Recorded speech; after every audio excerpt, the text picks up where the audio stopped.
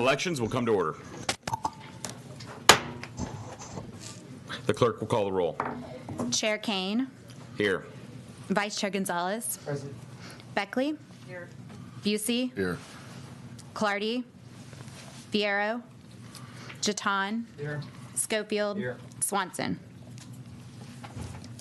What's the number? Okay. A quorum is present. Yeah. Good morning, members. I'm going to begin with some housekeeping items. We'll take up bills by non-committee members first, if the author is present, and then we'll be moving on to bills of committee members. As a reminder, if there's anyone who wishes to testify on any of the bills we will be hearing today, you must register on the electronic witness information kiosk located outside the hearing room before you testify. Indicate which bills you wish to testify on. Please make sure to finish and submit this form. Again, please, it's happened a few times this session. If you don't completely finish the form, I wish they'd add a little thing like when you go and finish voting, a little flag waves at the end to let you know you did it. That'd be kind of helpful. But please make sure you finish submit the form. If you do not properly register on the kiosk, the rules will not allow you to testify. We will be limiting public testimony to 3 minutes. And also, if you do not wish to testify in person today, you can leave written public testimony comments through our website on any agenda item we are hearing today until the hearing is adjourned. The chair lays out House Bill 2283 and also lays out the committee substitute offered by Representative King. Thank you, Mr. Chairman, members. You recognize Representative King to explain the bill. Thank you. I suspect you all have already had a little bit of testimony on this, and so I'll be very, very brief about it. Would also encourage, I know there's a number of witnesses, and I know you all have a busy day today, and so I would encourage them to be as brief as possible when they get their point across, and, as they come up. I think there's 7 or 8. This is a new phenomena that I think should be very, very disturbing. Republicans, Democrats, conservative liberals, anybody that's in any way involved in the election process. And that's the amount of money, hundreds of millions of dollars, that was funneled outside of the campaign election laws in Texas and other states, and around $36 million that we've identified just in Texas that was funneled outside of the election process directly to election administrators at the city and county levels to spend without any constraints. And it, for example, I pulled up, and I can tell you this was the case in my district as well. And the way it happens is, talking to my elections administrator, they kept receiving text messages saying, hey, go apply for this money. It's available and quick. And so I've got the little form that she filled out online, and it's no scrutiny to it at all. And next thing she knew, she got an award for, I think, around $50,000 for us. That money comes in. It is not regulated in any manner, and it is used outside of the very strictly governed and very transparent campaign contribution process we have. And it should be terrifying to us all, because now that someone's figured out how to do that, I will guarantee you there will be hundreds and hundreds of millions of dollars funneled into elections across this country, and who knows how much into Texas, from the right, from the left, from the middle, from all sources, because it is a way to influence campaigns outside of the disclosed process. For example, Chairman Kane, I know that Harris County received $9.6 million. Representative Gonzalez, Dallas County received $15.1 million directly. And I've received the response thing that they have to give of how they spent it.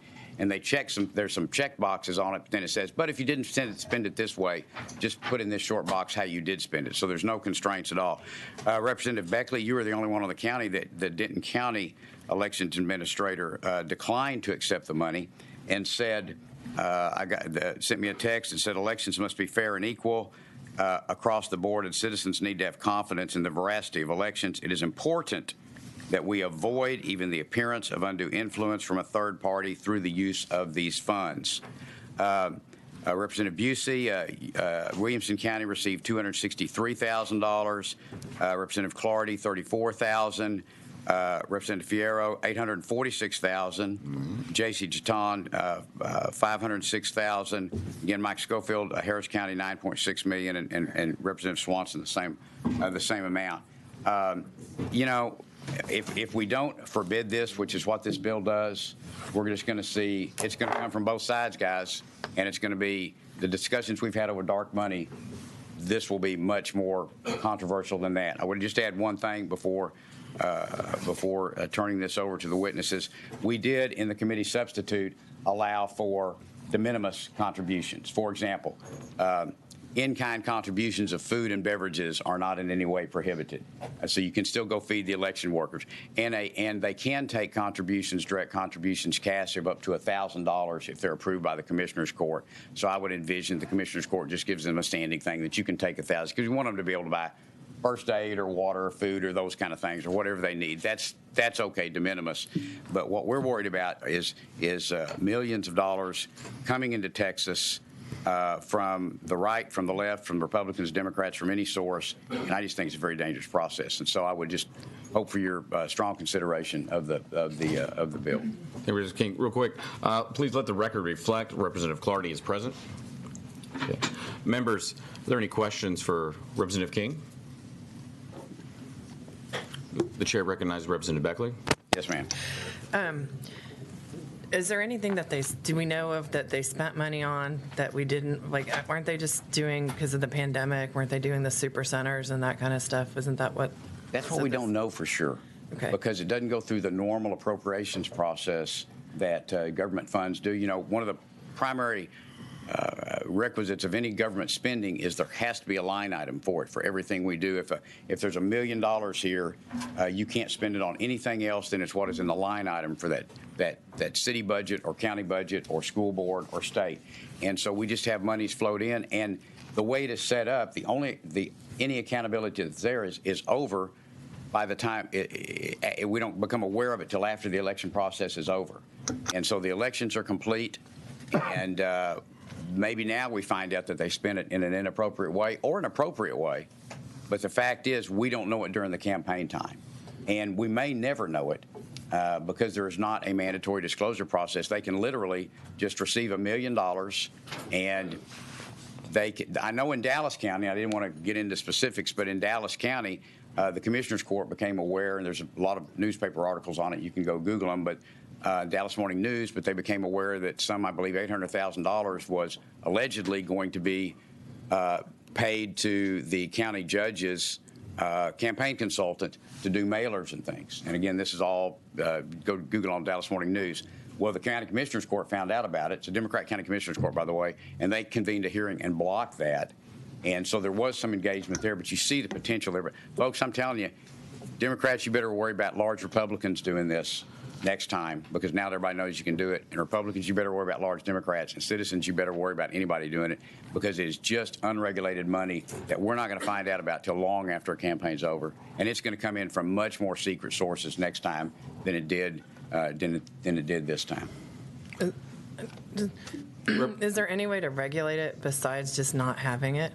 Because a lot of these counties have really tight budgets, and a lot of that's what counties can have a normal appropriations process. But I think what we all have kind of developed and believed over the years is that the election process itself should be administered with government funds, and that are transparent and appropriated through a government process, and that campaigns should be private funds with tremendous disclosure.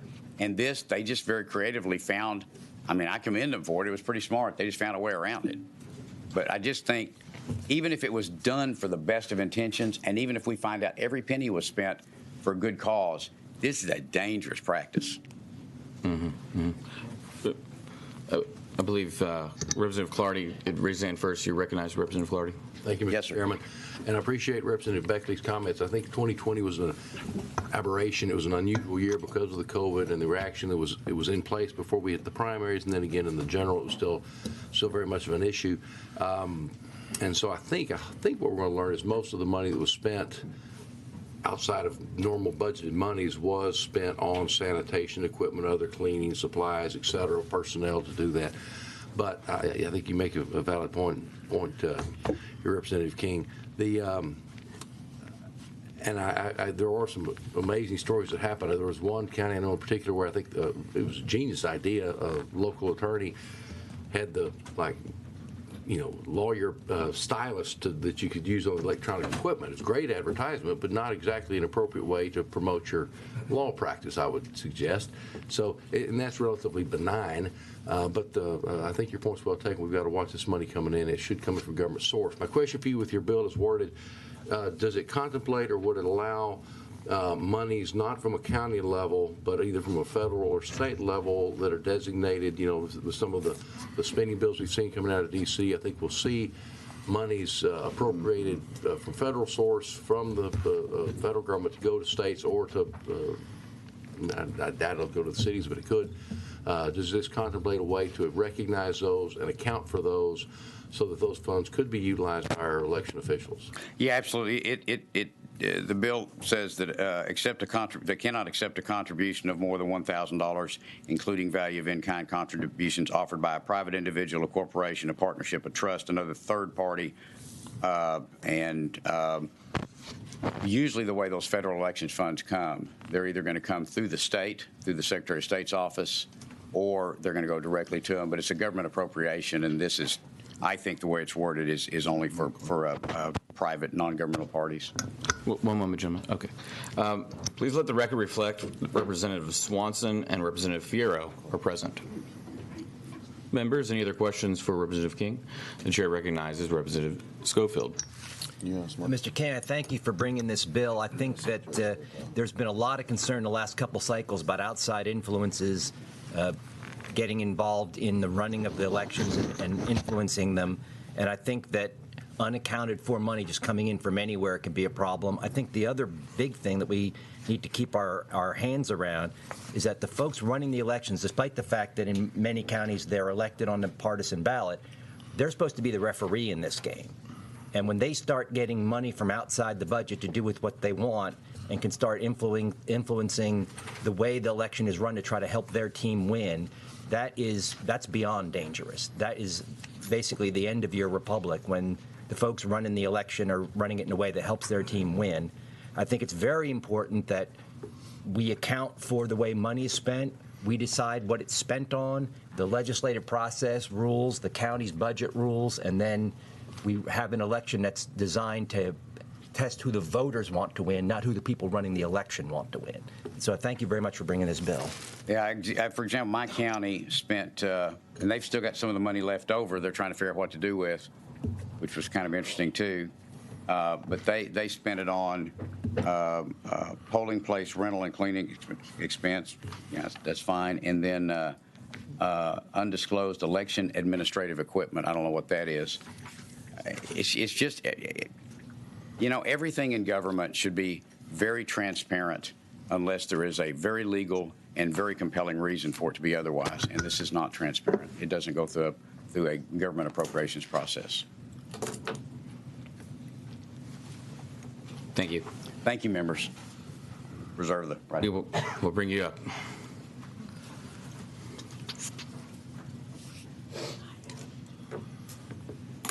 Okay. By the way, members in the audience, we have several witnesses on this. I'm going to ask, though, if you hear anyone up that was before you and they said the same thing that you're going to say, if you might consider cutting it short or passing.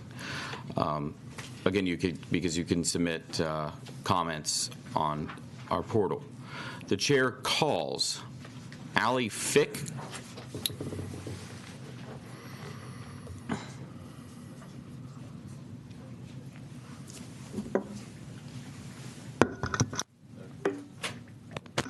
Ms. Flick, I've got you here as your name is Allie Flick. You're here on behalf of Opportunity Solutions Project, and your position on the bill is you were for it. Is that correct? Yes, that's You may proceed.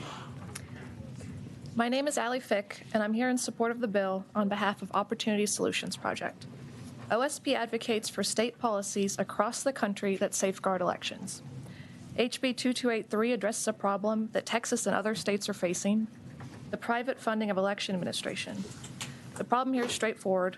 Citizens elect public officials to represent them and their interests, and using private money to fund the process that elects these officials can open the door to impropriety. And that's why this bill matters. It will help Texans maintain confidence in the election process and their elected officials. For the 2020 election, local jurisdictions across the country received almost $400 million from the founder and CEO of Facebook. If states didn't have the policy in this bill, one billionaire was able to play an outsized role in election administration in almost every single state. Most of the funds were funneled through a nonprofit with significant ties to progressive groups, and the nonprofit alone determined which jurisdictions to provide funds to and how much they would receive. In Texas, local jurisdictions received over $39 million in private money, including $15 million to Dallas and $9.6 million to Harris. These grants were touted as meeting the challenges presented by COVID-19, but much of it went to non-COVID items like social media advertising. And this is a prime example of the outside influence on the election process that many Americans are concerned about, regardless of party. Getting private money out of election administration is a common sense policy to prevent outside influence and instill confidence in the election process. This reform has been sent to the governor's desk in Arizona, and Tennessee is currently moving it. Texas has the opportunity to be at the front of the pack with HB 2283. Thank you for your time. Thank you. Ms. Fick, did you say this a similar bill has been sent to the governor's desk in Arizona? Yes. And where else? It's been passed in Georgia, and it is moving in Tennessee, South Carolina, Idaho. Okay. A number of states are running it. I don't know. Maybe you pull that mic down closer to you. It might help. My apologies. Oh, it's okay. Members, any questions for this witness? I'm going to ask the Secretary of State Thank you. about what you brought up. I've got other questions for you. Chair now calls Lynn Maxey. Clarity about what this does. Thank you, Mr. Chairman. I'm Glenn Maxey of the Texas Democratic Party.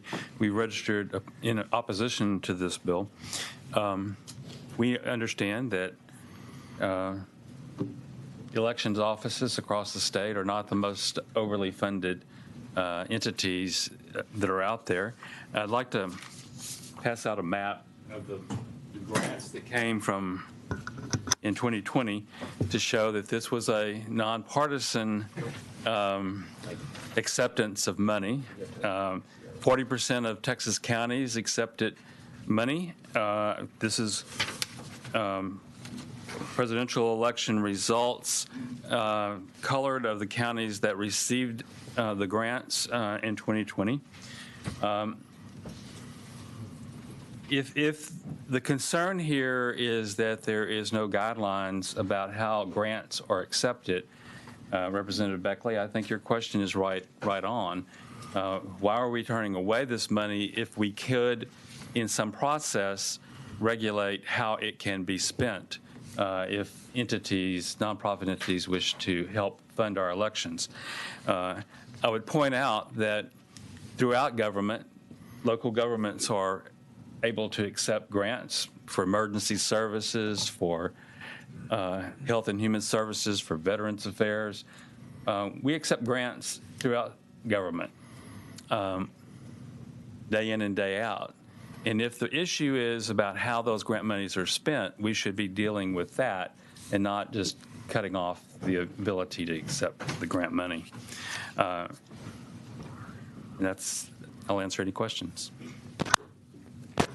Thank you, Mr. Maxey. I've got a question. What would you say generally is your thoughts on the privatization of governmental functions? Privatization of governmental functions? Yes, sir. Well, that's a very broad question. Okay. Depends on the function. What do you think about, I don't know, private prisons? I oppose private prisons. Okay. For what reason?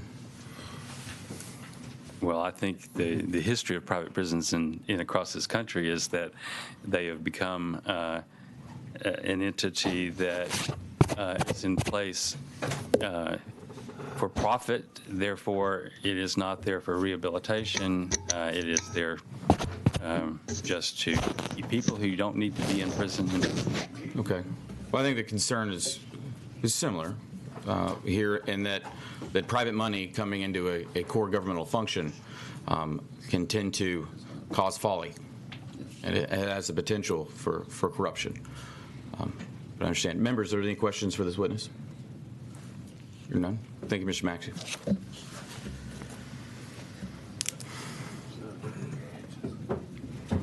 The chair now calls Eric Obiello. Good morning, sir. I've got you here as Eric Opiello, of course, here on behalf of yourself to testify in favor of this bill. Is that correct? All of that's correct, Mr. Chairman, members. Eric Opiello here, representing myself in favor of the bill. I want to address some of the issues that were raised. First of all, by Representative Clarity, this does not impact the receipt of title Representative Clarity. He's corrected me before on that. Does not impact the receipt of Chapter 19 funds by the state for voter registration activities. All appropriated funds are still allowed under this bill. And the appropriate place for these sorts of grants to be accepted would be, like was mentioned earlier, at the state level, at the legislature appropriating those funds like we do in other parts of the code to ensure that we have that consistent application of these funds statewide.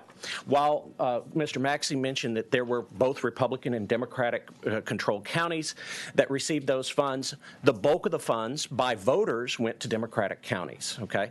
And you'll have future witnesses will work on enlightening you as to the exact amounts that went, but for example, in Dallas County, however, more than double the annual budget of the Elections Department was received in this grant. You know, talk about not only the lack of transparency in how the money's spent, but also the lack of transparency in the source and funding of these funds. While we know what nonprofit corporations gave the money, what we don't know is who the donors were. Now, of course, the major donors we do know, because they advertised that they did that. Mark Zuckerberg, Priscilla Chan, et cetera, and et cetera. However, back in 1905, this state even predated the federal government in mandating disclosure of contributions in the political process, and also banned corporate contributions in the political process way back in 1905 in response to the progressive movement's concern about the influence of robber barons, individuals who controlled large amounts of railroads and other property in this state, banks and other institutions. This legislature, way back in 1905, led the charge in making sure that we had sunlight in elections. This undermines that process because many of our elections are what we prohibit for the elected officials accepting for their own campaigns. Due to this loophole, we're accepting en masse. And so that's why I'm strongly in favor of this bill, making sure that we have that sunlight on both sides of this process. I agree with Representative Clardy that this was kind of an innovative loophole that was found. And I want to mention not only the pins that you mentioned, but let me take this to another extreme and how this might pervert the procurement process. I'll end up, is that the end of the time? Yeah, we'll do that. A vendor for a certain election system could sell the supplies for that system. You know, the whole razor blade concept. Mr. Opiello, I've got to cut you off because Yeah. it wouldn't be fair to everybody else. I like you, but I got to be fair. However, someone might ask you a question. Yeah, To let you finish. go ahead. Members, do you have any questions for Mr. Opiello? The chair recognizes Representative Swanson. Yes, thank you, Chairman Kane. I was quite interested in what you were saying right there at the end. Could you finish that up? So right now we have a procurement process. Thank you, Representative Swanson. We have a procurement process by which we spend millions of dollars for particular voting systems. Okay, imagine under the loophole that was found, a particular vendor could give the equipment to the county in order to ensure that the contract for maintaining that equipment and using the supplies that are only able to be used with that particular vendor's equipment are procured from that particular vendor for a period of time in order to influence the procurement process. You know, think of all of the ways that this could really impact in a detrimental manner the way that we operate our elections, which should be fair and free. Thank you. Thank you, Mr. Opiello. Members, any questions? Thank you. The chair now calls Rene Perez. Rene Perez. Well, Rene Perez, if you're in the overflow room, please make your way over to this room. The chair now calls Alan Vera.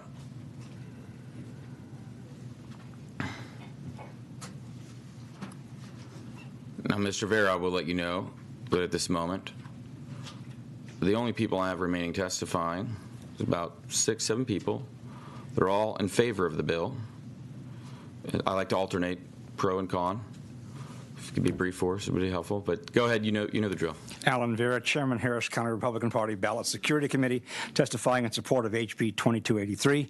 In Harris County, the funds that were provided were used primarily to create a position of deputy clerk specialists whose assignments were to go to every early polling location and overrule the presiding judge. It was a mess. We would request that the author consider adding the County Commissioners Court to the list of bodies that are prohibited from accepting or employing such funding, and we urge the committee to report the bill favorably to the full House. Thank you, Mr. Vera. Members, any questions? Thank you, sir.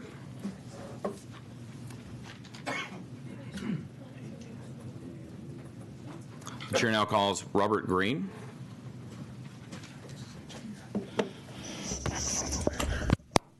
Hi, Robert Green. I've got you here, of course, is Robert Green, Travis County Republican Party Election Integrity Committee, and yourself. That's who you're here to testify on behalf of, and you in support of the bill. Is that correct? That is correct, Please proceed Mr. with your Chairman. testimony.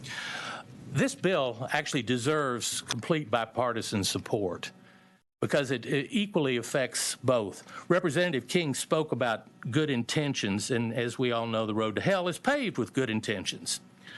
Appropriated funds are still legitimate, but anytime there is a situation where it's possible for an individual, a group of individuals, or any organization to finance an election, the potential for manipulation and undue influence rises. Hence, we shouldn't allow it. I recommend that this bill be voted out of committee and voted to local and consent calendar with a recommendation that it do pass. Any questions? Thank you. Members, are there any questions? Thank you. Thank you. Is there anyone else here who wishes to testify on, for, or against this bill? Oh, come on up, Ms. Perez.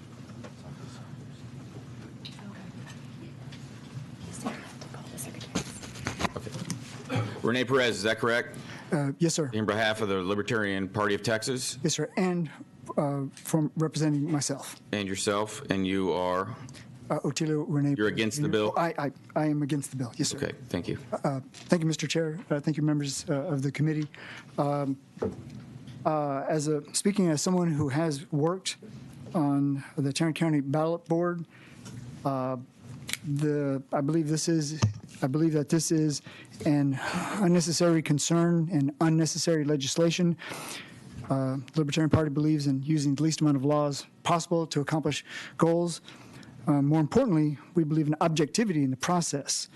This bill seems to assume that objectivity is not possible from groups that are not necessarily politically oriented. For example, I would point out the League of Women Voters has been a long-time organization that has promoted fair debate on in elections, and I believe, for example, if the League of Women Voters wanted to make some kind of a contribution, that they would not be considered to be partisan. In closing, I'd just like to say that it is quite important that we allow objectivity to be included as part of the process. Thank you. Thank you, Mr. Perez. Just double check. I'm just going to repeat it. You say yes or no. Your name's Renee Perez. You're on behalf of the Libertarian Party of Texas and yourself, and you're against the bill, yes? Yes, sir. Great. Members, are there any questions of this witness? The chair recognizes Representative Beckley. Thank you, Mr. Perez. If they were to make it, say, just for, because I think most of the funds this last time were because of the pandemic, that there was, I think we all agree on that's what most of the funds were used for, not anything nefarious. But if they were to say, maybe when there's a situation like a governor's declaration or a county declaration, then they could use outside funds, would that be something that you would consider? Instead of just saying no, there was an amendment for that, would that make you in favor of the bill, or if they changed? So if there was an amendment saying we could use it in emergency situations, would that be something you consider, or are you just a hard no? Representative Beckley, thank you very much for the question. Yes, I think that would be better and preferred. We generally prefer that decisions be made at the local level. It's to promote community and cooperation. Thank you. Thank you very much. Thank you. Thanks, sir. Thank you, Mr. Chair, members of the committee. The chair now. You sure? What's your name, sir? Gerald Welty. Gerald Welty. Great. Well, thank you, Mr. Welty. You may come up.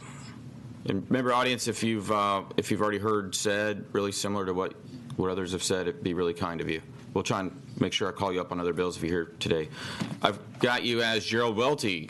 You are here on behalf of the Convention of States and yourself, and you are in support of this bill. Is that correct? That is correct. Please proceed. I'm appalled at what I'm hearing at this meeting, to know that the taxpayers are being defeated by special interests that are bribing various entities of our election process to work against the taxpayers' interest.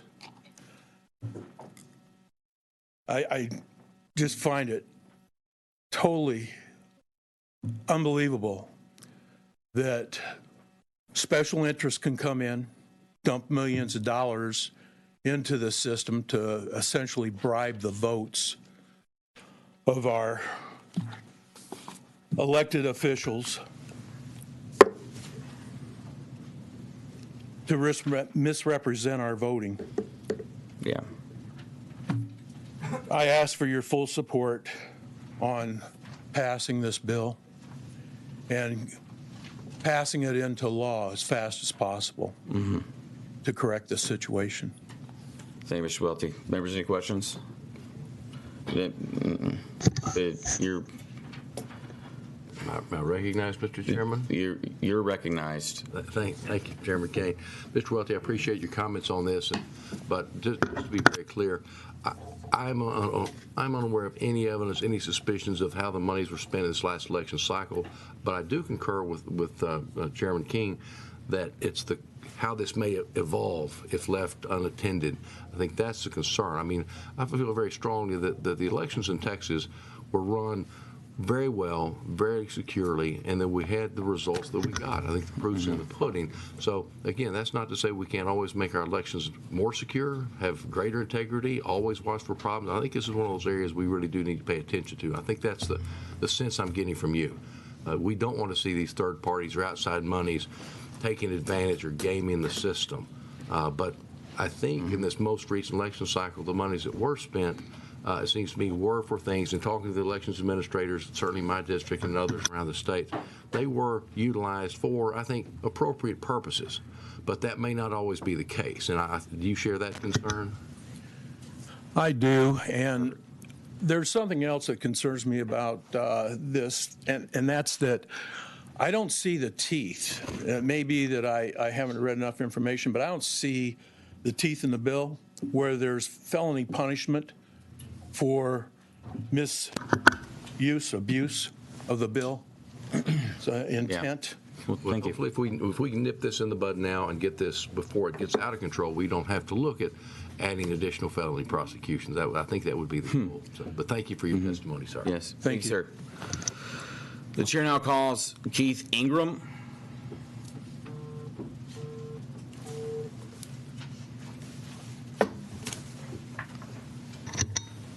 Mr. Ingram, you know what you're supposed to do.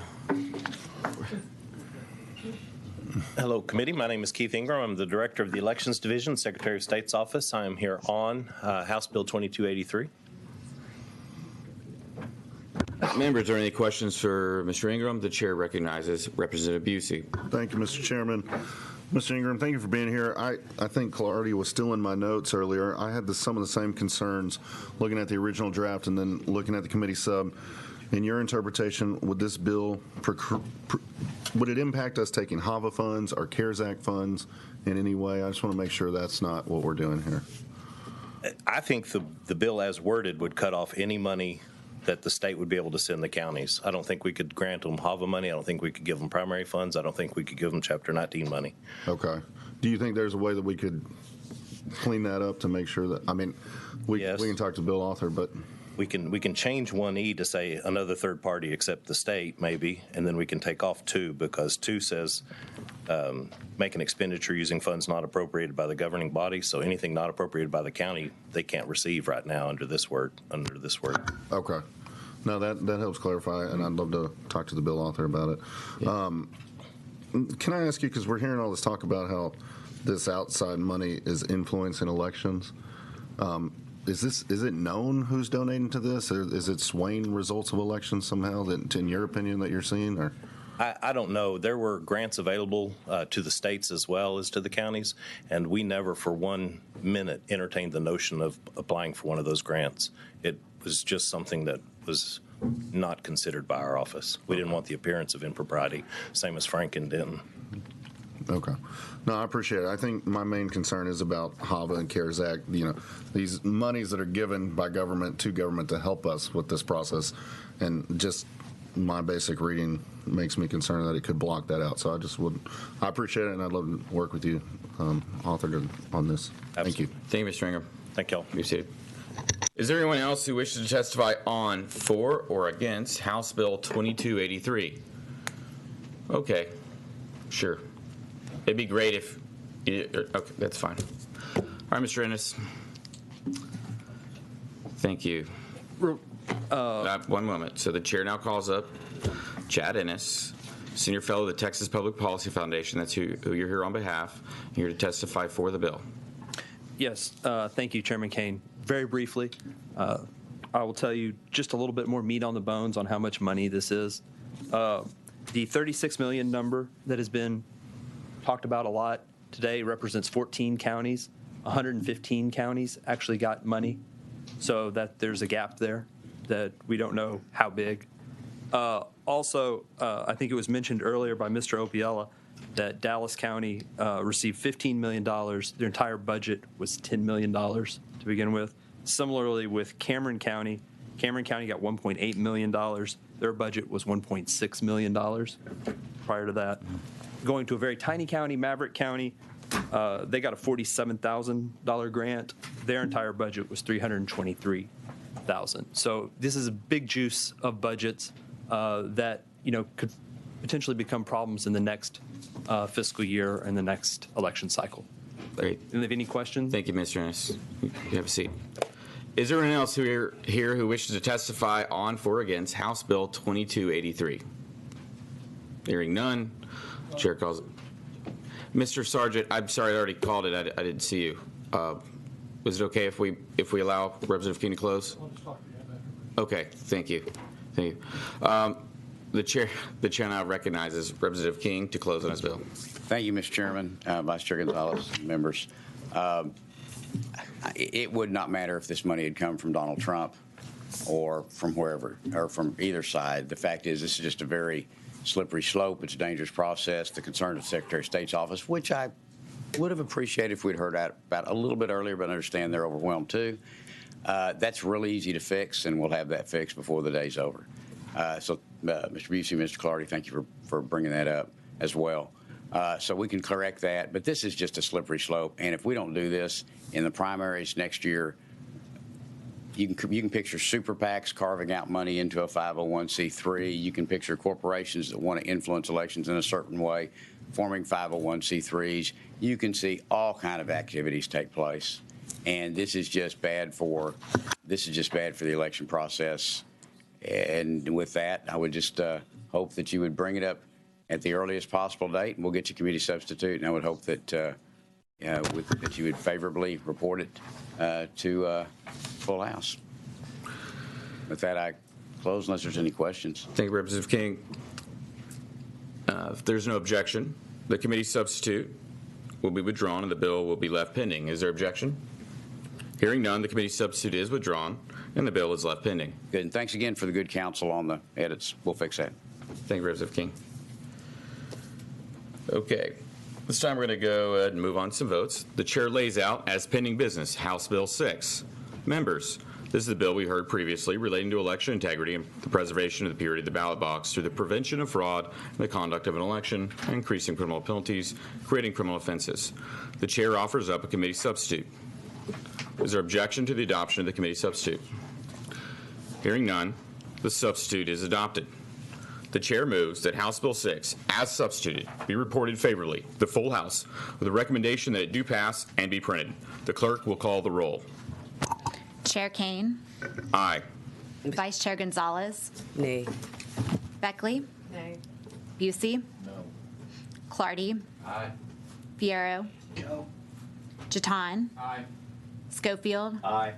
Swanson. Aye. There being 5 ayes and 4 nays, the motion prevails.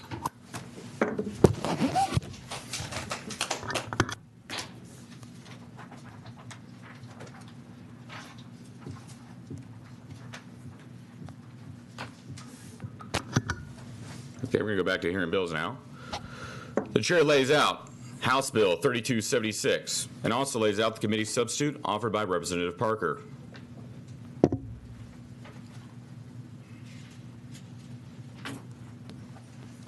Chair recognizes Representative Parker to explain the bill. Good morning, Mr. Chairman. Members, great to be with you all today. Thank you so much for the opportunity to be with you and to lay out the substitute here for 3276. House Bill 3276 seeks to ensure transparency and increase confidence in our elections by implementing a video surveillance system in certain locations containing voted ballots.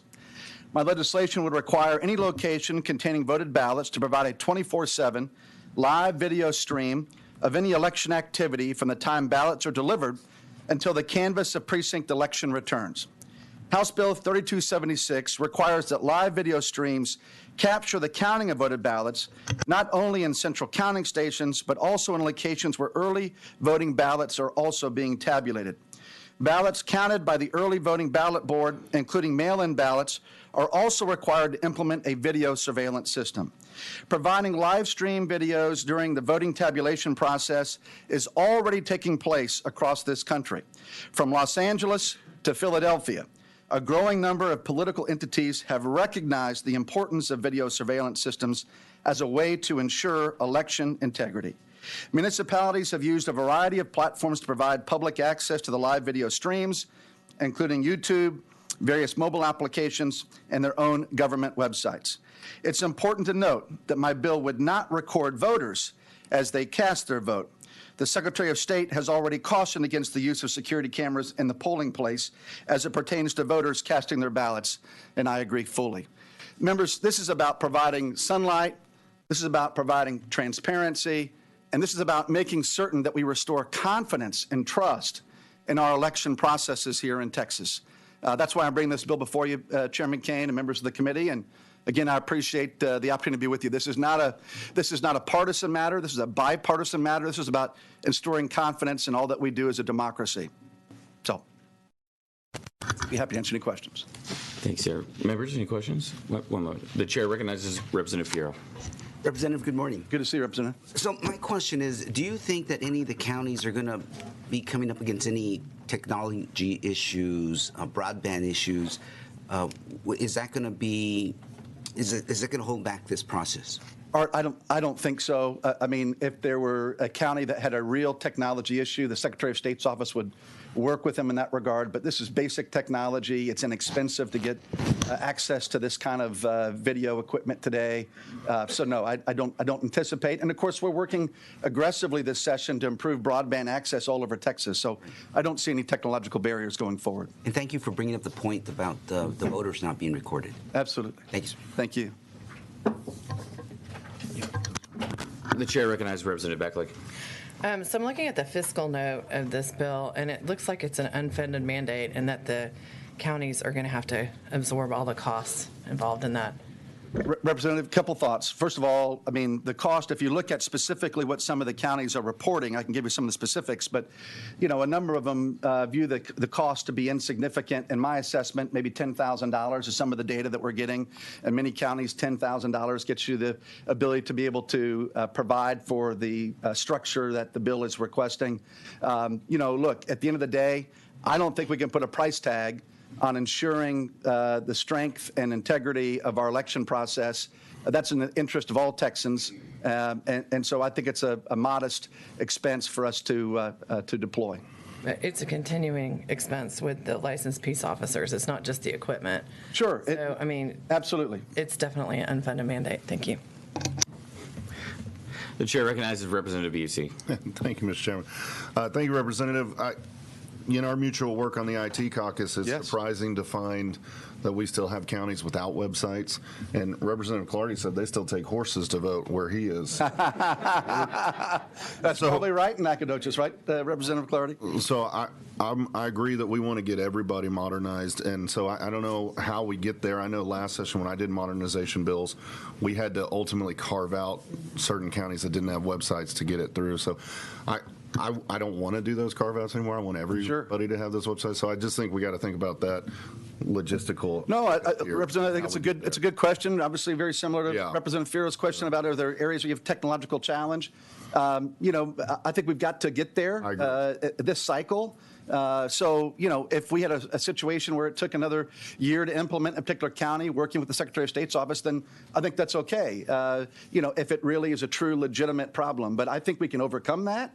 I think if there's a will, there's a way. Yeah. And I think we can accomplish it working together. So again, I view this as good bipartisan legislation that gives us a healthy footprint and a healthy future. Okay. No, I appreciate that. I want to help you. Let's try to get all these. Let's do it. Let me get some work from the IT caucus, right?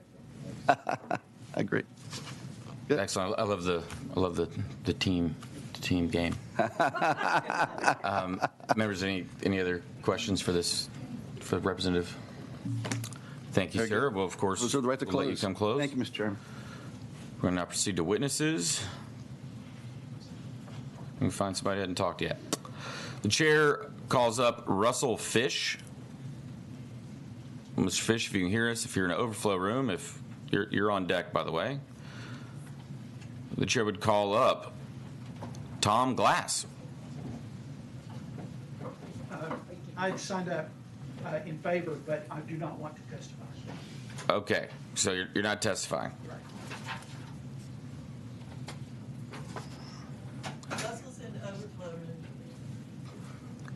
Right. The chair calls up Heather Hawthorne. Okay, I'm going to give a few on decks, all right?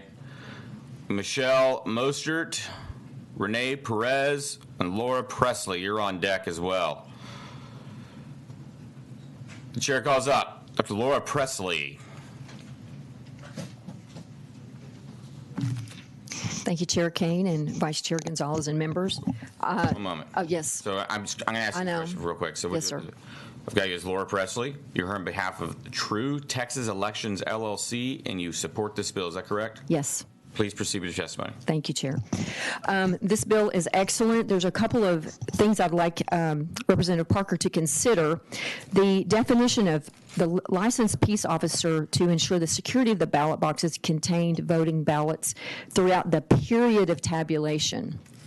That I'm wondering if we could potentially expand that definition or actually make that definition, because some people would say when the votes are being tabulated, that's when the peace officer should be there. But actually, there's both parties watchers when that's happening.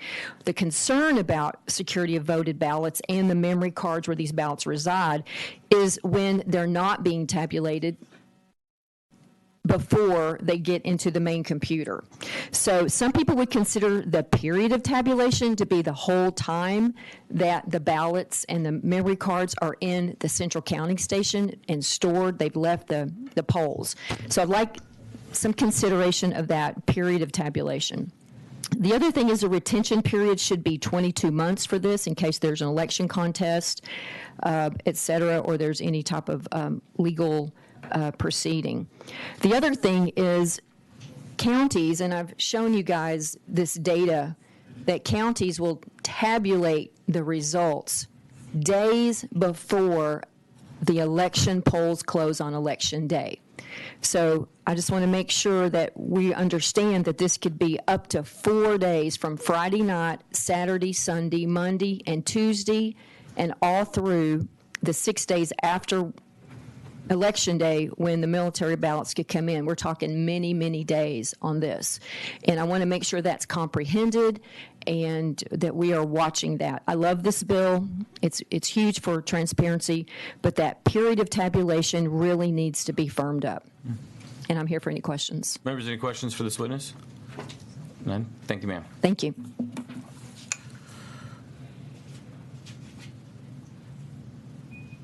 Okay. Anybody that I kind of notified you were on deck, have you arrived? Yes, and we're testifying on 1708. Well, That's what we signed up for. okay. And what is your name? FISH, F-I-S-H, Open Records Project. Okay, sir. Well, right now we're on 3276. I understand. We were called up, so we're here. You were called. At your service, sir. One moment, sir. There's computer problems.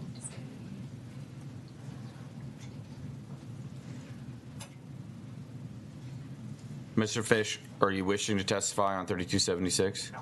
Okay. Okay. We'll take care of it. Anyone else that I'd called up on deck? Okay. There's a few more. We're going to have Jim Perry and Jennifer Anderson are on deck. Was that for Hawthorne wanting to Jim testify? Perry I'm not going to testify. Thanks, sir. Great. Come on up one moment. We're having some computer issues, though. Okay. We're trying to get things to update.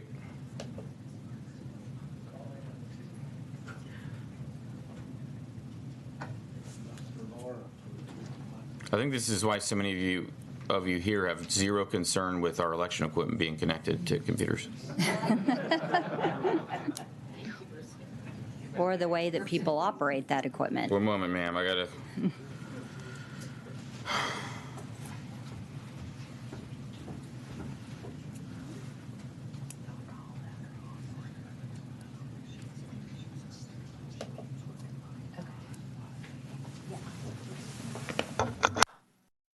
Double check some things in our system.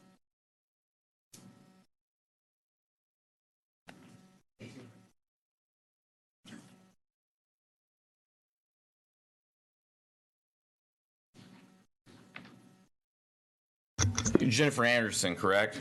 Correct. Okay, ma'am, I've got you here. You wrote down your name's Jennifer Anderson. You're here on behalf of the Texas Association of Election Administrators. Is that correct? Correct. You're neutral on the bill. Yes. You may proceed.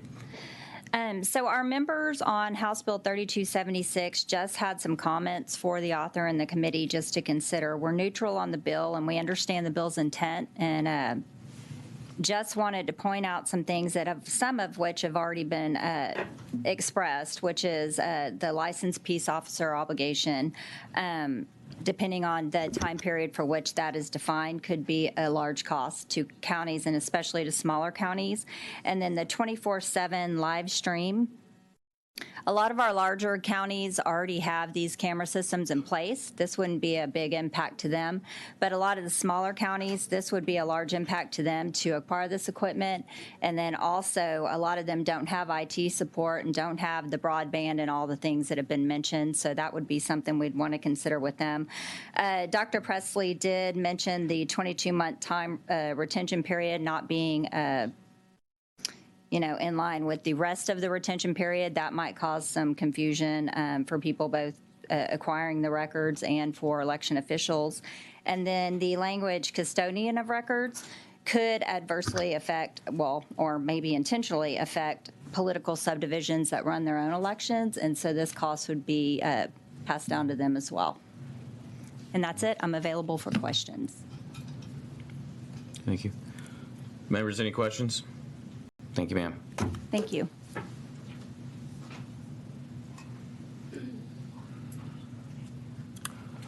The chair now calls Bill Sargent.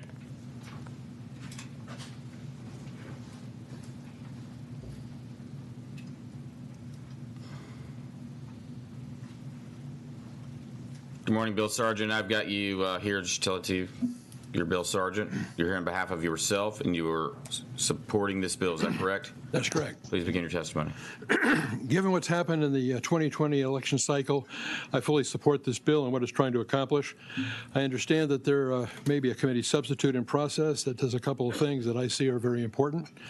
The first is that it is going to expand the video surveillance to include the early voting ballot board and any signature verification committee that might exist.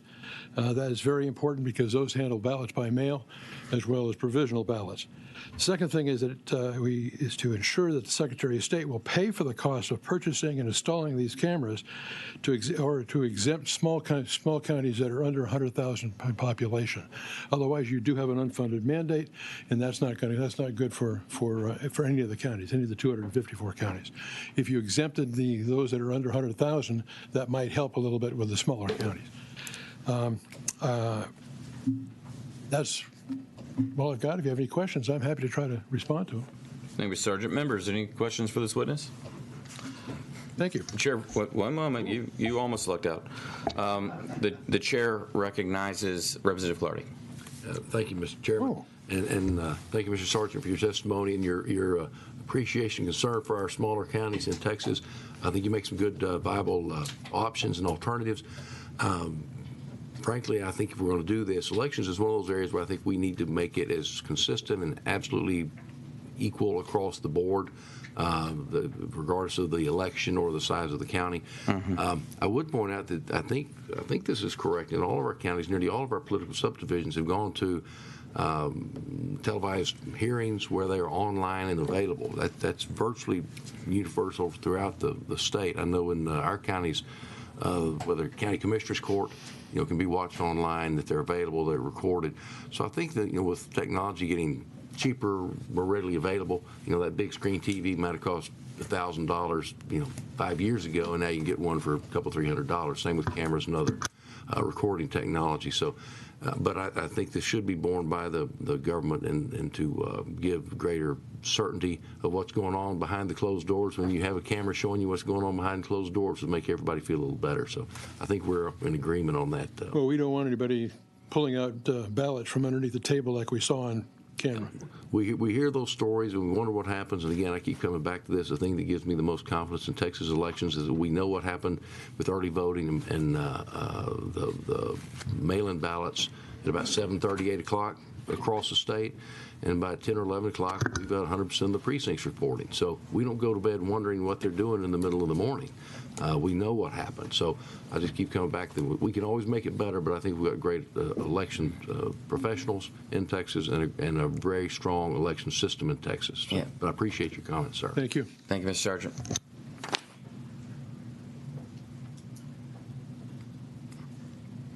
Let's go get someone up. Chair now calls Christina Atkins.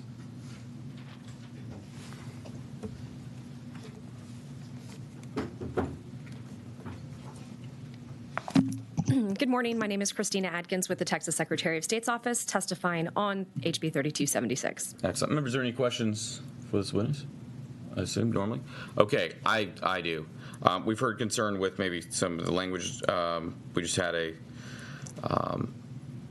someone here on behalf of the election administrators about, I don't know, the custodian of records or something. Do you understand what she was asking? I do, sir. Yes, sir. So with using the language general custodian of election records, it's not specific to a county election officer. And so that means if you have a school district or a city or a water district that's running their own election independent of the county, that obligation to have video surveillance and a live stream, if they have a central count, would also fall on them as well. So it's not necessarily a bad thing. Okay. Do you think that this is doable, something your office could oversee?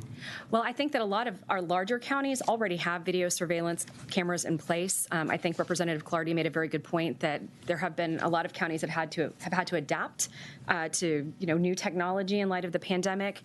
I would also say that for the smaller and mid-sized counties that are out there, our office did receive money from the Help America Vote Act for election improvement, some HAVA funding. If those counties do not already have an existing surveillance system, if this would be something they would have to implement, and they still have funding left because that funding was allocated to each individual county. So if they haven't used the money, they could use that HAVA funding to help pay for these additional costs. Thank you. Did we use some of the Zuckerbucks? Well, we didn't take any money from a third-party organization, so. Thank you, ma'am. It depends. Thank you. The chair now calls Marcia Strickler. Okay, and while you're walking up, Ms. Strickler, I'm going to give a few heads up for on deck. On deck, we've got about David Carter and Cindy Castilla. All right, I've got you as Marcia Strickler. You're Good here morning. on behalf of Wilco, We the People, and yourself, and you support this bill. Is that correct? I do. I am for this bill. I think it's a very good bill. I think chain of custody is very important. I agree with Dr. Presley regarding the peace officers needing to be present throughout the entire process, as well as verifying that the memory cards are stored in a secure location. 22 months, I'm for that as well. We do have cams currently in our central count in Williamson County. However, as a poll watcher, I was told by election employees that those cameras had been turned off by our election administrator, Chris Davis. So I do believe that it's important if we had those cameras on, we would be able to prove to anyone here or otherwise that poll watchers were whether or not they were able to be close enough to see what they needed to see, or where the chain of custody of the ballots and or of the cards are stored. So I'm very much for this, and thank you very much for the consideration. Members, are there any questions for this witness? Thank you, Ms. Strickler. Chair now calls David Carter. Morning, Colonel Carter. I've got you here on behalf of yourself. Your name's David Carter, of course, and you're here to testify in favor of the bill. Is that correct? That's correct. Please proceed. Thank you. I very much support the bill. As an election judge in Bell County, we have relatively clean processes there. Our main problems are just ignorance of law, and we're learning as we go through this process year by year. But my greatest concern has always been what's going on in the dark Saturday, Sunday, Monday after the election early voting closes. So I think this bill covers about 90% of my concern about election integrity. This is a very important bill. Appreciate Dr. Presley's comments about the period of time, the records retention period. It's very important that the author adopt those kinds of things. Thank you very much for your consideration of the bill. Yes, thank you. Members, any questions for Colonel Carter? Thank you, Mr. Carter. Thank you. Very kind. Okay. Last call for Michelle Mostert. Is that you? No, Cindy Castilla. Okay. One moment. Michelle Mostert. All right. The chair now calls, someone just arrived from being called on deck, Cindy Castilla. Cindy Castilla, please coming up. In one moment, ma'am. Just tell me yes or no if I'm correct. I've got you here as, your name is Cindy Castilla. You're here on behalf of the Texas Eagle Forum, and yourself, and you support the bill. Is that correct? Yes, sir. Please proceed. All right, thank you. As an election judge and sometimes poll watcher, clerk, this was a really exciting bill to see. Voters ask you a lot, people who know you've done this a lot. What about my ballot? What happens after you have it? And we used to, in the old days, carry our ballots down to central count. You could sit on them. You could walk through with paper ballots, and you could watch them get counted. And I could tell my voters, your ballot got counted just exactly like you voted it. As you know, those machines weren't super programmable back then, and it was good. I think people voted more. I think people need to know that there's a lot of accountability with their vote, because it's their vote. Your vote's precious, and so this bill gives a lot of credibility to the preciousness of your vote by monitoring it all the way through. We appreciate that very much. Thank you. Thank you, Ms. Castilla. Members, any questions? All right, thank you. Anyone else's name I've called and said, hey, you're on deck, that you've shown up since then? Hands raised. Oh, yes, I did call you up. Rene Perez? The chair now calls Rene Perez. By the way, Mr. Perez, here on my witness list, you've left us with only people remaining that support this bill. So I try and give it balance. I'm glad you came in the room. I've got you here as Rene Perez, here on behalf of the Libertarian Party of Texas and yourself, and you oppose this bill. Is that correct? Yes, sir, Mr. Chair. Please proceed. Thank you, Mr. Chair. Thank you, members of the committee, for letting me speak here today. We are against this bill for many basic reasons. At minimum, because of the lack of funding being properly mentioned, or how it would be paid for. And of course, our fear would be costs would wind up being incurred by the individual counties.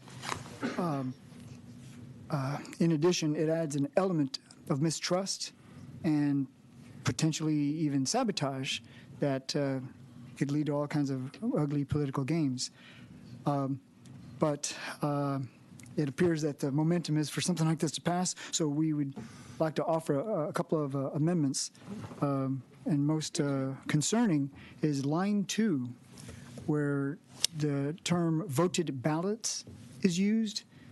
I believe that is a loaded term because it assumes that just because a vote is cast that it is automatically counted, and that is not necessarily true, especially with a mail-in voting. So I would recommend that voted be amended to read cast, and then under Now, real quick, Ms. Perez, I do want you to know, so it's the underlying parts of this that you'll see in that bill that are new language. Yeah. So, so like the voted ballots is existing way, and that's kind of the way we use it in our code. Sure. But I just wanted to make that point. Thank you, sir. Thank you for the correction, Mr. Chair. And lastly, we'd just like to offer, if this must pass, that y'all consider an amendment, and I'll be happy to share a printed copy afterwards. Section C, that includes language to the idea that unless that the records video surveillance system be used unless there are 3 or more political parties participating on the ballot board and or as poll workers. I believe that the Libertarian Party's participation in the Tarrant County elections this past general election helped promote election integrity, cooperation, community, and to my knowledge, we've not had any election fraud allegations. So, great. Thank you, sir. Members, any questions? No? Thank you, Mr. Perez. Thank you, Mr. Chair. Thank you, members of the committee.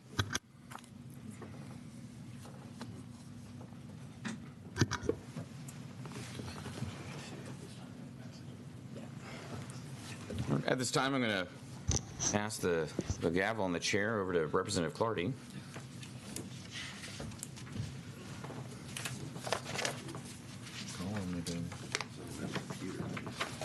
Oh, no, you gotta go over there.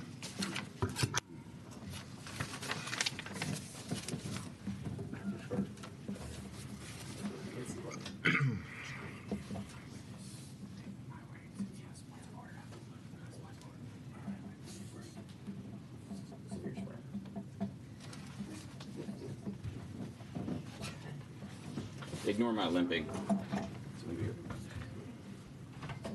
For the record, that's not a limp, that's a strut.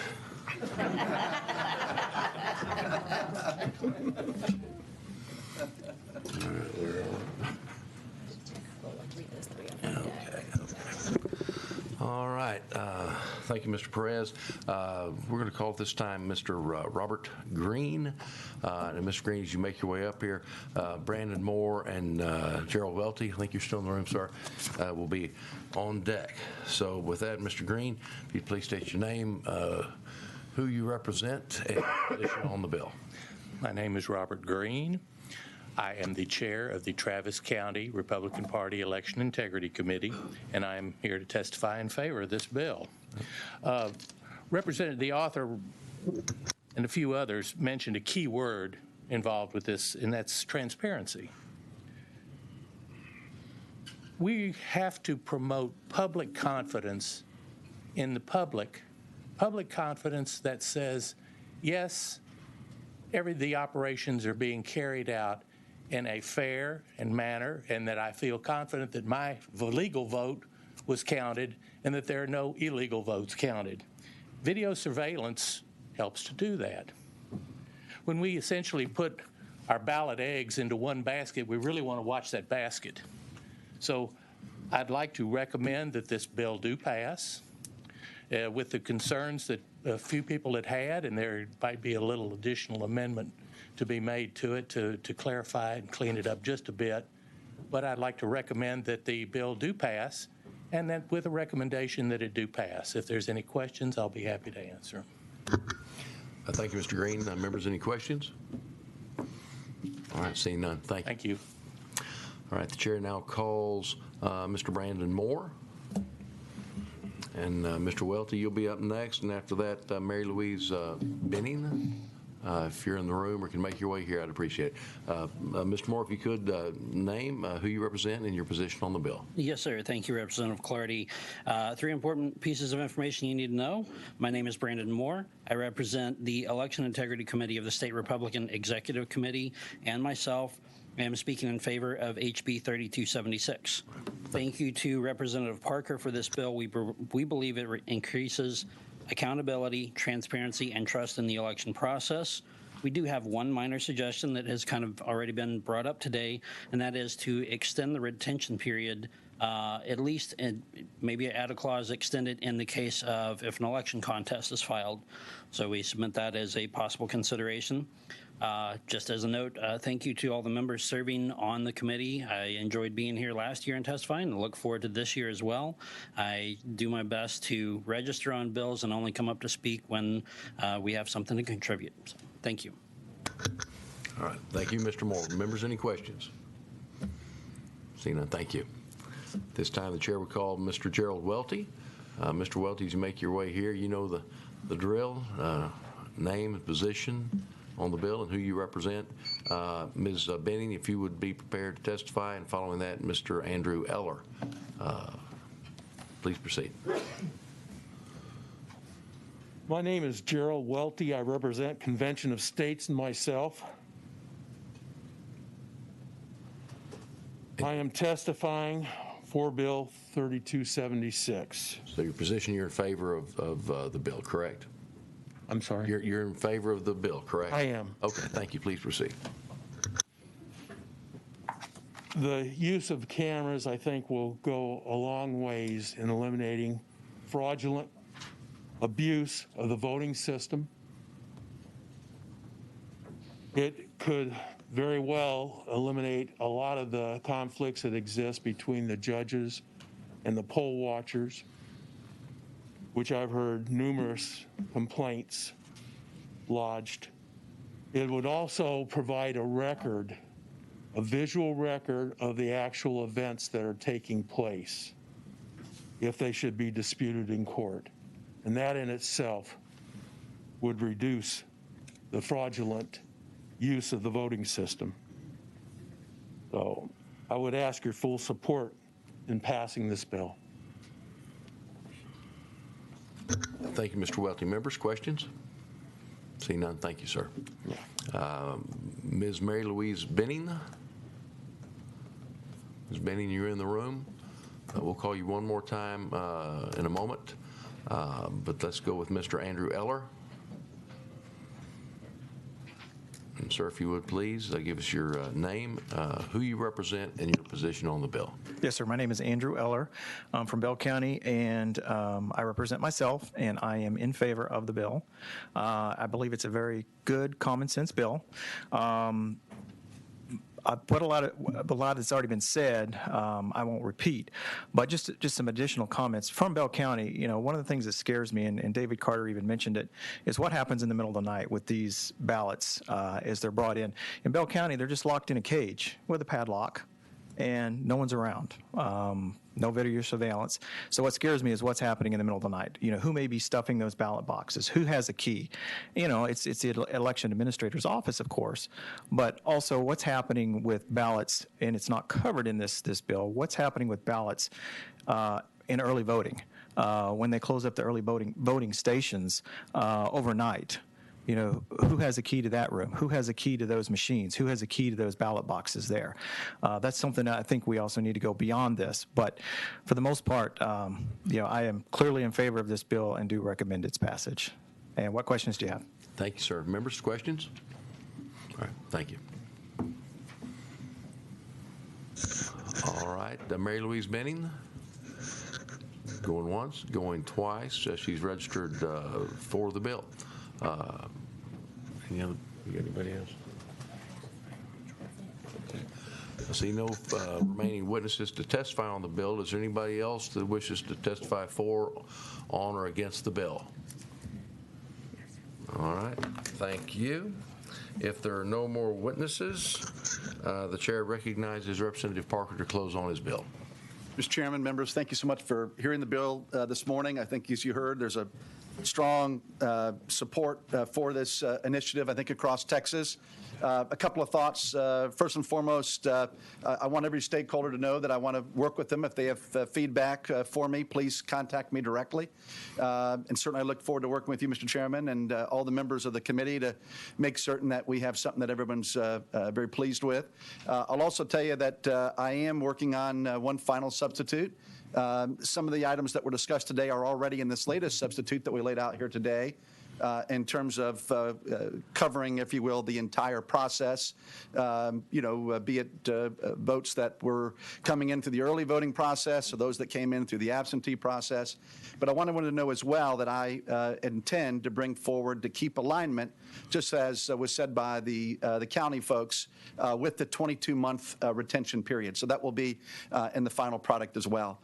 And lastly, of course, I appreciated the feedback from the Secretary of State's office. Those HAVA funds are a great way for these counties to be able to implement this without incurring additional cost, utilizing some of those resources that have already been deployed. And again, so many of our counties already have this technology. So at the end of the day, this is a strong bipartisan initiative for Texas. This is about transparency. It's about bringing sunlight and fundamentally restoring the confidence and trust of the people of Texas in our election system. So critical to the future of our state and, frankly, the future of our nation. So with that, Mr. Chairman, I conclude my remarks and, again, look forward to working with everyone. Thank you, Representative Parker. Any questions of Representative Parker before he goes? Okay. Thank you all very much. Blessed day. If there's no objection, the committee substitute will be withdrawn and the bill will be left pending. Members, any objections?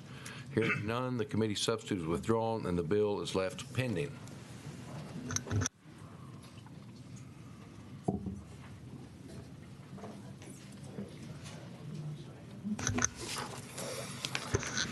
All right, at this time, the chair lays out House Bill 1708 and recognizes Chairman White to explain his bill.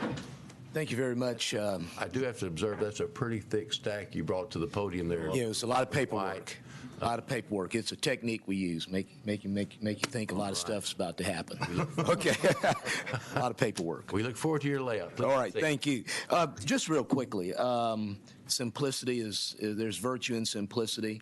This is a measure, House Bill 1708, Mr. Chairman, that just has us use paper ballots in order to ensure that we have audible type election results in case we get into situations where we have to do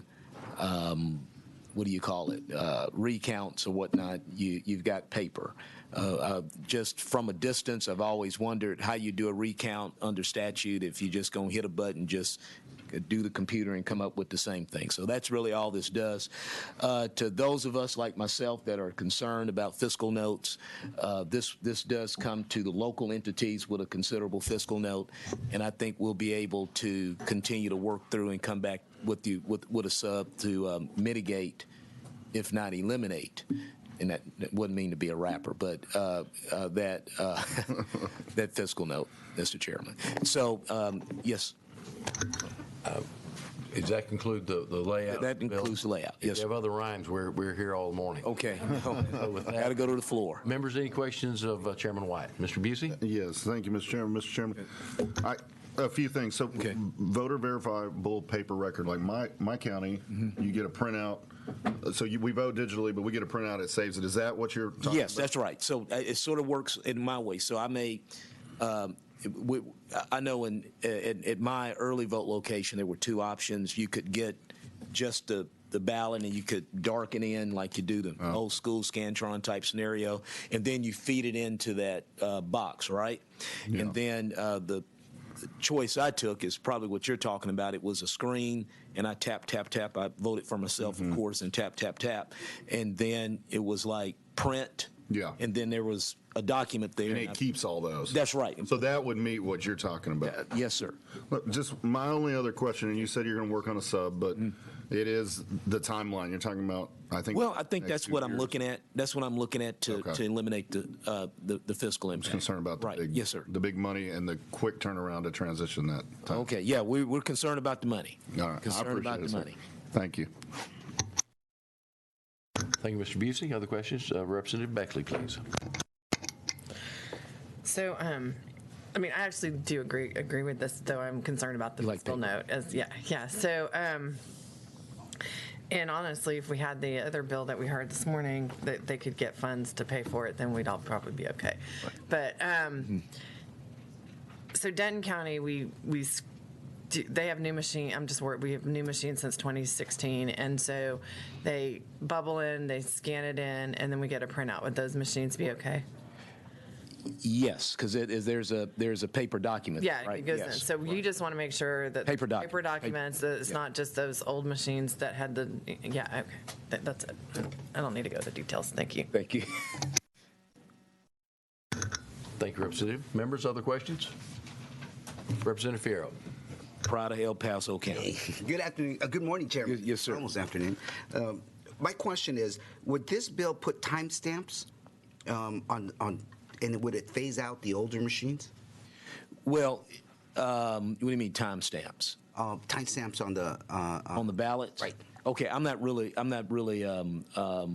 sure about like the ballot, right? Okay, I'm not really sure of that, but I was just thinking, because we're all have to be concerned about these local fiscal impacts, is that as jurisdictions change out their machines, they will go to one that creates that, or if just money falls from the sky, we could have a provision if it falls from the sky for election purposes, then they could go to this paper ballot scenario. Thank you, Chairman. Yes, thank you. Thank you, Mr. Fierro. Other questions? Looks like you're off the hook. Okay. All right. At this time, the chair will call witnesses. I have Jennifer Anderson. If you're present, please make your way to the podium. Beth Beasel, be ready. And we'll call Mary Louise Benning, although we didn't ever last time. We'll try her on this bill. So if you please give us your name, who you represent, and your position on the bill. Good morning. Jennifer Anderson, representing Texas Association of Elections Administrators.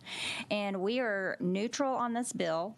But again, we did have some comments, things that you've probably heard on other bills that had this same subject matter in the past, that our members wanted to let you know, and also let Representative White know for consideration. So first of all, we appreciate that this bill doesn't refer to the verifiable ballot as a receipt. That's something we continue to educate voters on, and we appreciate your acknowledgement of that as well.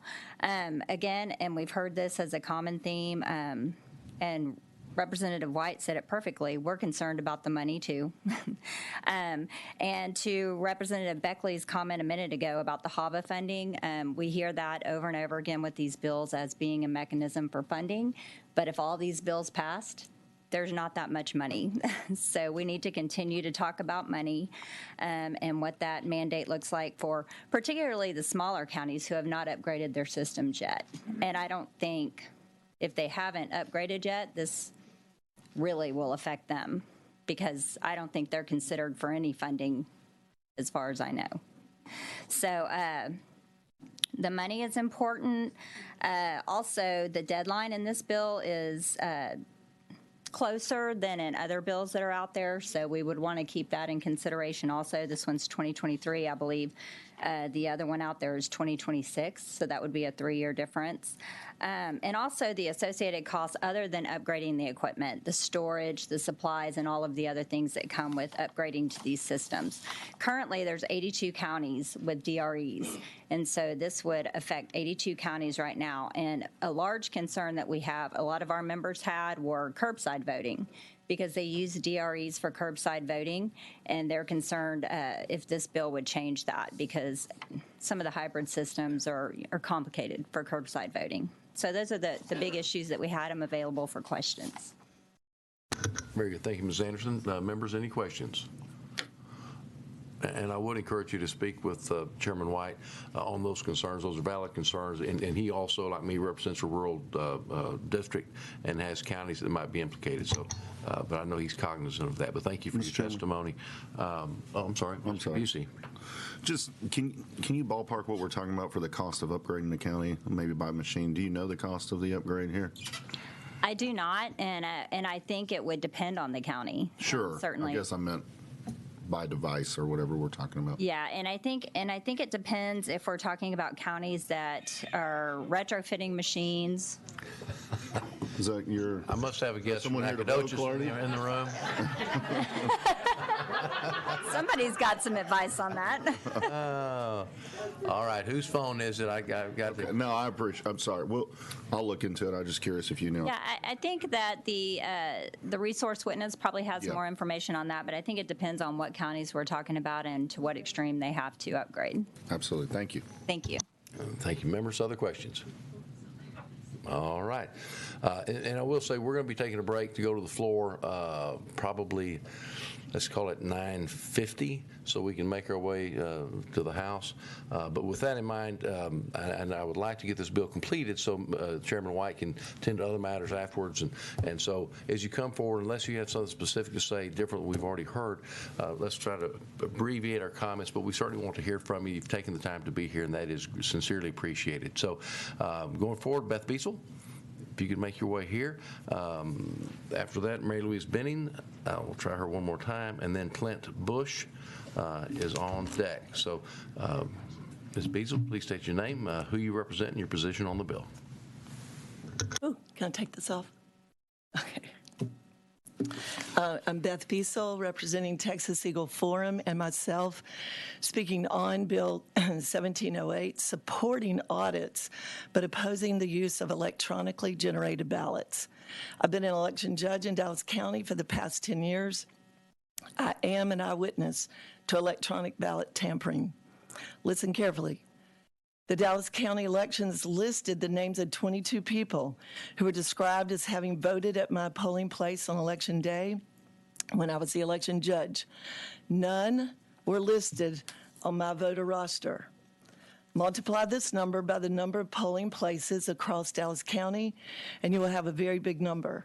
This falsified information could only happen by someone on the inside or from someone on the outside electronically tampering with the election information at Dallas County. If time permits, I'll give you 4 other reasons why I'm against electronically generated and tabulated ballots. Number 1, I witnessed an election judge change the ballot selections of a voter who asked me to assist him with the electronic equipment. This judge could not have so easily changed this man's ballot if he had marked his selections on paper ballots, on a paper ballot. Number 2, I witnessed numerous errors in the barcodes of a cast ballot from the electronic ballot marking device by ES&S that caused me to have to mutilate the ballot and issue a new one. But besides the fact that we don't even know what those barcodes are telling us and telling the optical scanner to tabulate, we would not have this problem of mutilating and reissuing a new ballot if we'd use hand-marked ballots. The voters expressed their lack of confidence in their ballot being accurately counted. Number 3, I had to issue many provisional ballots because the electronic equipment would not allow me to correct a check-in error made by the clerk. Voters were miffed, and they expressed their lack of confidence in their ballot being counted. Mistakes are much easier to deal with on a hand-marked ballot, and the voter would have more confidence in their ballot. Confidence in the ballot must be a high priority. It is simply not there with electronically generated ballots. Fourth, when I opened the polls first thing in the morning on the ES&S electronic equipment, my zero tapes included a public count number that was not zero. No one was able to give me a plausible explanation of why that public count was not zero. Audible ballots on this bill only makes sense if you first begin with hand-marked paper ballots. Electronic election systems are easily manipulated in the polling place and in central tabulation. Without addressing the root problem of electronically manipulating ballots and vote results, audits of electronic election systems are too little too late. Amend the bill to require auditability beginning with hand-marked paper ballots. Of course, people can cheat with hand-marked paper ballots, but not on the massive scale that you can do with electronic manipulation, that electronic manipulation allows. If your problem is cheating on paper ballots, you have a much bigger problem than the equipment being used. Rank corruption always needs to be addressed, but that's another bill for another day. And I think to address all y'all's concerns about the money spent, you'll save a lot of money if you get rid of the electronic equipment and you can put it on auditability. Thank you, Ms. Beazle. Members, any questions? Right. Thank you, ma'am. Thank you. At this time, the chair would call Mary Louise Benning. Okay, I don't think she's still with us, so let's move forward to Mr. Clint Bush. And Andrew Eller, you will be on deck. Mr. Bush, if you would please give us your name, who you represent, and your position on the bill. Yes, sir. Members, my name is Clint Bush. I'm a Liberty County Elections Administrator, and I'm in favor of House Bill 1708. We are a rural county and adjacent to Houston. I know the citizens of Liberty County and many other rural counties overwhelmingly want a paper-electronic hybrid. I do have one suggestion to Representative White's bill to improve this. We need to ensure that we are not forgetting about counties who have vote centers or who would like to use vote centers with paper ballots. Vote centers are where any voter in the county can go to any polling location within your county and cast a ballot. It makes voting convenient and less confusing for many and vast majority of rural voters in my county and other rural counties. Add the print-on-demand vote system to this bill for counties and to do vote centers as they are already meeting the bill's intent. We would ask that this bill be amended to allow the paper balloting to be used with vote centers. The key to vote centers is an electronic voter roll. That's already current law, and that issue is already resolved for the requirements of vote centers. Still, this bill does not say anything about vote centers and paper balloting, but supports paper ballot usage in Texas elections. We support this bill, but please ensure rural Texas and vote centers are afforded the same security and the same access. And we do want to also say, please don't forget rural Texas. We can't afford unfunded mandates. Thank you. Thank you, Mr. Bush. To be clear, you were testifying on behalf of yourself and the Liberty County Elections Office. Yes, sir, I was. Okay, thank you. And again, as I told Ms. Anderson, I encourage you to talk directly to Chairman Absolutely. White. We will. He's a neighbor just up the road from you. He is. He's my neighbor. And shares our same concerns about protecting our smaller counties and avoiding unfunded mandates at all costs. Yes, sir. So with that, Chair recognizes Mr. Jatan for questions. Thank you, Chair. Yes. Just a quick question. Are you saying that the bill would prevent voting centers? As its current form, how I understand it, it will if you have a paper-based only system. This talks about having a paper-based / computer hybrid. We have quite a few counties that already use just a paper-based system. Ours is you fill out the old paper and then you scan it. Right. It works. You have that paper ballot trail. And but the current law with Representative Beckley's county in Denton, we can't use our system with vote centers, but it still satisfies the intent of the law. Okay. All right. Good deal. Thank you. Sure. Yes, sir. Thank you, Mr. Jatan. Members, other questions? Representative Beckley. So I think you answered my question, but our counties have the same. Yes, ma'am, they do. Did you get them at about the same time? We bought ours a year and a half ago. Okay, We've so had Denton 6 County had elections. theirs Yes, first. we spent $800,000 for our system. Yeah, and what's your population? I have 47,000 registered voters. Yeah, so Denton County's a lot bigger, so they probably spend a lot more money than that. Thank you. I don't know their dollar amount. I could look it up. Members, other questions? Okay, thank you, Mr. Thanks, Bush. Chair at this time calls Mr. Andrew Eller to testify, and then Russell Fish is up next, and Tom Glass, I see you there in the back. If Tom wishes, you will be up after that. So please state your name, who you represent, and your position on the bill. Okay, my name is Andrew Eller. I represent myself. I'm from Bell County, and I am for the bill. It is a great bill. I do have one comment, though, for Representative White that I think would really enhance the bill, and that's in Section 129.003, subsection 1, subdivision A, when you say review and corrected by the voter at the time the ballot is cast. The biggest concern I have, and we've kind of talked around it here, is with the ES&S systems that actually spit out that ballot that has a name that you voted for, but it also has a barcode. I don't speak barcode. I don't know of anybody who speaks barcode. So how do you know what that barcode says? Who knows what was programmed onto that barcode? Even though it may say I voted for X candidate, the barcode could say I voted for Y candidate. And so when you go in and you do an audit of that paper ballot, are you going to rescan the barcodes? If you rescan the barcodes, it's just not going to change.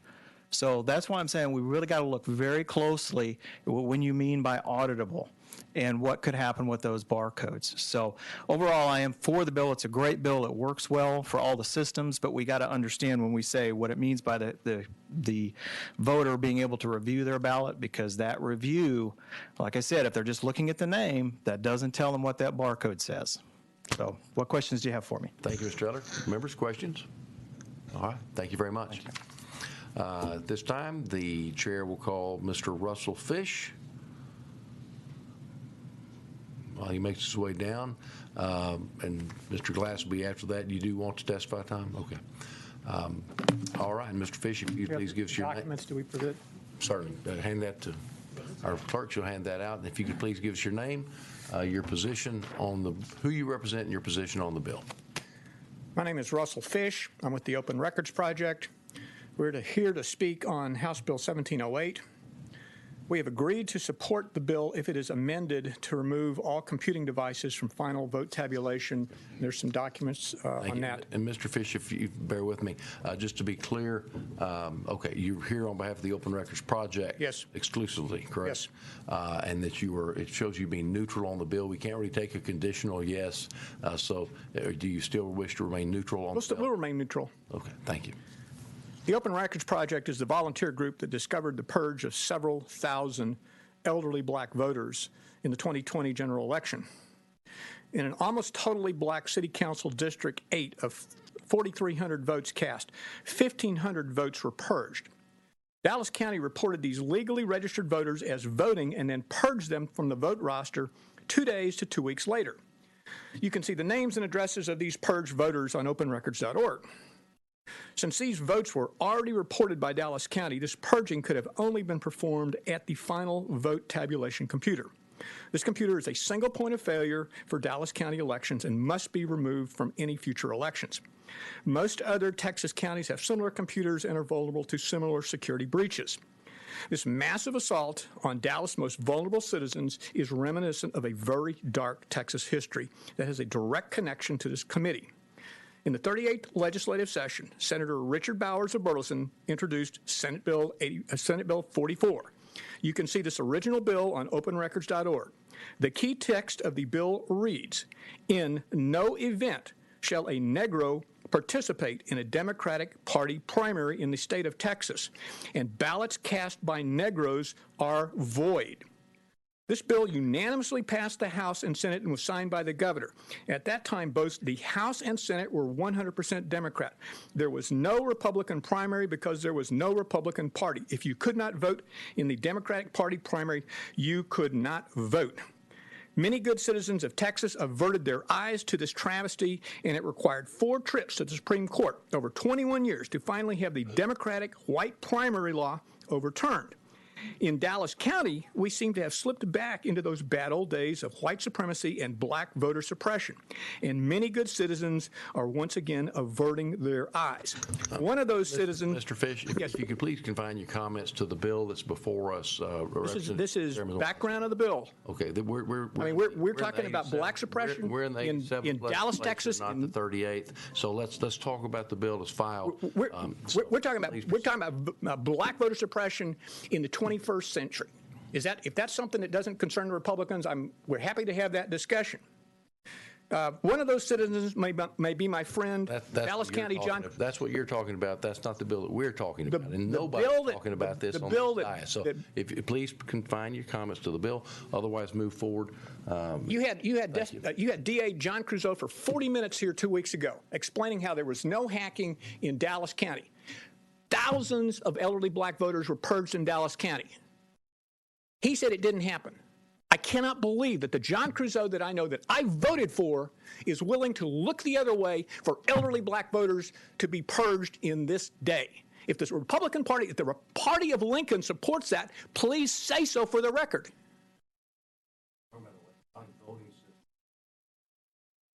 And we're talking about electronic voting systems. We've discussed with Brother White. He's agreed to consider he was very gracious yesterday. He spent 20 minutes with us. We appreciate that. This is important to the state of Texas. Black voters matter. My time is up. Thanks, sir. Any questions? I can assure you Chairman White joins you in that conclusion. So with that, members, are there any questions? That's right. Do black votes count? Mine does. All right. Right on, brother. Amen. Members, any other questions? All right. Thank you, Mr. Fish. Questions, okay. At this time, the chair will call Mr. Tom Glass while he makes his way to the podium. Are there any other members present here that wish to testify on, for, or against the bill? We're just seeing a show of hands who we have left. I was trying to get us out of here before, but I don't think we're going to make it if everybody truly wants to testify and not just stand on their registration. So with that, Mr. Glass, you please give us your name, who you represent, and your position on the bill. Yes, my name is Tom Glass. I represent Texas Election Integrity and myself, and we are in favor of the bill. Thank you. Please proceed. I have a systems IT security background, and so this topic interests me. I have served as the a poll watcher at Central Count in Harris County under both Republican and Democratic administrations under the county clerk in 2016, 2018, and 2019. In those experiences, in every one, I have seen untested flash drives placed into the Central Count machine. I've asked why they do that, and they said, well, we want to back it up. But they didn't prove that they don't have bad code on there. I said, why do you want to do that? And they said, we want to upload the results rapidly to the internet by taking this flash drive over there and doing that. But as an IT professional, I will tell you the best way to hack a Central Count computer is to put a flash drive in it with malicious code. And so I know as an IT professional that our systems are not reliable or are hackable. Every electronic system is hackable. And so I'm looking for ways to try to ensure that we can find hacking when it's happened. Today in Harris County, if you at least previously, I've heard that Harris County now has purchased the types of systems we're talking about today, which is good. But up until then, there is no way to go back and do an accurate count if the database has been hacked, the central database has been hacked. And so I like the idea of having two independent data sources that have to be stewarded independently, that you can check one against the other to make sure and to give the voters more confidence. And that's what I see the intent of this bill is. Now, there are, as you've already heard, there are lots and lots of details in terms of how you implement such systems. We learned during, in other states that with systems that are not allowed in Texas, that the counting, electronic counting can be corrupted as well. So there's lots of issues on this, but at least where you get a shot at having two independent data trails that you can check against is important. Now, I have heard the criticism of the current law, but they criticize these machines in the context of the current law. The current, we're okay. The current law says when you're doing a recount and you have an independent ballot image, which is what these papers are, you default to counting the ballot image or the paper. Well, if a bad guy knows that and the paper is they know to go to corrupt the paper trail, not the electronic trail. And my answer to that is maybe we need to change the law that says maybe we should look at both. If we have a challenge, look at both trails and use evidence to decide which of those two is the better, has more integrity to it. But anyway, that's enough for that. All right. Thank you, Mr. Glass. Members, any questions? Chair sees none. Thank you. Thank you. There are other members who wish to testify, but we are really up against the clock. We have to be on the floor of the House at 10 o'clock, so we will be coming back after we adjourn from the floor. Chairman White, I'll work with you on your schedule. If you have to go back to committee, when we need to bring you back, if we can come straight back. You can close. Okay. We'll just do that. Thank you. With that, ladies and gentlemen, if there's no objection, the bill will be left pending. We'll have a committee substitute, Mr. Hall. Okay. Is there any objection? Chair hears none. The bill is left pending. So without further objection, the committee will recess until final adjournment or recess of the House today or during the period authorized for reading and referral of bills if permission is granted by the House. Let's go.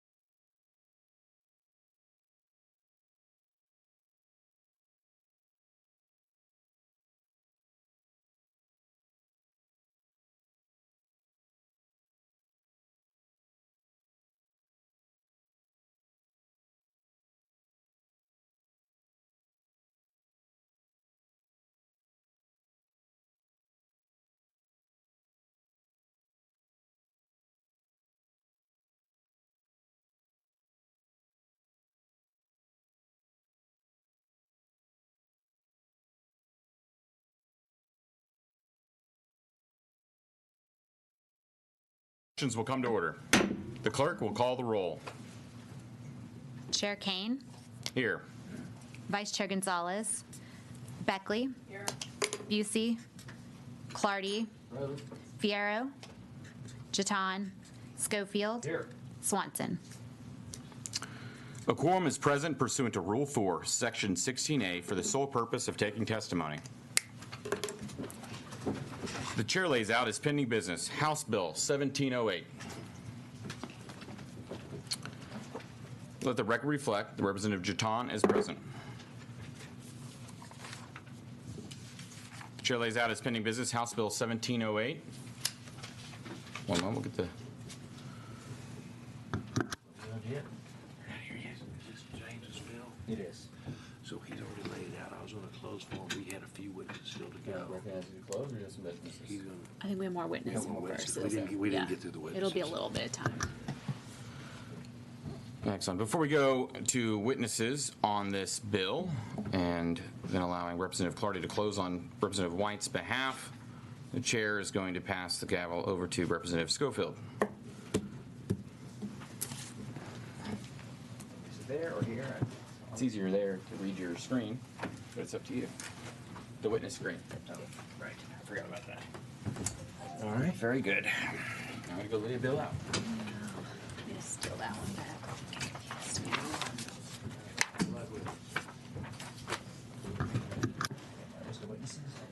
So we're just going off here and just doing kind of up on deck and reading a couple. And then calling. So these folks haven't testified yet? Yeah, these are all, we've got a lot still on this one. Okay, so these folks have not testified? Yeah. All right, we're going to sort of put a couple on deck. Robert Green, Paul Hale, and then Heather Hawthorne will be the next three. Mr. Green, are you here? He's all covered up. I can't tell if it's him or not. Okay. Is Mr. Hale in the room? Mr. Hale, we'll go with you, and then we'll go with Mr. Green. All right. Hang on just a second. There we go. Am I correct that you are Paul Hale? You are testifying for yourself, and you are for the bill? Yes, sir. The chair recognizes Mr. Hale. Please. Yes, sir. I'm for this bill because I was born a legal citizen in Atlanta, Texas. I want my vote to count, and I do not want illegal votes counted. And if this bill passes, I would like to see the result be all illegal votes and the illegal voters thrown out of the state of Texas.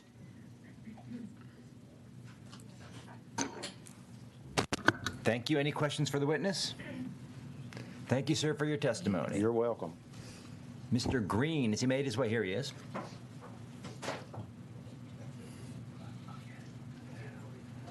And then after him would be Ms. Hawthorne and Mr. Bradley Hodges, and Dee Holly. You should be the next three. All right. Mr. Chairman, my name is Bob Green. I'm the chair of the Travis County Republican Party Election Integrity Committee, and I'm here in favor of the bill. You're here in favor of the bill? Yes. Okay, now you signed up neutral. You want us to change you in favor? Leave it neutral. Leave it neutral. I'm sorry, I couldn't remember which one. That's quite all right. This bill would just establish a requirement that all machines that accumulate votes via an electronic device, such as a flash drive, also have a paper ballot backup. This is essential to instill public confidence in the integrity of the election, the accuracy of the vote totals, and that only eligible voters decide the winners of every election. That concludes my testimony. If you have any questions. Mr. Green, you've signed up as Robert L. Green. Yes, Robert L. Green. I want to make sure. Does anybody have a question for the witness? Thank you for your testimony. Thank you. Ms. Hawthorne, is Ms. Hawthorne in the room? That's you over there. I'm going to pass. Okay. Take my testimony. And so we'll show that you have signed up on the bill. Bradley Hodges? Is Bradley? Another room, and I just texted him to come and testify. So. Okay, we'll get him when he gets here. Is Dee Holly here? Here. Ms. Holly, if you come on up.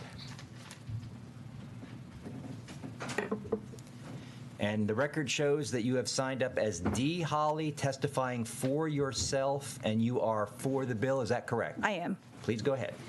Okay, I like the idea of transparency and auditability. I really think that you guys should add to the bill accessibility, meaning that those who want to audit are guaranteed access to the ballots, the machines that are in the generated reports, all system logs. In other words, access to anything pertaining to the elections. In addition, I'd like to add that we never use electronically generated ballots. They're just too easily manipulated. I believe that we need marked paper ballots. Of course, people can cheat with marked ballots, but I don't think that, not even close to the enormous way that they cheat with the electronic ballot tabulation. There's just too many ways that they cheat. So there has never been this massive scale of voter fraud until we had computers. I think that you all know that everybody here knows that all computers can be manipulated, and I feel like this can't be a popularity contest as to how many people are here. I think that it's about right and wrong, and you guys know what's right. And just FYI, all these issues can be resolved and these bills can be passed, but none of it really matters if there's not enforcement.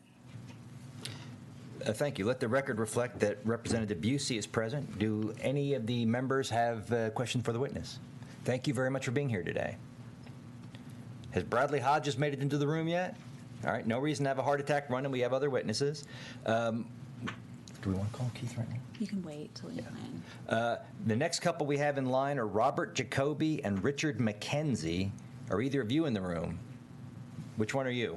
Robert Jacoby. Okay, the chair calls Robert Jacoby, and give me a second for your stuff. Here we go. The record shows that you have signed up as Robert Jacoby, testifying on behalf of yourself, and that you are on the bill. Is that correct? That is correct, sir. Please go ahead. Thank you for your time. Robert Jacoby out of Dallas, Texas area. And I am on the bill. I think it's a nice start with the auditing, but my concern again is with central count and tracking the numbers. What I have before you is a document that was produced by the Open Record Project, which you had heard about previously, noting my mother. And this is just one anecdotal evidence. She voted for the first time absentee, and it was sent in October, and it was received by Dallas Central Count and registered on the 15th of October, and subsequently her record was expunged on the 20th, and she revoted. How does that happen? How does that happen? That's my statement for the day. Let the record show that Mr. Fierro is present. He was just a second ago. There he is. See, let the record and reality both reflect that Representative Fierro is present. Does anybody have questions for this witness? Thank you, sir. Thank you for coming here today. Has Richard McKenzie made his way into the room?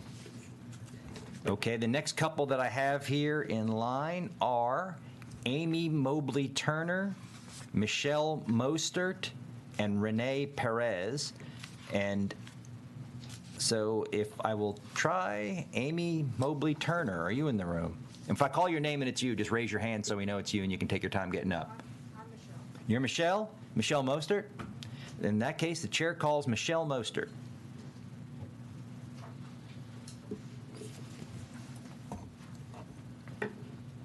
Thank you very much. I'm representing myself, and And your name is Michelle Mostert? Michelle Mostert. And Mostert, I know excuse me. I did put 4, but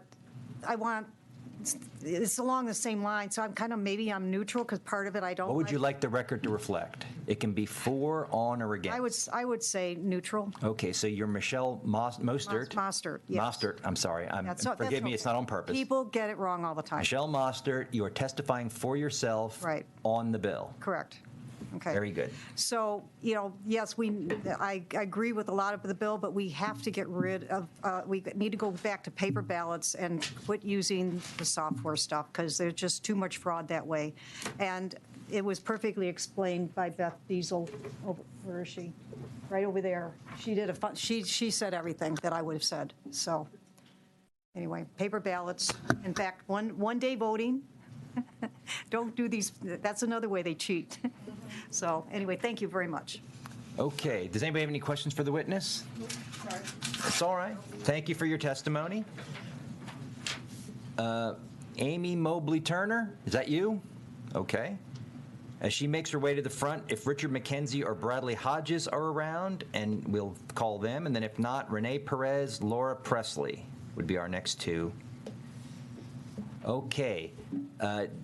The record reflects that you have signed up as Amy Mobley Turner, testifying for yourself for the bill. Is that all correct?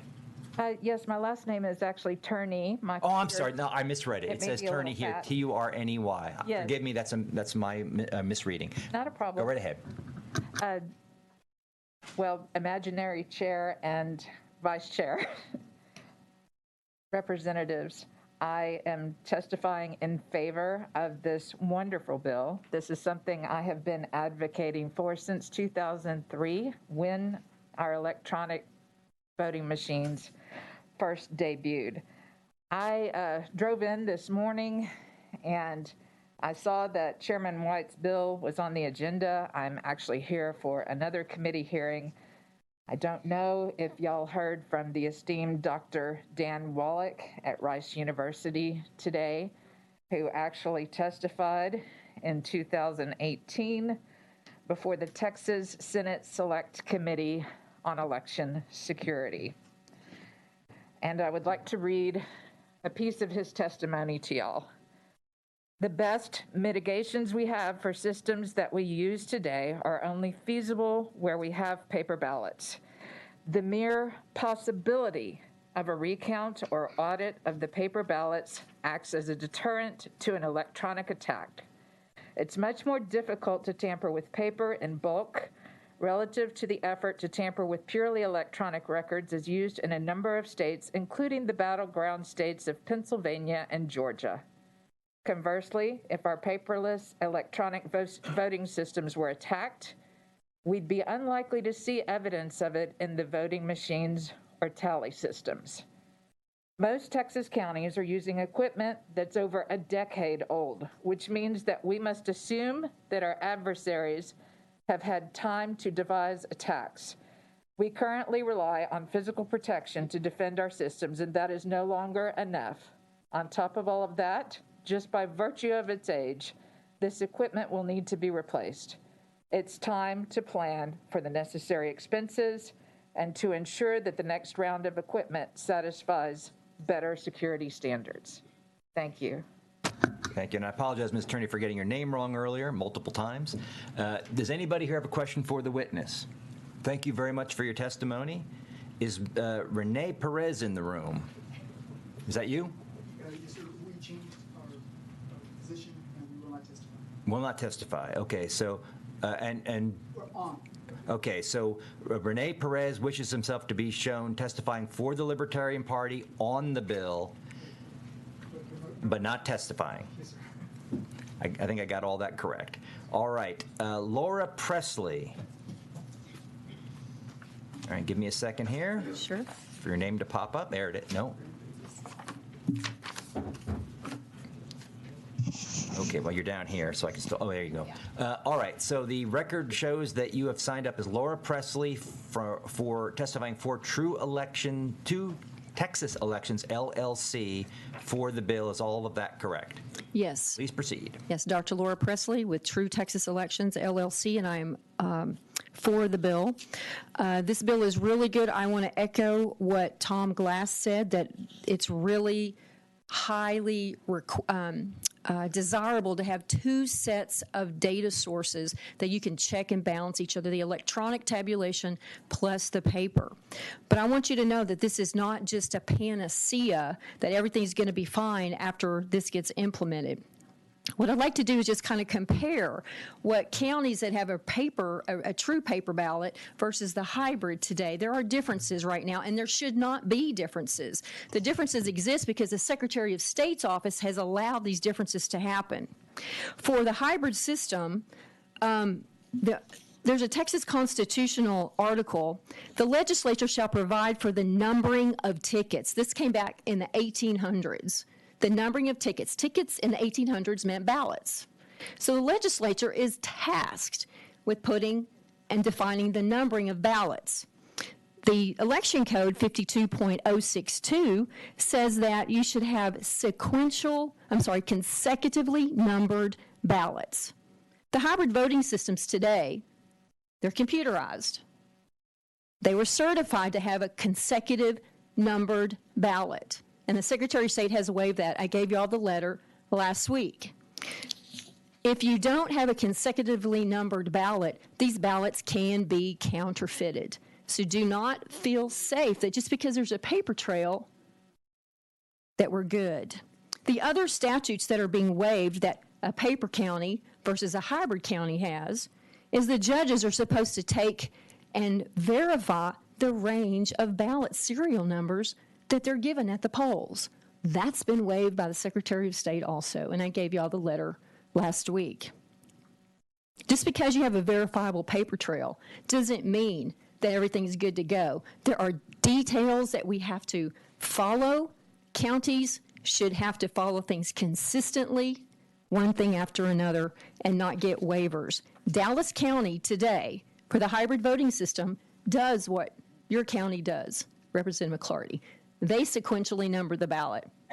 The judges verify the numbers. So other counties that have hybrid systems can do it also.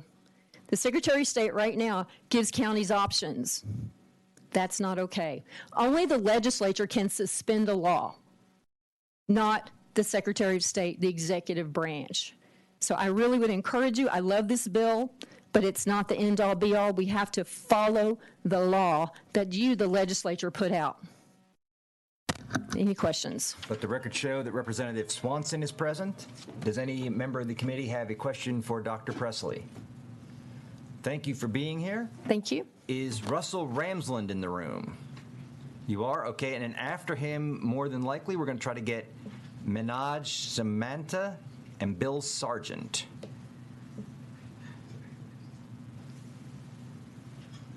Okay, the record shows that you are Russell Ramsland. You have signed up to testify for Allied Security Operations Group and yourself, and that you are for the bill. Is all of that correct? That is all correct, yes, sir. Please proceed. First off, we are cybersecurity specialists. We have given 5 affidavits in various lawsuits around the country on this topic, 2 rebuttals, and I believe we have the only court-ordered forensic analysis in Antrim, Michigan of the computerized voting systems. We applaud the basic idea behind this ballot. We think that to restore confidence in the election system, you need to establish both a paper ballot and an audit trail. However, we also think the bill needs amending, as it assumes that the use of electronic paper ballot generators are going to be used, otherwise known as ballot marking devices. There are already a massive number of vulnerabilities in the voting machine chain that need eliminating, and ballot marking devices that use QR codes are one of the bigger ones. In fact, there are 10 identified ways to cheat using a ballot marking device that reads a QR code.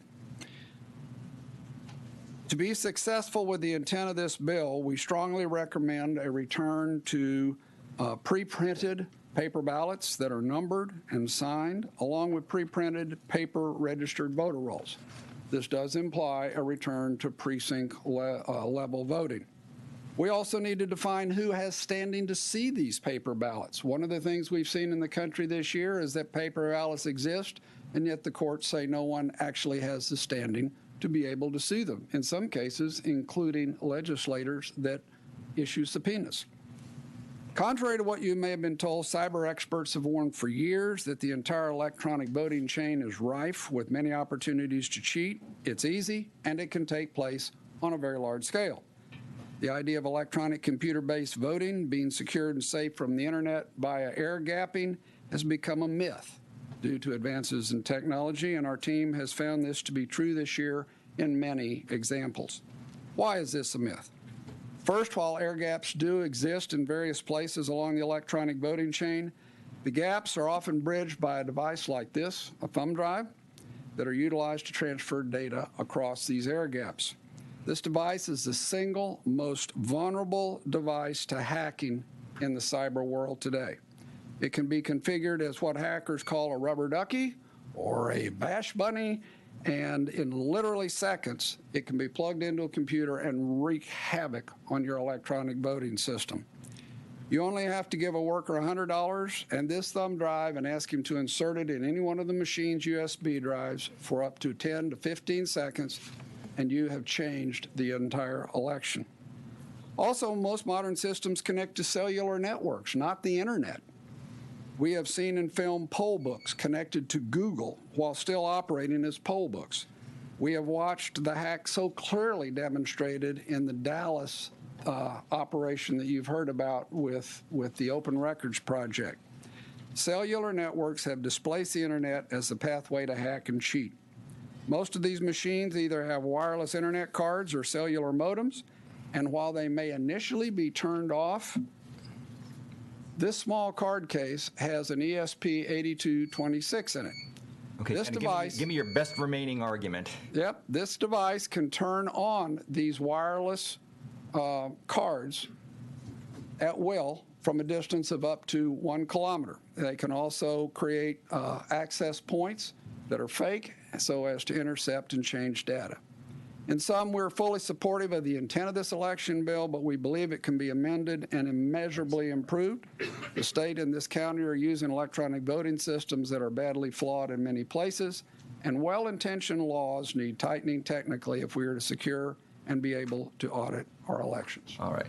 Now, let me ask a couple questions. I'll bite. You said there are 10 identifiable ways for the ballot marking in these systems to be switched or whatever. Can you? Sure. What are they? Sure. And explain. Well, let me just give you a couple. First off, if you look at your printed ballot that comes out of these, you'll see all your votes and races, but up above you'll see a field of QR codes. Now, those QR codes generally appear 3 across. If you don't happen to have a number of races and issues on your ballot that are evenly divisible by 3, you have a blank in that field. Now, what you don't know is that with HART and ES&S, that scanning device also has a printer in it.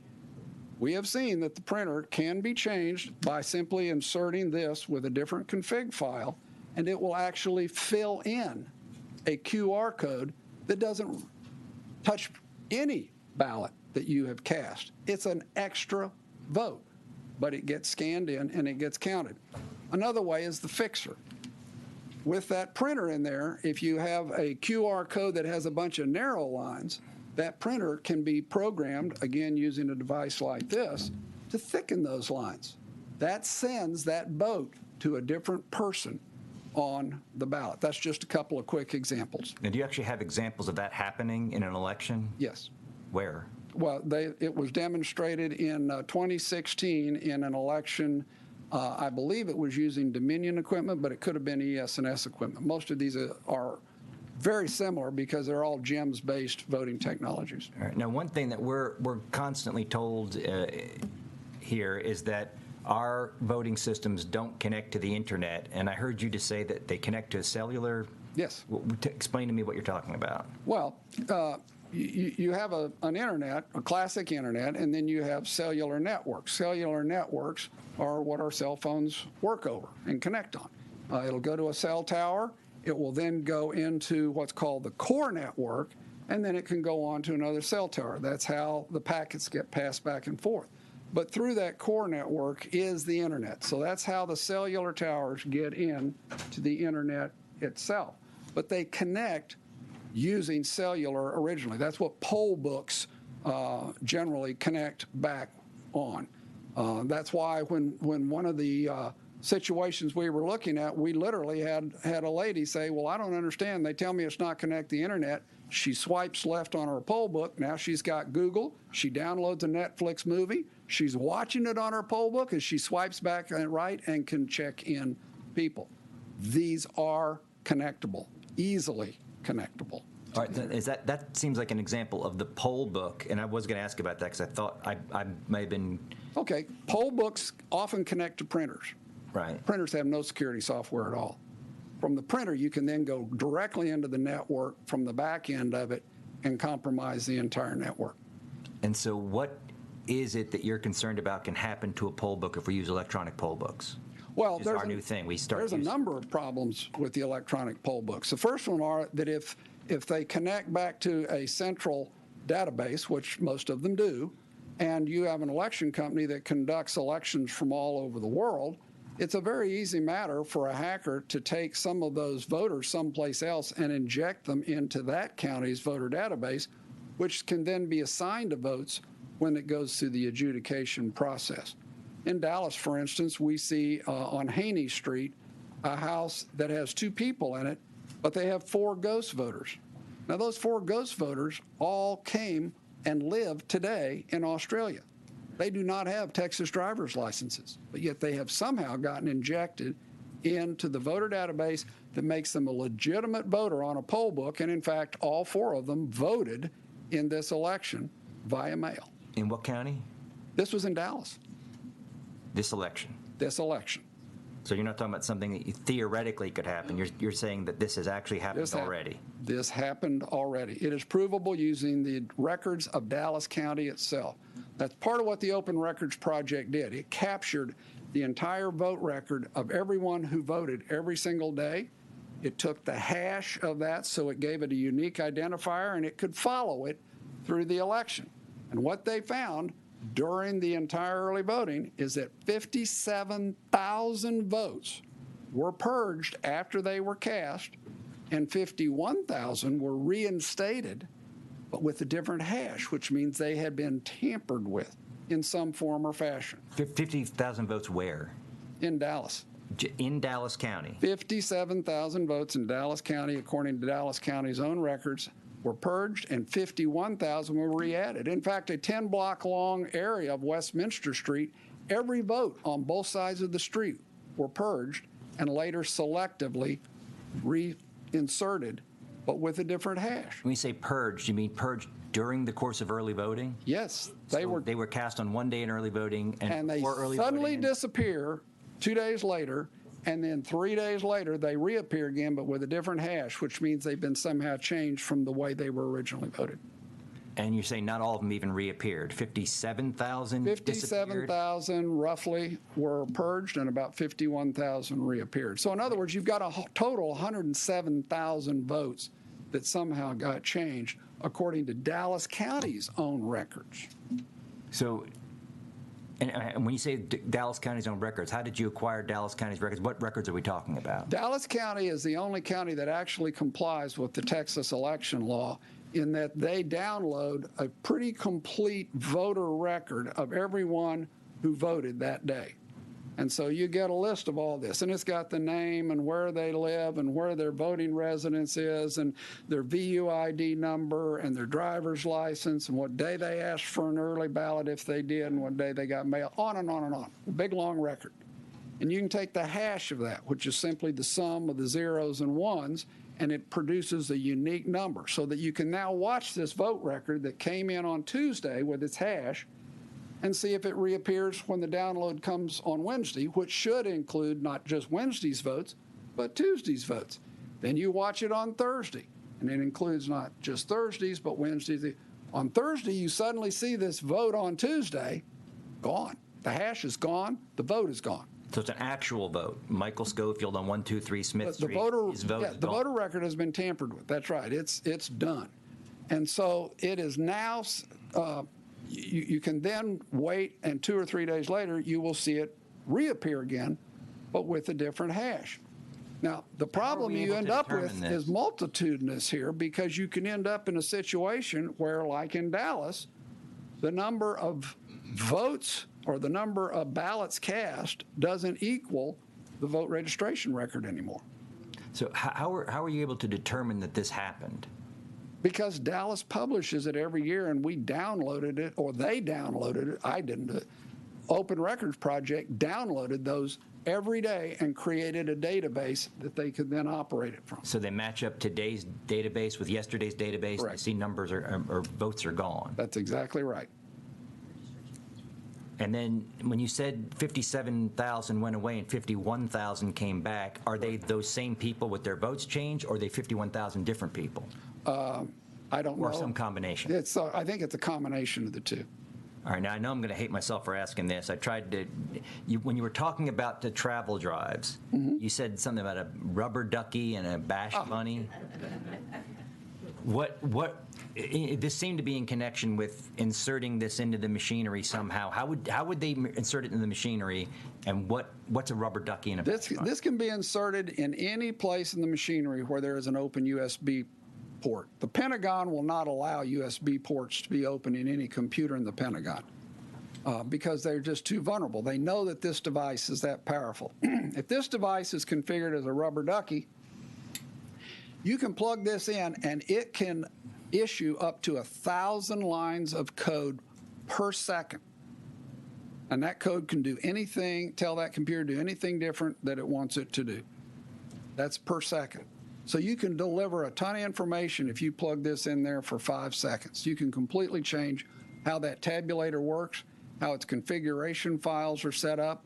One of the things in our Antrim County forensics report was we realized using the exact same data, but plugging a different one of these in 2 days later created a 6,000 vote swing in a race that only had 14,000 votes. This is a very powerful, dangerous device. If you do it as a bash bunny, you can plug this. It was originally developed by our intelligence agencies and by the Special Operations Command.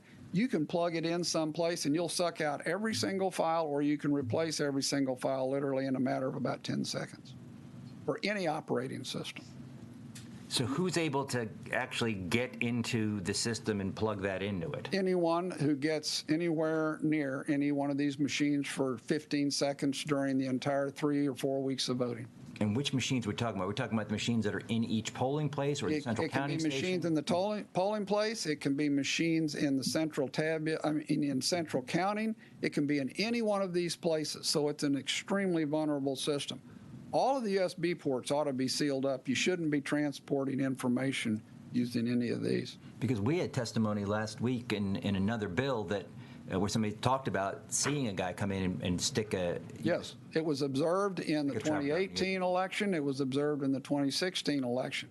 And part of the reason for that is that the voting contractors sometimes do what's called adjudication.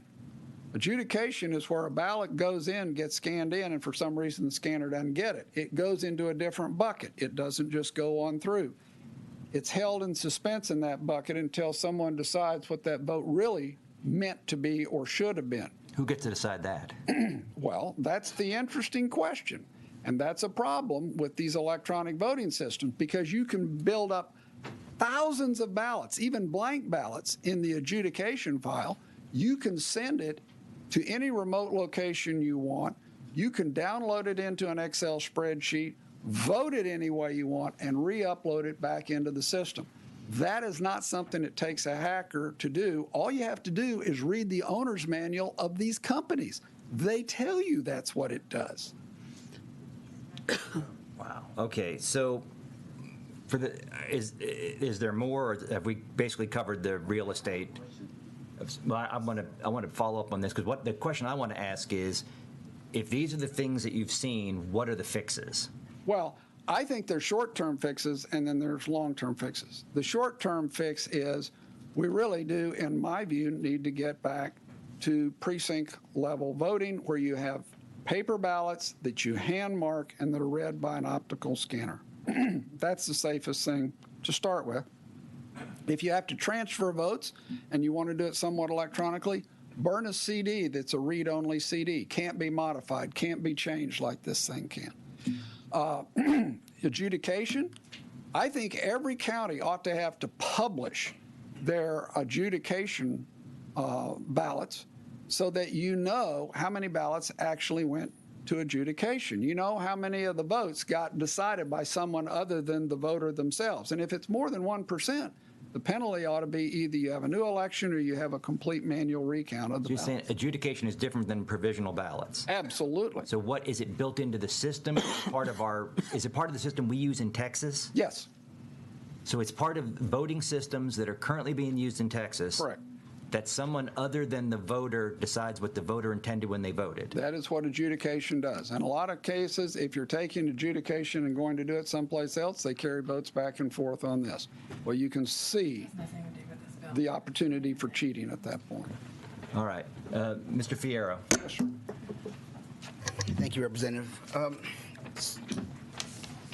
Maybe 30 minutes ago when Representative Schofield started with his question, his first question was had to do with the QR code and the lines that you were explaining the lines. Yes, sir. And he asked you if you actually saw it, or in your answer to him, it was demonstrated in the 2000-something election. I have a objection. This doesn't have to do with this bill. Sure it does. It certainly seems to. Yes, it does. It has everything to do with this bill, because this bill about audible voting wants to use ballot marking devices to generate the paper ballots. ballot marking devices use QR codes. Go ahead, Mr. Fierro. Okay, and so you said it was demonstrated. Can you define demonstrated for me?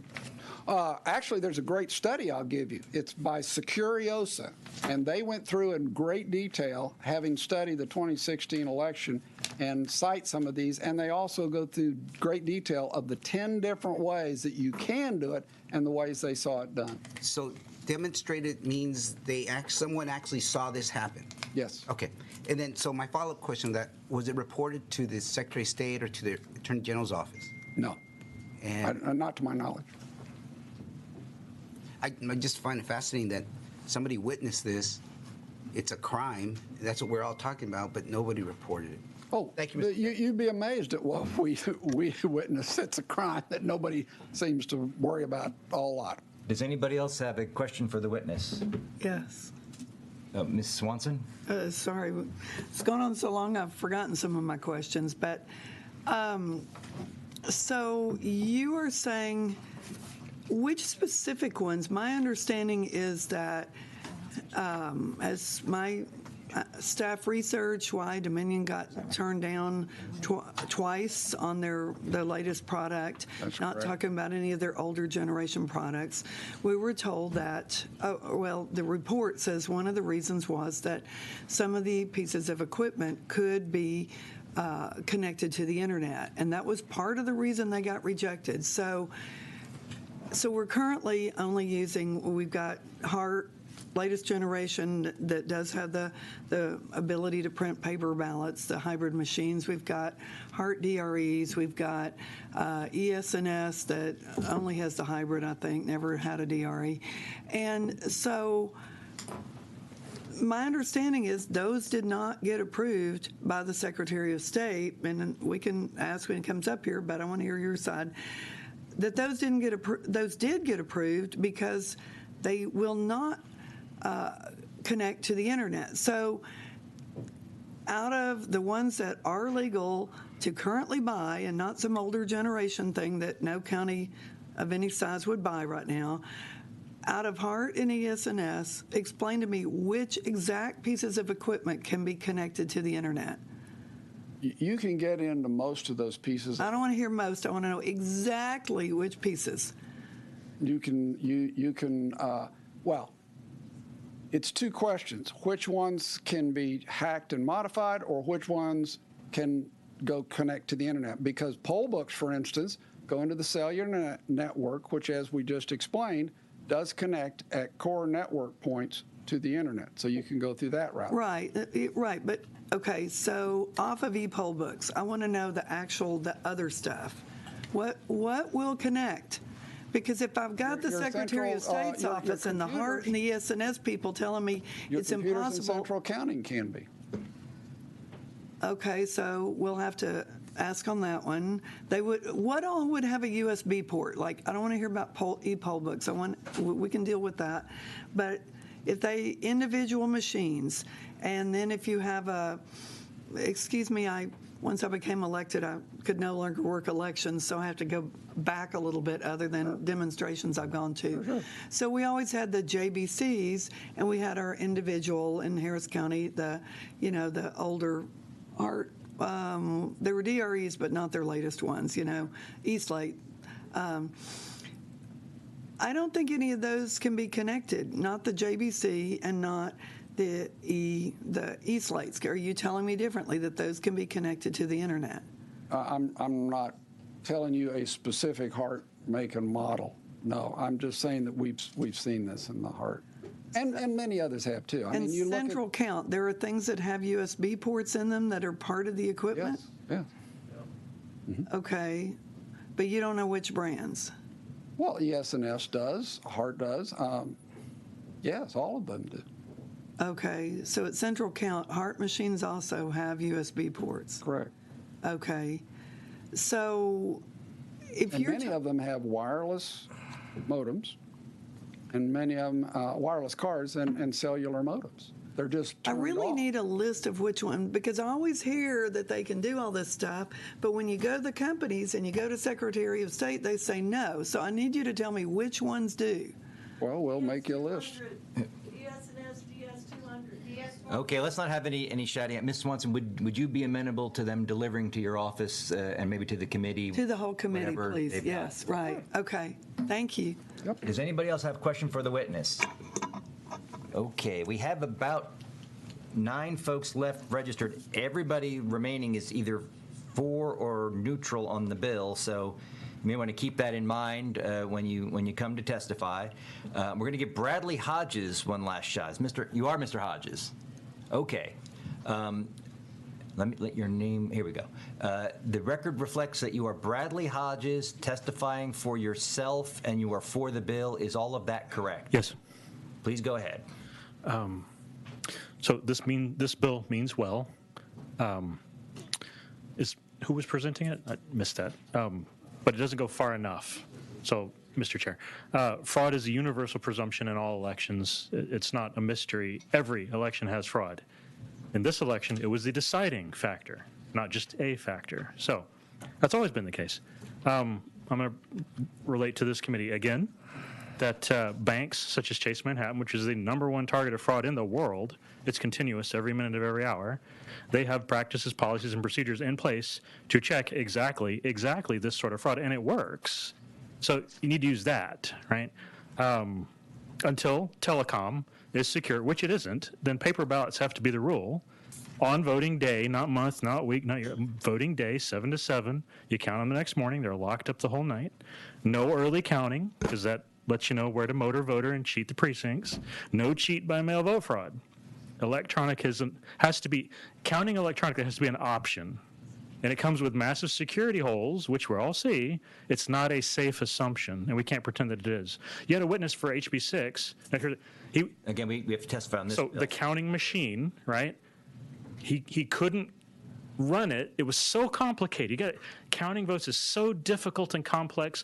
The average schmo just can't understand it. The mere presence of a Republican poll witness observing him run the machine would wreck the result. So he's literally invoked Heisenberg's uncertainty principle for quantum mechanics for counting votes. That should be a mea culpa right there. They can't handle it. They need to have their toys taken away. And we need to go back to what we know what works. All right. Any questions for the witness? Let the record reflect that Vice Chair Gonzalez is present. And let's see, did I call out? And I'm going to get this name wrong. Forgive me for Menaj Samantha. That's you? Okay. Give us a second for your name to pop up. And I'm going to mispronounce it, but you can correct me. You said it right. Menaj Samantha with Open Records Project and Self, and you are on the bill.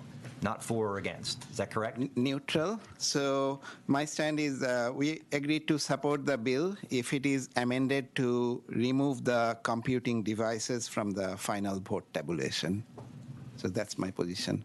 Okay. Okay. Please go. So based on what Russell Ramsland, who testified just before, you have a real mess in Dallas. And I'm not talking about hypotheticals. These are based on real data, so that's what I came across in the data. So as my background, I was a NASA scientist for 6 years. I worked in many different areas of science, and I also have a technology background. I've been writing computer programs from 1991, so that's what I do all day and night. Now, I was completely very skeptical when I heard the claims of Open Records Project about these 50,000 votes being hacked. So I downloaded all their data, all the raw data that was provided by the Dallas County, and did my own analysis. And it was all, I wrote my own programs independently from the Open Records Project. And not only could I confirm all their claims, so initially my understanding was that there must be it must be some honest mistake, or there may be an excuse like, say, the computer program is wrong. So here is what happened. There are a large number of votes, 57,000 votes got purged, and then 51,000 reappeared. And I confirmed independently by my own analysis. Now, when I rank them, so Dallas County provides the registration data for all of these people, and when I check the age of all these people who got purged and reappeared, a large number seemed to be above 65 and older. So when I plot their age distribution, just below 65, they fall off. And then at 65 and above, this number rises very high. So it's very hard to argue that this was done by some computer coding error or something. I mean, it appears very strongly that it's done for some malicious reason. So that's what I observed. Now, what's going on is like, I can give you an analogy. So in the previous days, somebody could, you have, say, $5,000 of cash. Somebody steals 2 or 3 banknotes, and that's a small theft. Now, yeah, it's serious for you. But now with electronic way of hacking, you have $5,000 in your bank account, or $500,000. Within a second, somebody can take the entire money away, and you will not even notice. And the amount of effort for stealing 5,000 versus 500,000 is almost the same. So you have to be very careful when you are dealing with technology, because technology is bad and technology is good. So often I'm seeing all these, previous testimonies and all, where it's often described that technology can really help things, but it's going to help the people as well as it helps the hackers. Both sides are helped. So if you just go with technology without, okay. Well, thank you very much, and thank you for being here today. Does anybody have a question for the witness? Is that right? Yes. Ms. Swanson. Thank you, Mr. Chairman. I'm trying to understand this too. I'm not doubting anything. I just need to understand it in more detail. Sure. So when you say this many votes, 57,000 were purged, they disappeared. What was it? 2 or 3 days later, 50,000 showed up. They had different, what were those numbers? Symbol slashes, whatever it was called, hash symbols. So yeah, I didn't use the hash methods. So I actually went into the records and compared them. But it's the same. When you say they disappeared, did they disappear, the fact that their vote had been received, is that what disappeared? Did they disappear off the voter rolls? Where all did they disappear? No. What exact records disappeared? So let me just, before we talk about disappear and all this, so the entire system is automated. When a person requests for absentee ballot, the system, the automated system notes down the date of when the request is made, then it mails a ballot, notes down when the ballot is mailed, and it notes down if the person sends the vote, it notes down when the vote is sent, and only after it receives a vote, this voting machine recognizes that, creates a record that a vote has been received, right? So Dallas County releases data on every day, and it's cumulative. So let's say on October 5th, I got these 20,000 people who had been voted before October 5th. Now, October 6th, all those records appear, plus those who voted on 6th appear, right? So as you keep going every day, the list grows. But when I compare day to day, number of records change these, either the vote received or the date of received or the date when vote mailed out. So the record changes. So that's what we say, that whatever information was in the original record changed to something different, and which means that it's an automating machine. There is no clerical error. So somehow somebody went into the system, removed the original vote, and then replaced with a new vote. That's the way it appears. Okay, that's really helpful. I hope that perhaps somebody who maybe will get some access or some kind of investigation. Yeah, actually, I posted all my methods in public space. There is a website that everyone who does computer coding, it's called GitHub. I released all my code and the data, so anybody with a little bit of programming background can reproduce it. Okay. I know I don't know whether it was a similar problem going on in Harris County or similar issue, but there were a lot of complaints because what the Harris County was reporting officially for the number of votes was far different by a number of thousand than what the Secretary of State had, which the Secretary of State would have gotten their information from the county. And so people that went in and complained, they said, well, we don't know, and we'll fix it after the election's over. And so a lot of people went in and said that's not good enough, and they finally got it pretty close. But I never really heard what exactly was going on there. So, it seemed quite so speaking of all other counties, we tried to do the same analysis for rest of the counties, and we could not do this because they did not release the same kind of data that Dallas released, even though there is a law to do so.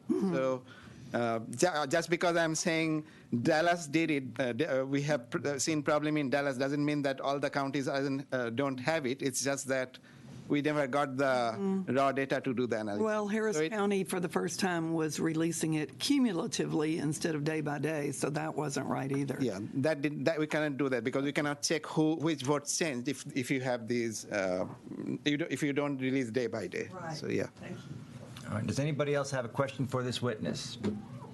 Thank you very much for taking the time to be here today. We appreciate it. We have a few more witnesses. Thank you. Oh, yeah, sure. I'm sorry. But let me fix my clicker here. All right, we have Richard McKenzie here. Called him a couple of times. Okay. I guess he'll be shown as registering to testify but not testifying. Mr. Ramsden's name is still on here, but he testified already. So the names I have, I'll give you the next three: Bill Sargent, Marcia Strickler, and Alan Vera. And I see Mr. Sargent making his way forward, so Bill Sargent. And give me a moment for your name to pop up. Okay, so it says that you have registered as Bill Sargent. You're testifying for yourself, and you are on the bill. Is that correct? That's affirmative. Okay, please go ahead. I do not oppose this legislation, and in fact could become a supporter if one thing is done, and that's this. We are creating an unfunded mandate for the counties. Galveston County spent about 2 or 3 years ago $4 million to get new equipment, DRE equipment, without a paper backup. If we require them to get a paper backup, it's going to be another $3 million. Now, there's legislation out there that says you use federal funds first and then you use state funds. I can tell you there are no federal funds available, and you can check with the Secretary of State if you want to verify that. Secondly, unless we put money, give Secretary of State money, they don't have any money either. So the bottom line is we're talking about the counties picking this up, and Galveston County is not, is not the only one this is going to happen to.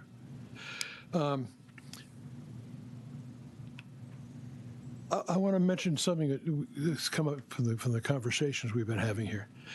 One of the things I'm thinking we're talking about is we're talking about apples and oranges here as it relates to votes disappearing and coming back. I don't think those are votes that are disappearing. I think that's the list of who actually checked in that's gone, and then it comes back. Because I don't think, maybe I'm missing it, but I don't think that they can get access to the actual votes, take the votes out and come back in.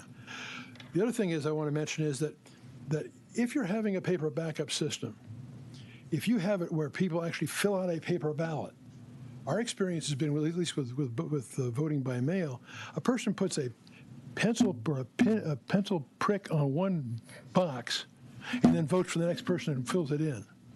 What happens? You get an overvote. Then you have to adjudicate it because you got to determine how that person wanted to vote. So if you have a machine that does it, then you know exactly how that person voted. You can't do an overvote on a machine. And then have that machine print out a paper backup, which the voter looks at, says that's how I wanted to vote, goes over, scans it, and puts it in. The issue then, of course, becomes the QR code that we've been talking about off and on here throughout the day. Excuse me. And so that's why you do a random audit at the end of each election to make sure, because they don't run the same ballots through a scanner again. They actually do it in person. They look at how that vote was versus how it was recorded to make sure it was done accurately for the different precincts. If somebody wants to ask me a question about adjudication, I'll be glad to talk about that. But that's the main part of my presentation. Does anybody have a question for the witness? Thank you so much for being here. We appreciate it. Oh, wait, I'm sorry, Ms. Swanson. What did he mean if we had questions about adjudication? Well, we see, especially with ballots by mail, you see situations where there are a lot of overvotes. Undervotes, we ask, it's the presiding judge who's a Republican or Democrat and the alternate judge, and we ask them, we say, do you want us to auto-resolve all the undervotes? Which means they didn't vote for anybody. And typically they say, go ahead and do that. Then we look at the rest of them, and as we're looking at these ballots in central count, before they're actually tabulated, we'll look at any place where it picks up that somebody voted for 2 people, because you can do that in paper ballots where you can't do that on a machine. And at that point, you have to decide how this is going to happen. In Galveston County, and I think it should be universal, election officials don't make that decision. That decision should be made by the alternate judge and the presiding judge working together to do it. And in some cases it's real simple. In some cases it's not. In some cases you don't have any idea how that voter wanted to vote, because they marked both of them and didn't indicate which one they really wanted. In that case, that vote didn't count. The rest of the ballot did, but that vote didn't count. And I can tell you that I've been doing this since 2010. Up to the current time, and I can tell you that not once have I seen a disagreement in central count about a voter's intent. Not once. But that's because it's not a county doing it. It's the parties doing it together and agreeing with it. But that's how it should be done, and that's the fair way to do it, to make sure it's accurate and reasonable. All right. Does anybody else have a question for the witness? Thank you. Thank you, Mr. Sargent. The chair calls Marcia Strickler. Marcia Strickler in the room? That's you. All right. Our records show that you have signed up as Marcia Strickler, Wilco, We the People, and yourself, and Yes, you are sir. testifying for the bill. Is all of that correct? It is correct, sir. Please Thank you. proceed. I am for this bill. I do think this bill is very, very much needed, especially with what happened in our county in November general election. People apparently want some sort of a receipt also, because we had thousands of fleeing ballots this year.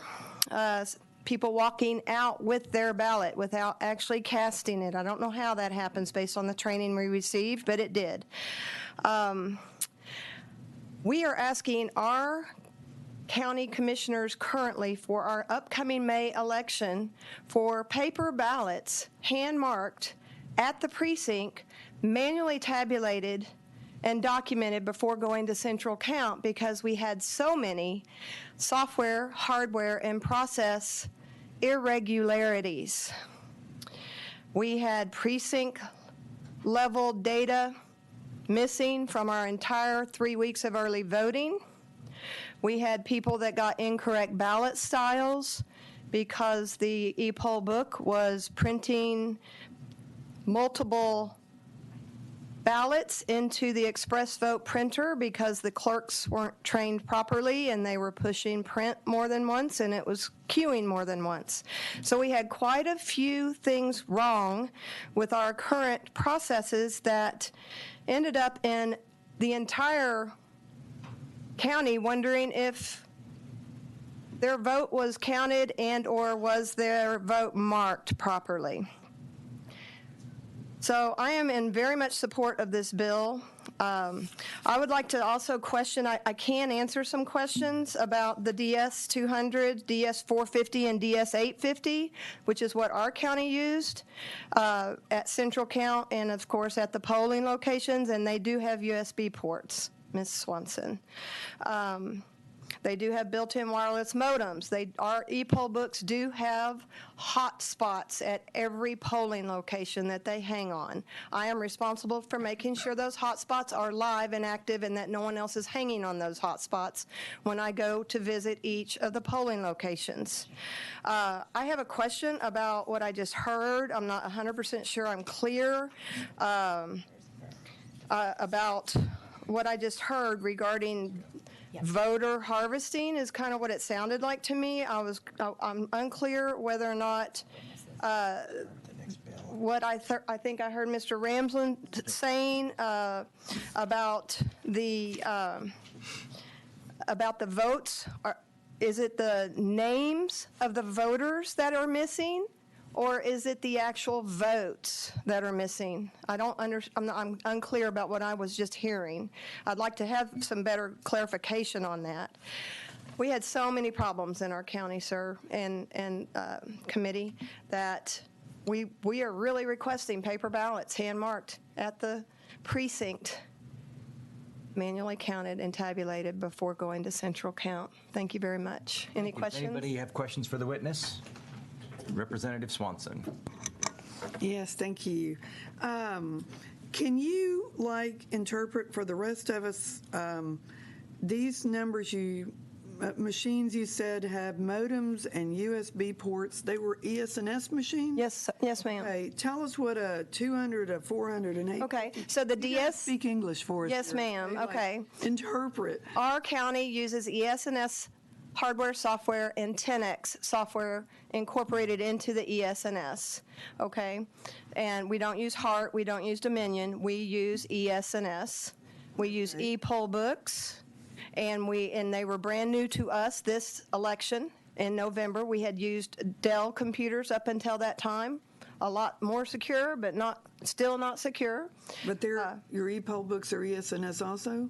I can't answer the name of the manufacturer of the actual e-poll book, but we are using ES&S DS200s, ES&S DS450s.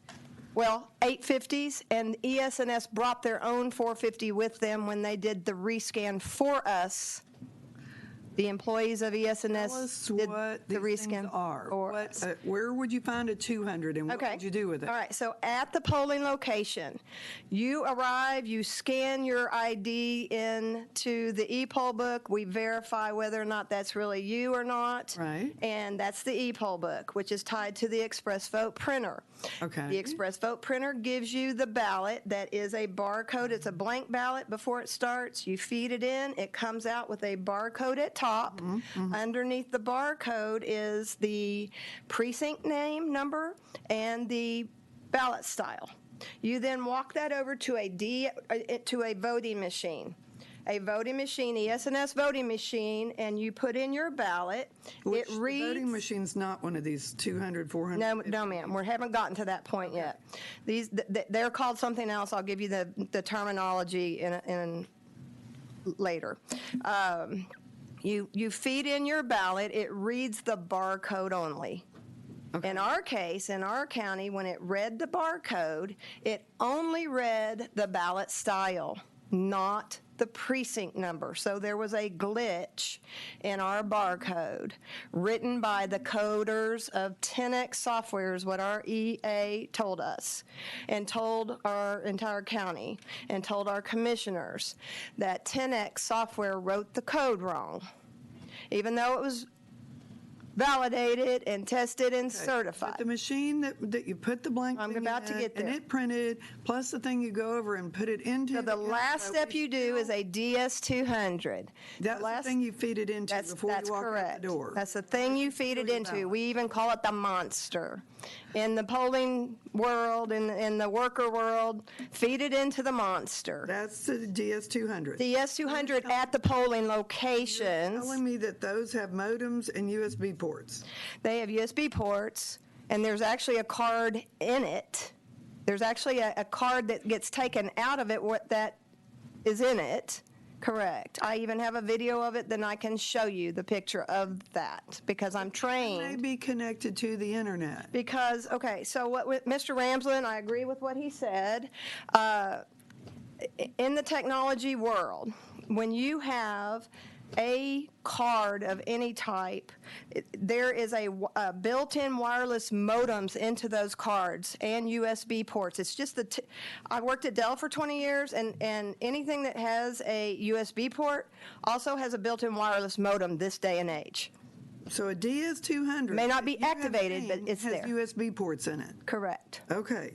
Now, where would I find a 400? Because let me just explain to you why. An 850. A DS200 is literally a laptop that's sitting on top of a box.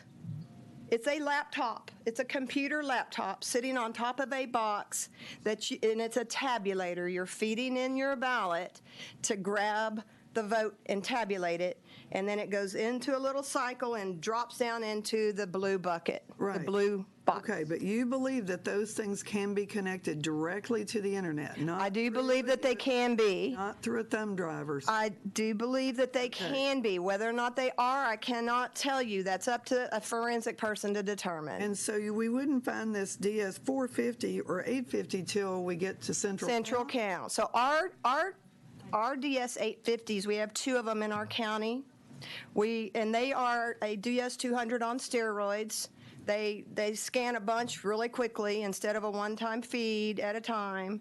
And they also ES&S brought in a DS 450, which is a little faster than the 200, but the 850 is the ultimate right now. But they recount these paper ballots. Correct. Okay. So we recounted 234,810 paper manual ballots from early voting because they had precinct-style problem glitch. So we had to manually sort those into those piles and then rescan them in. We had to reopen central count.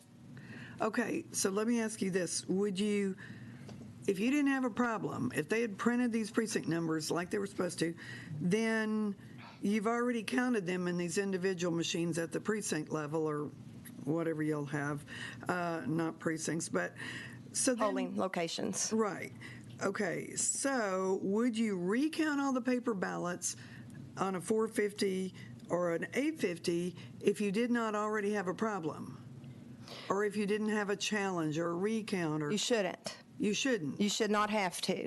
You shouldn't have to. The only reason you wouldn't. If the reason the reason the 450, 850, or anything else is at the headquarters at Central Count is for all of those provisional ballots that come in, the ones that get mailed in that have to get scanned in because nobody is there to do it for their vote. Okay. That's the reason they're at the Central Count to begin with. And the 450 and 850 have USB ports. Correct. And modems on it. Yes, and so let me explain to you what that means. So the recount, we literally scanned in all of these ballots again, and after they would finish a precinct, they would take a blank thumb drive and put it into the USB port to read onto the card, the thumb drive card, what they had just scanned.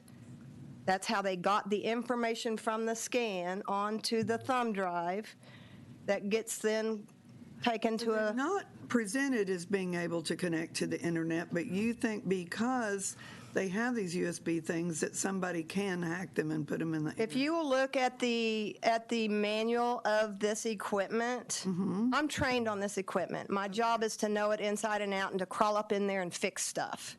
And if you look at the manual, there are built-in wireless modem capability. Whether or not those people are using that capability, I can't say. That's up to a judge to determine. But there is built-in capability, yes, ma'am.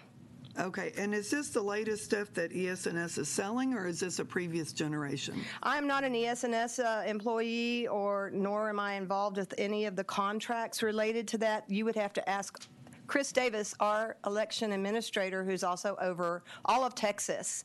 He's the president of the election administrator. Okay, and I would like to hear from Association. Ingram when we get a chance on Yeah. Okay, thank you. You're welcome, ma'am. Anybody else have questions of the witness? And I would remind future witnesses, we got more bills. Thank you very much, Ms. You're welcome. Strickland. I think I promised I'd call Alan Vera next, and then we have Gerald Welty and Phil Waldron, and then after that would be Keith Ingram if anybody wanted to hear from Keith. All right, hold on. Oh, here we go. You're up. Okay.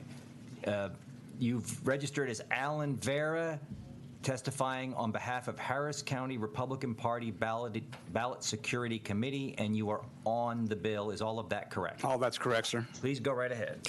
If we're going to go down this direction, we need to make a couple of serious changes in this bill. Number one, we have to specify that in Texas, no hybrid paper trail system can be fielded unless it recognizes a ballot that's already been counted and doesn't accept it again. One of the systems we're using right now in Texas, in dozens and dozens of counties, does not recognize a ballot that's already been fed and counted. and it will count it again and again and again. So we need to fix that in this bill. We don't want to have that going forward. Secondly, the second thing we all watched with at least some disappointment, the security videos from Fulton County, Georgia on the morning of November 4th, where suitcases of paper ballots were taken out and fed into machines to be counted. That was only possible because there was no qualifying factor on those ballots linking them to a voter. I've asked the clerk to pass out to you a policy paper on biometric voting, biometric-based voting, which will solve a lot of these problems. If a ballot that's paper has to have some kind of biometric marker from a voter, and if that's the only way it can be counted, we won't have those kinds of problems in Texas that we saw in Georgia. So I'd ask that for this bill, we first of all mandate that every Texas hybrid system has to recognize a ballot that's already been counted, and secondly, that we begin considering some amendments to put a biometric marker on the paper so it doesn't get counted more than once again. Okay, well, you may want to go see Chairman White about that. And for the record, he's, I believe, chairing his own committee right now, which is why he can't be with us. Does anybody have any questions for the witness? Thank you, Mr. Vera. I believe I said I would call Mr. Welty next. Is that?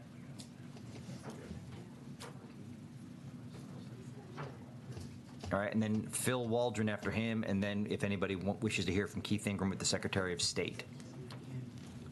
You have registered as Gerald Welty, testifying on behalf of Convention of States and yourself, and you are for the bill. Is all of that accurate? It was accurate, but after hearing the testimony here, I want to change that I am not for this bill. And do you want to be against it or on the bill? Against. Okay, so let us take a second here to have the clerk put you in, and you can go ahead and start if you'll hit his 3 minutes. Kind of do all that simultaneously. So you are now Gerald Welty, testifying for the Convention of States and yourself against House Bill 1708. I am. What I've heard here is that we have a runaway electronic system, computers involved, access through USB ports, onboard internal modems that can connect to the internet so that the systems can be manipulated. And I believe the ranges have been quoted somewhere around 2 miles from the source of that modem installation. And this is a totally unreliable system. It can be manipulated externally. It can be manipulated by proximity. Person carrying a USB card can insert it in moments. It can download, change the voting information, and they walk off with it. And this can all be done in a very small amount of time. I'm alarmed that it even exists. The military has went to great extremes to prevent their systems from being manipulated through USB ports and the possibilities that are present here. And to find out that this has not been done is quite alarming. I would like to see the system return to a paper system that was far more reliable than where we find ourselves today. Thank the committee for the time. Thank you, Mr. Welty, for being here. Is there anybody on the committee who has a question of the witness? Thank you very much for your time. The chair calls Phil Waldron. You, Mr. Waldron? Yes, Colonel Waldron, excuse me. Bill's fine. Okay. What I have here on my record shows that you have registered as Phil Waldron for yourself, testifying on behalf of yourself, and that you are for the bill. Is all of that accurate? Correct. Please proceed. So yes, HB 1708 with some additional comments. The auditability function is crucial. My background is military information warfare, electronic warfare, cyber operations, and influence operations. I've testified for the Arizona Senate and the House, the Georgia Senate and the House, the Michigan House, the Pennsylvania Senate and the House, and currently working with the New Hampshire Secretary of State for forensic audits. One thing that I would add to previous comments without reach you in the same ground, A chip the size of a grain of rice can be implanted into a board, a motherboard, or removable device. A chip the size of a grain of rice that can open up that equipment to external vulnerabilities, to wireless, to communication, external communications. Your phone, your iPad, the thermostat, your refrigerator, your television, any device connected to what we call the Internet of Things it's all connected, and you can connect through any of those devices, and they can be used to access machines, opening them up to external vulnerabilities. I would just also mention, as a point of clarification, that no one seems to have been talking about, is the Election Assistance Commission on 10 February 2021 approved the Voluntary Voting System Guidelines version 2.0. This effort was begun in 2015, so it's already 6 years behind, but it does begin to implement some of the basic cybersecurity elements of the National Institutes of Science and Technology, the NIST standards. So all electronic voting systems in Texas should be immediately decertified until they're 100% compliant with VV SG 2.0 if we want to have a hope of having secure electronic election equipments. In addition, one other point that could be made to ensure the auditability of these systems, one is we're going around the country looking at these systems, a screen capture and keylogger software that can capture the USB uploads, downloads, and keystrokes for every command in those systems could be added. That's an additional piece of software that we added on top. We used it in a contract for foreign countries as part of their counterintelligence process, so that can be added for an additional audit function. And subject to your questions, that was all in this bill. Actually, I had one. You mentioned something about a chip the size of a grain of sand. Grain of rice. Grain of rice, I'm sorry. Small chip. Where would that come from? In the manufacturing process or board replacement, any component that's replaced in or out, or as the previous witness mentioned, a removable device, a USB device, a SD card, any of those devices that can be inserted or removed can upload a communication packet and have that equipment be remotely accessed from anywhere in the world. And you mentioned a phrase I wrote down, the Internet of Things. Is that something? Is that just a cute way of saying the Internet, or did you actually mean something by that? No, the IoT is a defined domain. It pretty much brings in all of those things. You remember? I don't know if you remember a couple of years ago, the big scare about chips in your TV, watching and listening to you. The IoT is basically the connected equipment that has processing capability and listening capability and connection capability. Now, does that have a theoretical connection to elections, or are you saying that's actually something that's happening? That's actually something that in Georgia we picked up a open wireless port from a thermostat that was connected, and it had a resolution in a foreign country. And has anybody found it in this state or in the equipment that we use in this state? Not yet. No, we haven't. I haven't done hardly any work in Texas. We've been in other states, but I'm just saying that as a audit security function, that definitely adds it. Matter of fact, Texas A&M has a SCADA lab and an IoT lab to look at just those type of things. With the A&M lab, is that for election equipment or just right now, it's actually under Texas Department of Emergency Management. They actually perform cyber security and cyber mitigation, which could include election equipment. Doesn't at this point, but their critical infrastructure lab involves protecting other critical infrastructure, which the election systems are designated as part of the national critical infrastructure, although our federal election ecosystem obviously left some gaping holes in securing our federal elections this past election. This A&M facility, is this just broader cybersecurity? Is this a leading facility in the country, or is it? Why did you bring them up?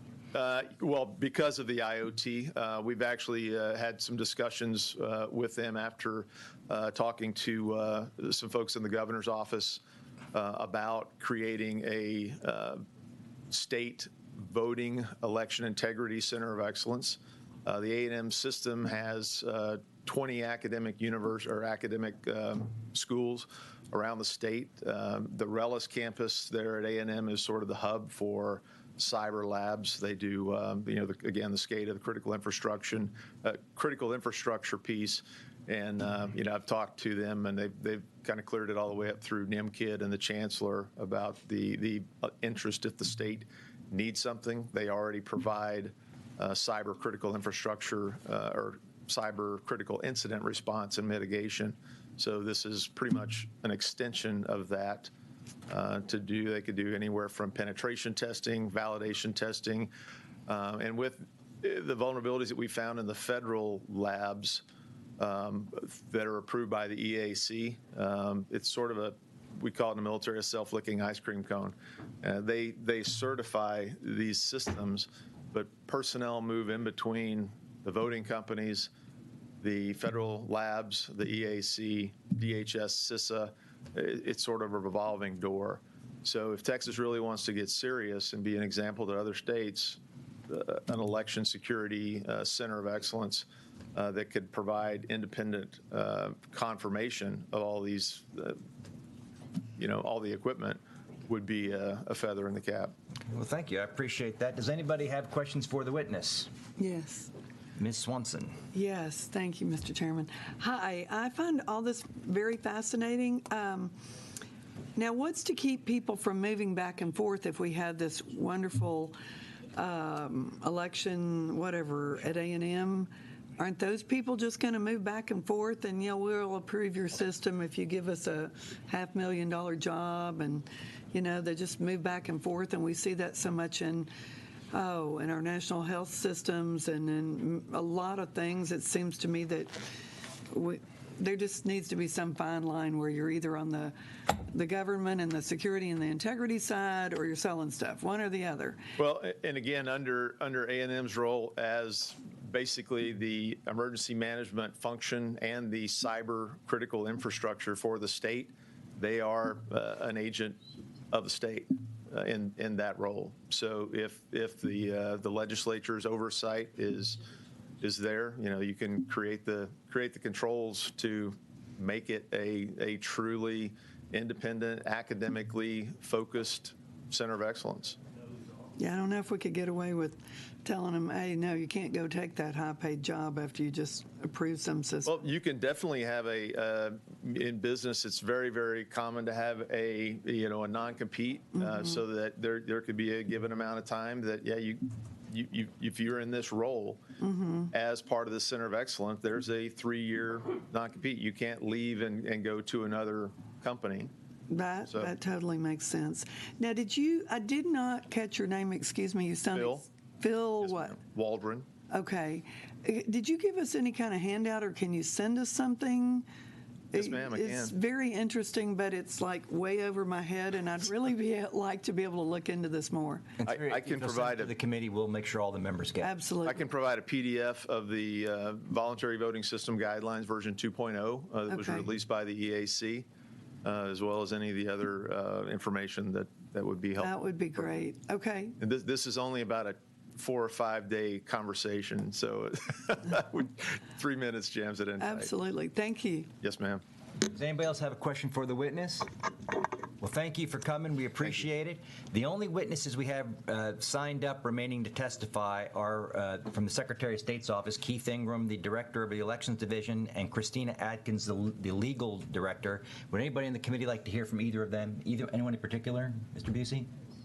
Well, the chair will call Keith Ingram, and we'll work it out from there.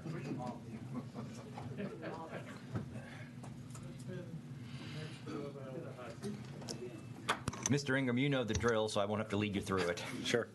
Keith Ingram here I'm the Director of the Elections Division, Texas Secretary of State's office, and we are here on HB 1708.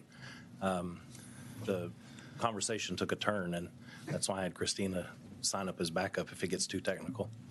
Mr. Busey. Thank you, Mr. Chairman. Keith, I have some questions on this bill, but let's start with the alarming testimony. We've got 57,000 stolen votes in Dallas. What are we doing about that? What's going on?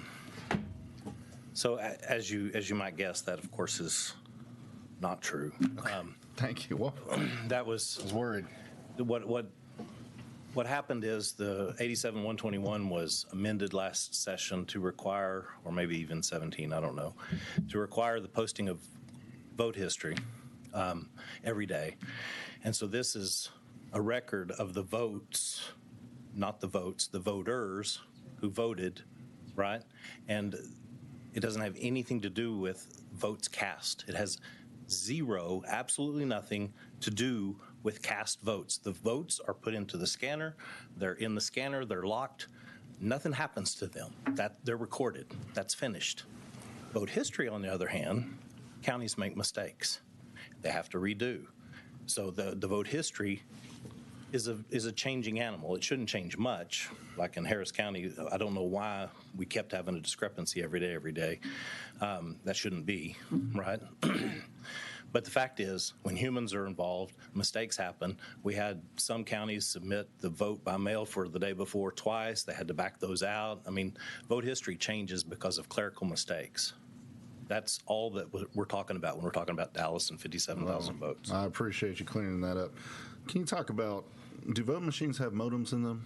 They do not in Texas. They don't ever have modems in them? They never have modems. Never, ever, ever. 2009, that has been forbidden in Texas. They do not have modems. So no modems in any voting machines in Texas? Not that despite we what we hear in certified, not that testimony we today. will ever certify. That would be against the law. We do not have modems in voting machines in Texas. There are not radios in them to activate.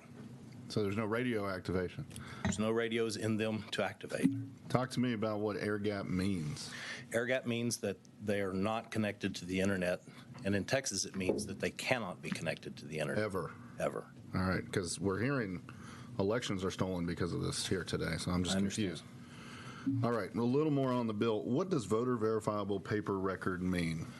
It means that the vote has at least a contemporaneous record that the voter can look at to determine whether or not their choices have been accurately recorded. Okay. Do we have voting paper? Do we have voting systems that currently meet these standards in Texas? We do.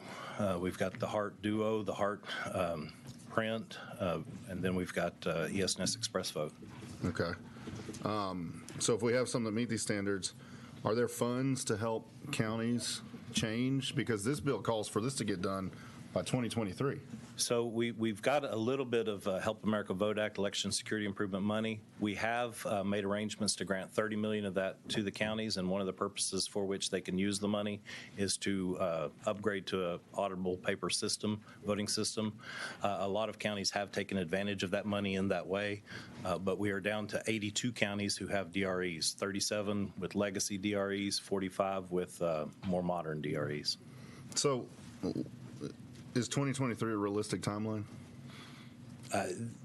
That's up to counties and their budgets. I don't know. Okay. I mean, practically speaking, it's sufficient time, but financially speaking, I don't know. Do you have any idea how much we're talking about to get everyone up to that standard by 2023? I don't know the full amount. We've done cost estimates for other bills with regard to the 45 counties who have recently purchased new voting equipment, and that piece of it is about $38 million. 38 million, you said? 38 million plus the 37 counties that have legacy systems. Do we? I'm sorry, Mr. Chairman. I don't know. I know Chairman White's not here. Do we know if there's appropriations for this bill, or? I don't know that. We can ask Chairman. Okay, I appreciate it. All right. I guess my final question: would this impact vote centers getting to this bill?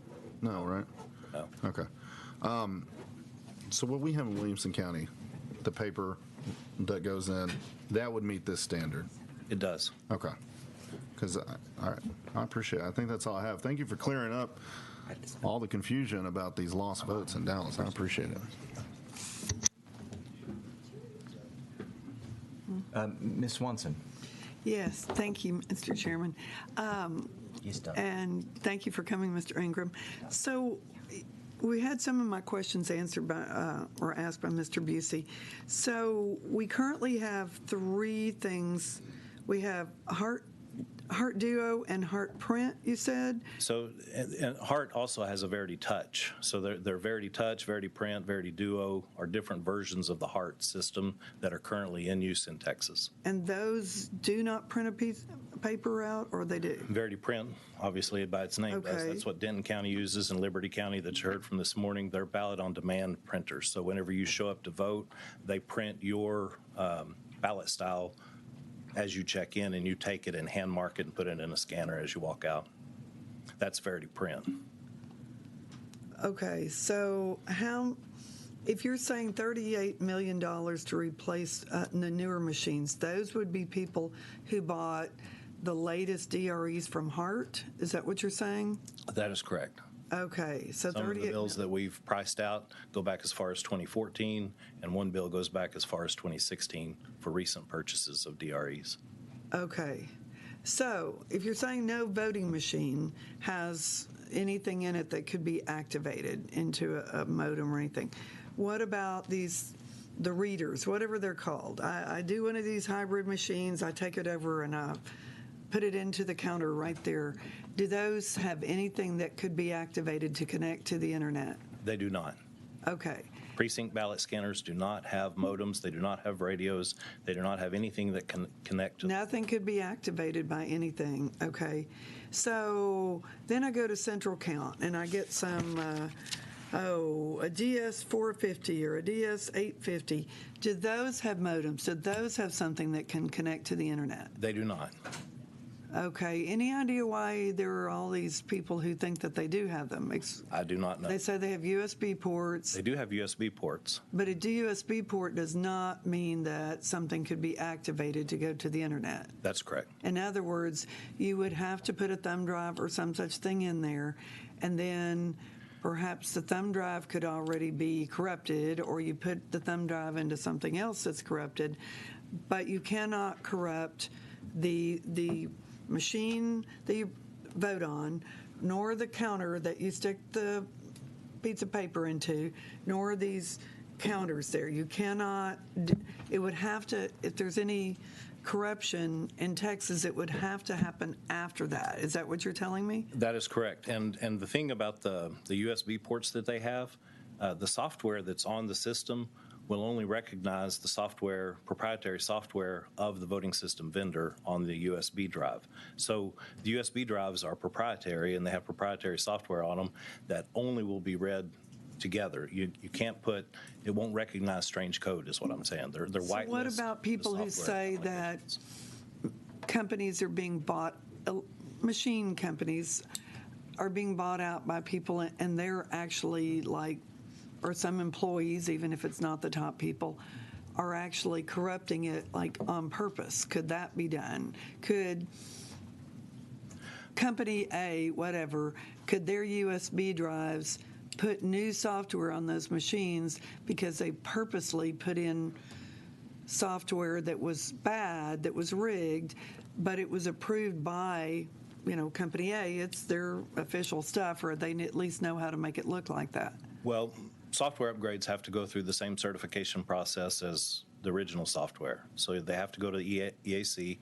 EAC does a complete source code evaluation. EAC is who? Election Assistance Commission in Washington. Okay. Got to get a certification from the EAC before they come to Texas. And then you approve? Then we check them out certify. also? We would put them through the same certification process as they went through originally. So software upgrades can't happen outside of the certification process, number one.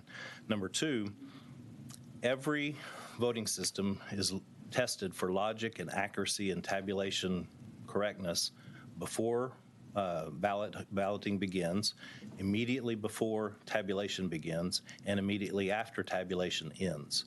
So if there was some sneaky software, it would have to be so sneaky that it could defeat a test before voting began, before tabulation began, and as soon as tabulation ends. So it would have to somehow render correct results for those tests and then do its badness in between.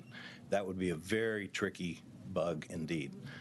The other thing is that you have to know is that in Texas, every county does a manual recount after the election to confirm the machine's counted accurately. So we have a hand recount. It's in 127.201 of the election code that verifies the machine's results.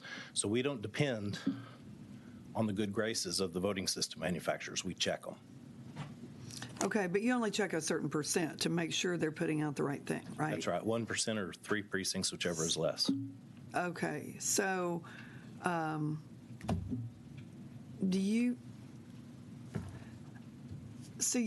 okay, what about this claim that the results are sent off to some other country and that they can change the results before they're sent back? It's like, how would that work? That doesn't work. That is never, ever going to happen in Texas. Why not? The machine that counts the votes is a central accumulator in central count that is not connected to the internet. Those results don't go anywhere except that machine. Once they are accumulated at that machine, a report is run. The report is hand carried to another computer, right? So not the votes. The votes are cast over here. The report of those votes is put into another machine that is connected and reported to the world. Okay, but whoever is the world, can that company, these ones, can they change something? Like, can they make it go back? That's what I've heard, that they can then change the results for the county because it's a two-way communication. No, it's not a two-way communication with the votes. The votes are air-gapped from the rest of the world. They do not get touched. The only thing you could touch is the reporting of the results. And that would get caught later, right? That would definitely be recognized. Because these people still have to send their report to you, and you check to see whether that's what they sent you in the first place. Right, and of course there's reconciliation at the county level as well. Okay. So if the report of the results is off, I agree that would be a bad thing, and it would, undermine the legitimacy of the election.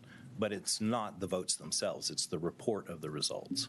Okay, and are there machines, as we're hearing, that, and I've heard quite a bit, that can count the same ballot twice? We do have a system in Texas that can happen. Obviously, one of the things that has to occur in the polling place before they bring the stuff back to central count is a reconciliation of votes and voters.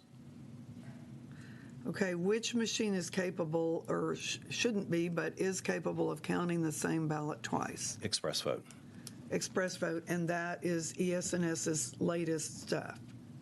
Okay. All right, thank you. Does anybody else have a question for the witness? Thank you, Mr. Ingram, for being here today and for waiting all this time. Is there anyone else who wishes to testify on, for, or against House Bill 1708? If not, the chair will close on behalf of Representative White. Okay, I close on the bill. If there's no objection, the bill will be left pending. Is there any objection? The chair hears none, and the bill is left pending.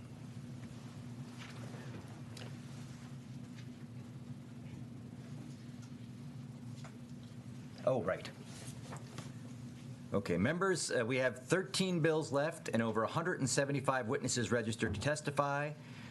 Is there any objection to limiting testimony from this point forward to 2 minutes per witness? Apparently that's by popular demand. I'm the last to know, as I always am. Okay, the chair hears none, and testimony will now be limited to 2 minutes per witness for the duration of this hearing today.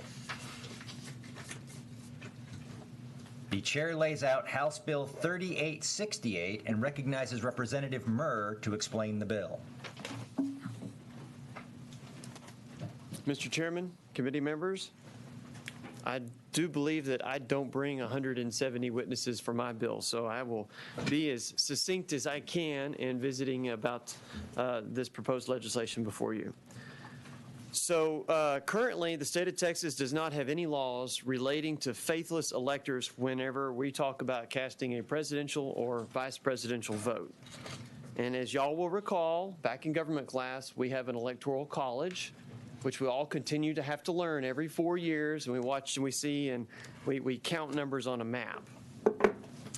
In summary, this bill establishes a process for two things. One, how to deal with faithless electors, and those would be, since we all have a mindset of a popular vote, and if a certain candidate wins a state, then we assume that candidate wins all the electoral college votes.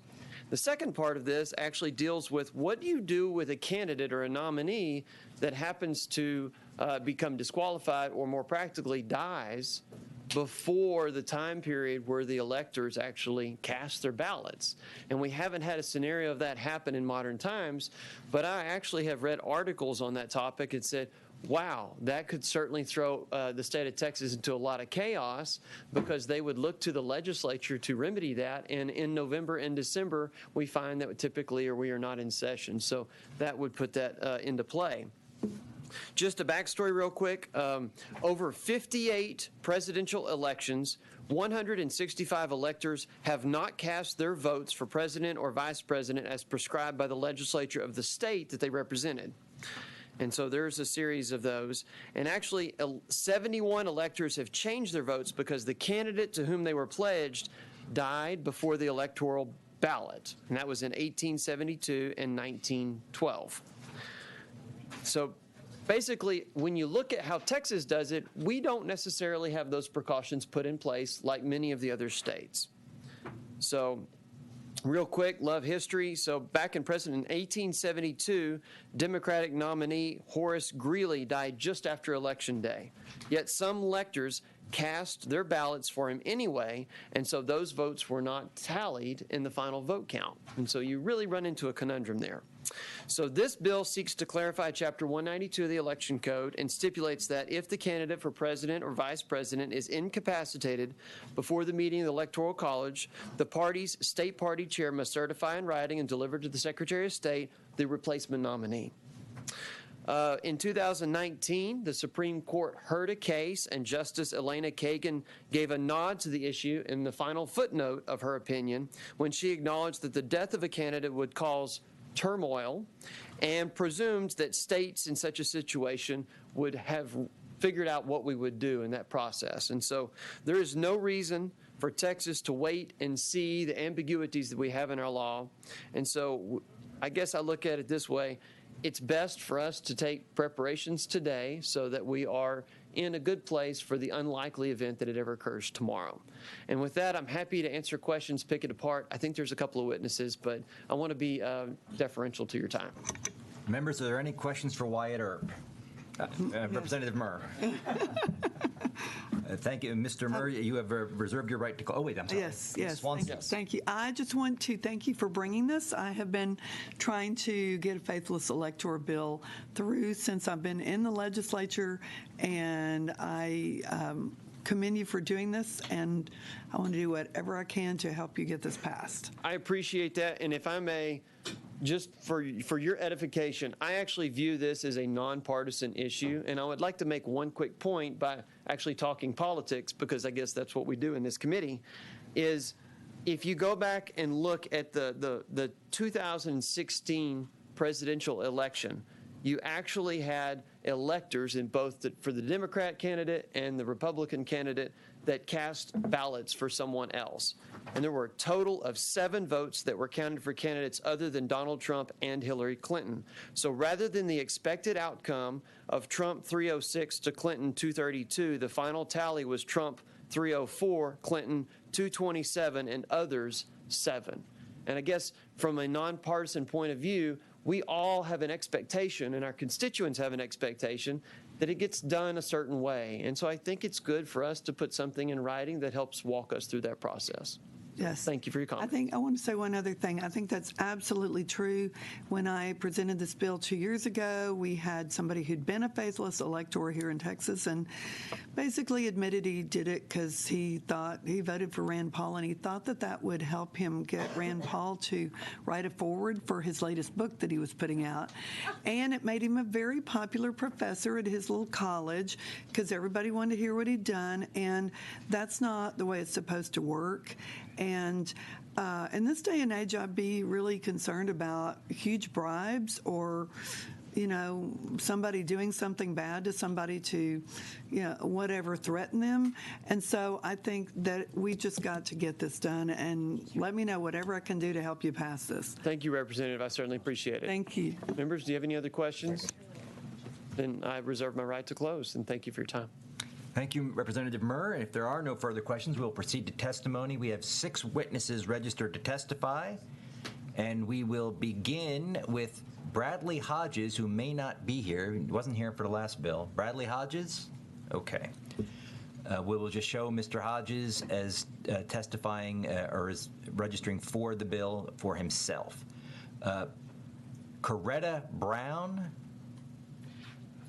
There's no Coretta Brown here? Okay. She will be shown registering against the bill. Glenn Maxey? There you go. Thank you, Glenn Maxey, Texas Democratic Party. We are opposed to this bill, but we can get to an agreement, and Mr. Murr will listen carefully. We agree with everything Mr. Murr has said so far. Faithless electors, the alternates, all of that. No problems at all. This bill, however, says that electors have to be elected from each of the congressional districts. That's not how our party does it. The method of electing who the electors are is set by party rules by both the Democrats and the Republicans. Our process is to elect an elector from each of our 31 Senate districts, and then we award the extra electors over 31 to our top Democratic counties or districts, therefore rewarding the people who have voted the heaviest for our Democratic nominee. We would like to retain the ability to do that, to elect them in our own manner. So if we just lose that saying you have to have one from each district and two at large statewide, then we would be for this bill. Thank you, Mr. Maxey. Does anybody have questions for the witness? Boy, that's the shortest you've ever had to be up here. Thank you, Mr. Maxey. The chair calls Rene Perez. He was here earlier, but I guess he had to leave. Rene Perez will be shown testifying for the Libertarian Party of Texas and himself and against the bill. Gerald Welty. Mr. Welty is here.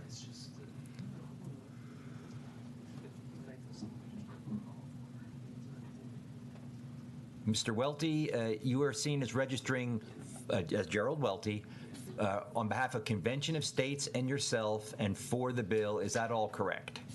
That is correct. Please proceed. I'm going to save you some time. Representative Murray, I believe when he was up here testifying, I agree with everything that he said, and thank you for your time. Very good. Does anybody have any questions for the witness? Thank you, Mr. Welty, for your time. We have the Secretary of State's office registered Christina Adkins, legal director, as a resource witness. Did anybody need her testimony? Apparently not. She's very happy with that. Is that Mr. Perez in the back of the room? Do you want to testify or not? You can if you want to. Yes, sir. Okay, we haven't closed testimony. So Rene Perez, you have registered as on behalf of the Libertarian Party, and you are against the bill. Is that all correct? Yes, sir, that is correct, Mr. Chair. Please proceed. Thank you. Mr. Chair, members of the committee, I'm Rene Perez with the Libertarian Party of Texas, and we are against this bill. It may be interpreted as a means to exclude political parties who cannot meet the new standard defined beginning on page 1, line 9, continuing with line 20, on line 22, section B, and the associated changes that are associated with that. They run throughout this bill. Beginning on page 2, line 10, it appears to create a top-down decision process, and we believe in a citizen government, which is a bottom-up governance strategy. So we stand against this. Thank you. I have a quick question. So you Yes, like the representative of the Democratic Party, you didn't like the congressional district part. Yes, sir. The other part that you didn't like was the requirements for who the elector had to be. Is that basically what they had to be to qualify? Yes, sir. Thank you very much. Does anybody have any questions for the witness? Thank you, Mr. Perez. Thank you. Does anybody else wish to testify on, for, or against House Bill 3868? If not, the chair will call on Mr. Murr to close. Members, what I will tell you is that, again, I view this as nonpartisan. I've already visited with Mr. Maxey, and we're going to get together. And so I will bring back a committee substitute that incorporates concerns so that I don't see any opposition to that. In the meantime, if any member here has questions, seek me out, and I'm happy to answer those. Thank you for your time. Thank you, Representative Murr. If there's no objection, the bill will be left pending. Is there objection? The chair hears none. The bill is left pending. Have a fantastic evening.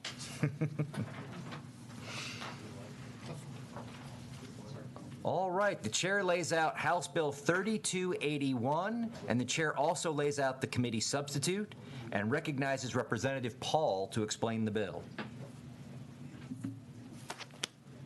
Thank you, Mr. Chairman. Good seeing you. Thanks a lot, members. Good to be here with y'all today. We're laying out a committee substitute. I don't know if y'all said that. Yes, I did, sir. Okay, all right. Thank you very much. I'm laying out a committee substitute for result of comments we received from the Secretary of State's office and the Election Administrations Association. The changes at the earliest time, the committee substitute does the following. Changes the earliest time on Election Day to begin tabulation at noon instead of 3 p.m. because some counties and political subdivisions count their ballots by hand and need more than 4 hours of tabulation.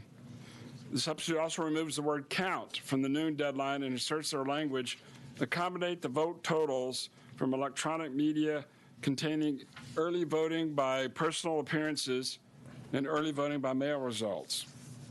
It also adds a clarifying paragraph that the noon deadline is not to be construed to prevent any other preliminary procedures other than the final steps used to retrieve the final election results from the electronic media.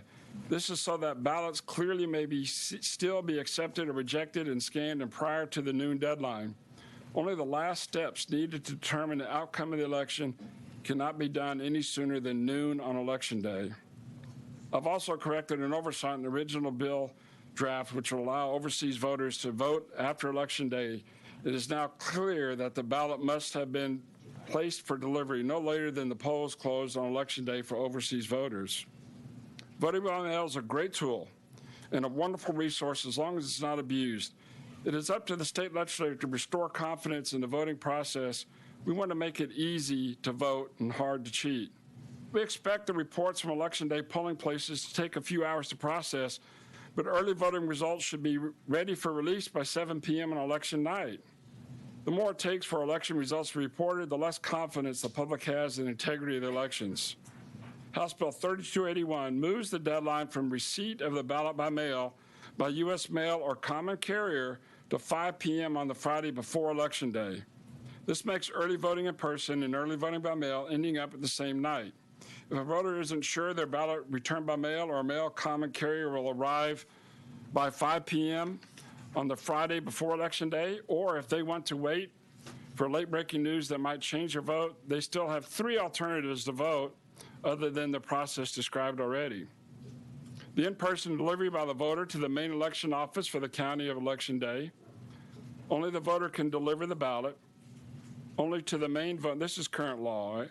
Only to the main voting location in the county, and the voter must show identification. Only on Election Day during voting hours could they do this process. The second alternative they have is the voter may surrender their physical voted ballot at their polling place for the right to a regular vote in person. So if somebody's really wanted to wait till Election Day with their ballot by mail, they could go vote in line and give them their ballot by mail and vote just like anybody else. If the voter does not have the physical ballot, or they can complete some paperwork and vote on a provisional ballot. So say if they walked off, I've lost my paper ballot, or if they forget it at home when they went to the place, all they got to do is vote provisional, and their vote will count 100% guaranteed because they will see that they never turned in a voter by mail. And obviously, if somebody feels that they can't vote in person for whatever reasons, they can always vote curbside in their own car. Many different ways to do that. So House Bill 30, that's current law. I'm just giving you examples of what they can do if they don't want to vote by mail by Friday. House Bill 3281 does not change any of the existing exceptions for special forms of early voting as described in Title VII, Subtitle B. Federal postcard applicants, sickness or physical condition that develops after the deadline, death in the immediate family, military and overseas voters, or persons on space flight. This is important in my district because we have a lot of astronauts in my district, so they use this. Because we're moving the deadline of the majority of the ballot by mail up from 4 days, we don't want to change the processing times. And we also moved the following items. So the application by mail, the application received by mail, all of that stuff is moved up also. So the same number of days that you have now to vote by mail, you also have the same number of days to vote by mail in the future. The current law is that you would have to turn in your ballot by 7 p.m. on Election Day, and that's what would be changed to 5 on Friday. Early voting in person ends at 7 p.m. on the Friday before Election Day. House Bill 3281 requires the early voting by mail deadline to be on the same night. We are not reducing any of the time allowed to vote. We are simply moving the entire process 4 days earlier to allow for adequate processing and timely reporting. I'll be happy to answer any questions that you might have about this, and I reserve the right to close. Members, are there any questions to Representative Paul? Mr. Busey. Thank you, Mr. Chairman. Thank you, Mr. Paul. Just a few questions so I understand. So what would happen to a ballot received after that 4 day, by Friday at 7 o'clock, that comes in Saturday after the end of early voting? Well, right now, the deadline would have to be at 5 o'clock on Friday, but I'd be glad to give it an extra day or two to make sure and come in. That way, it's just so it's getting processed before 7 p.m. on Tuesday. I'm good. So let me ask you this, and maybe I just haven't had a chance to review the committee stuff, except for what you just told us. It says no counting early ballot by mail until 3 p.m. on Election Day. Is that still true or something like that? Well, just so we're clear on what that process means. So they're going to get all these ballots in on Friday. So on Saturday, the folks working at the election centers will get all these ballot by mails. They'll go through them all, clean them all up, run them through all the machines, get everything. So they're actually going to be working on all that during the 3 days before Election Day. The part that they can't do before 5, but we changed to 3, was take the machine that counts those things and stick them in the device that then counts them and adds them to the votes that everybody did electronically. So just that step there is what takes place on Tuesday at 3 o'clock. So they can still. But they're all running the machines, opening the ballots, running them, sticking them in all that's done over the weekend. That's the benefit of this bill. What about like ballot board, if I'm understanding? Maybe I'm confused. What about ballot board that has to review all these and look? The ballot board will review the ones that they have a problem with, and all that would take place after the election. Okay. I'm just trying to think through the logistics of getting this done by 7 o'clock on Election Day if we start that late, and maybe I need to talk to the Secretary of State's office about the process. Currently they're all trying to do that by Election Day and telling us all those reports by 7 o'clock already. We're making sure that they have plenty of time to do it now. Why are we trying to not allow ballot by mail to be received until Election Day, or the day after as it is now? Well, like I just said, I'd be fine to say, just so it's postmarked on Election Day, and then it had an extra day or so to come in the mail, I'd be fine with. Okay. We were just picking on this date and going, but we'd be fine with that. I'd love to talk to you about that change on that timeline. Yeah, we could stick that in a committee substitute. All right, I appreciate it, sir. Thank you. The chair recognizes Mr. Barrow. Representative, thank you very much for laying this out. A quick question for you, and I wrote this down before I really heard the description right now. But let me ask you, what is the benefit, again, remind me please, of shortening the timeline, the time frame? Nothing's being shortened. Remember, I said the time frame stays the same. So we're not shortening anything. Okay. What we're doing is making sure that it would line up with early voting, so that the counties will have all the ability to process all this work, so they can do the stuff that Representative Busey was just talking about, all that, and have it done so that we can have timely reporting coming in at 7 o'clock on Election Day. Nothing's shortened at all. It's just moved. Nothing's been shortened at all. Thank you. Does any other member have a question for Representative Paul? In that case, I'm sure he reserves his right to close, which this committee doesn't actually seem to say, but so it's not necessary. Right, but I know you want to stick around, and so we will proceed to witnesses. We have about 14 registered to testify, so we will start with Mary Louise Binning, and then Jennifer Anderson, and then Andrew Eller. So is Mary Louise Binning here? Raise your hand if you're here. Okay, she's not, apparently. Jennifer Anderson? You're Jennifer Anderson? Okay. So you've registered as Jennifer Anderson on behalf of the Texas Association of Election Administrators against the bill. Is all of that correct? No, I did register that way, but I would like to change to on the bill. Let the clerk have just a second to do that. Okay. And then we've remember, for the remainder of tonight's hearing, we've changed to 2 minutes of testimony. When the yellow light goes on, that is normally our 30-second light, it will be a 15-second light. Okay. We ready to go? Okay, so you're Jennifer Anderson, testifying for the Texas Association of Election Administrators, neutral on the bill. Yes. Please proceed. Thank you. Initially, the way the bill was written, we had several problems, which we talked with Representative Paul about today, and to Representative Busey's questions, we had the same concerns with the processing of mail ballots and things that we did that we think made Texas successful in 2020 as far as producing results. So we didn't want to see those things change. And those were all addressed, and I'm even further delighted to hear that maybe moving that ballot by mail receipt date even further out, that would make us even happier and may push us even more towards for the bill. But at this point, we're neutral, and we want to thank Representative Paul's office for that collaboration today. Thank you. Does anybody have a question for Ms. Anderson? Thank you for your testimony. Thank you. So Mary Louise Benning is not here at the moment? Okay. Then we're going to go with Andrew Eller, if he's here, and then after that would be Joshua Houston, and then Detrice Harkey. Is Andrew Eller here? Okay.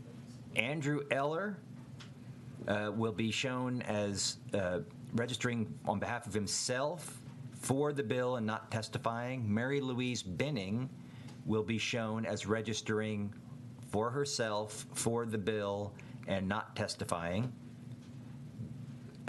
Joshua Houston, and then while he's making his way up, Detrice Harkey, and then Bradley Hodges, if Mr. Hodges is present. And you have registered as Joshua Houston for Texas Impact and against the bill. Is that all accurate? That's correct, Mr. Chairman. Please proceed. And I have some written that I was going to pass. Bring right here to the clerk, and she'll be happy to, because the assistant clerk isn't there. My name is Joshua Houston. I'm Advocacy Director at Texas Impact, and we are here opposed to 3281 because shortening the ballot receipt deadline will increase rejection rates. Texas Impact is the membership organization for mainline Protestant, Jewish, and Muslim denominations in the state, and as you might expect with churches, we have many members that are 65 and older. Many of them exercise the option to vote by mail for the first time. So during the primary and general elections, a primary concern of theirs was, how do I make sure that my vote counts? To help answer that question, we Open Records requested the data necessary to calculate the rejection rates for the 30 largest counties for the last 3 election cycles dating back to the 2016 primary. The overall rejection rate was 1.6%. The overwhelming majority of those rejected ballots were rejected because they arrived after the ballot receipt deadline. So, for example, in Bexar County, 86% of all rejected ballots were rejected because they came late. Harris County was 85%, and Fort Bend County was 68%. And House Bill 3281 shortens that ballot receipt deadline and will lead to an increase in rejections of otherwise valid and legal votes. The U.S. Postal Service recommended at least a week to ensure delivery of mail-in ballots. That's the written testimony that I've provided in this July letter that they sent, informing Texas that our legal deadlines are not congruent with their delivery schedule. Better would be to get our deadlines congruent with the U.S. Postal Service's delivery schedule so we can reduce those ballot rejection rates. So for those reasons, a shorter ballot receipt deadline risks tens of thousands of otherwise legal and valid votes. We would like to see it get congruent with the mail service. Thank you for your time, and we look forward to working with you all. Thank you, Mr. Houston. And Mr. Busey. Yes, thank you, Mr. Chairman. Just real quick, so what's the deadline? What's the best deadline we could establish that's reasonable but won't throw out any Texans ballots because the Postal Service was held up? Well, we already count military and overseas ballots on that 6th day, so they have till the 5th day to come in, as long as they're postmarked by Election Day, to show that they're not, voting after Election Day. The early voting ballot board meets anyway on that 6th day to count those ballots. So it makes sense that if it's postmarked by election date, and was there with why treat military and overseas and domestic voters different? Sure. I don't see an equal protection reason to. Are you saying the 6th day or the 5th day after the election? As long as It's due the 5th day. They meet the 6th day to count, is my understanding. So postmarked on election day, received by the 5th day. You think that would be our best way to not disenfranchise ballot by mail? That would certainly reduce the ballot rejections that are rejected for no other reason than arriving late. I appreciate it. Thank you. Thank you, Chair. Representative. Does anybody else have a question for the witness? Ms. Beck. Thank you. So you said 1.6% of the large counties are throughout there. Do you know how many ballots that was? Do you know the number of ballots that? I can get that for you. It's been a little bit since I've looked at the. Yeah, so those are votes that weren't counted. That's correct. Correct. And 85 were because they came in too late. Okay. Do you have the breakdown on the other percentages on what the other reasons for those mail ballots? That was a little trickier. Some of them, what we asked for, and we would like to do it differently if we did it again next time, was just how many were accepted, how many were rejected, and what we got kind of varied by county. The counties, some of it just hand wrote it on a sheet and said, here's the number, and others gave us awesome detailed reasons for why it was rejected, and that's how we were able to extrapolate that number. Okay. But we can get you a hard Can you give me that number? Yeah, that'd be great. Thank you. Thank you. Does anybody else have a question for the witness? That was our question. Okay. And I promise you, these are not pop quizzes. It's okay to get the documentation to the folks I'm happy to on the committee. provide that data. You can turn it into Ms. Beckley, or you can also give it to the committee, and we'll send it to everybody.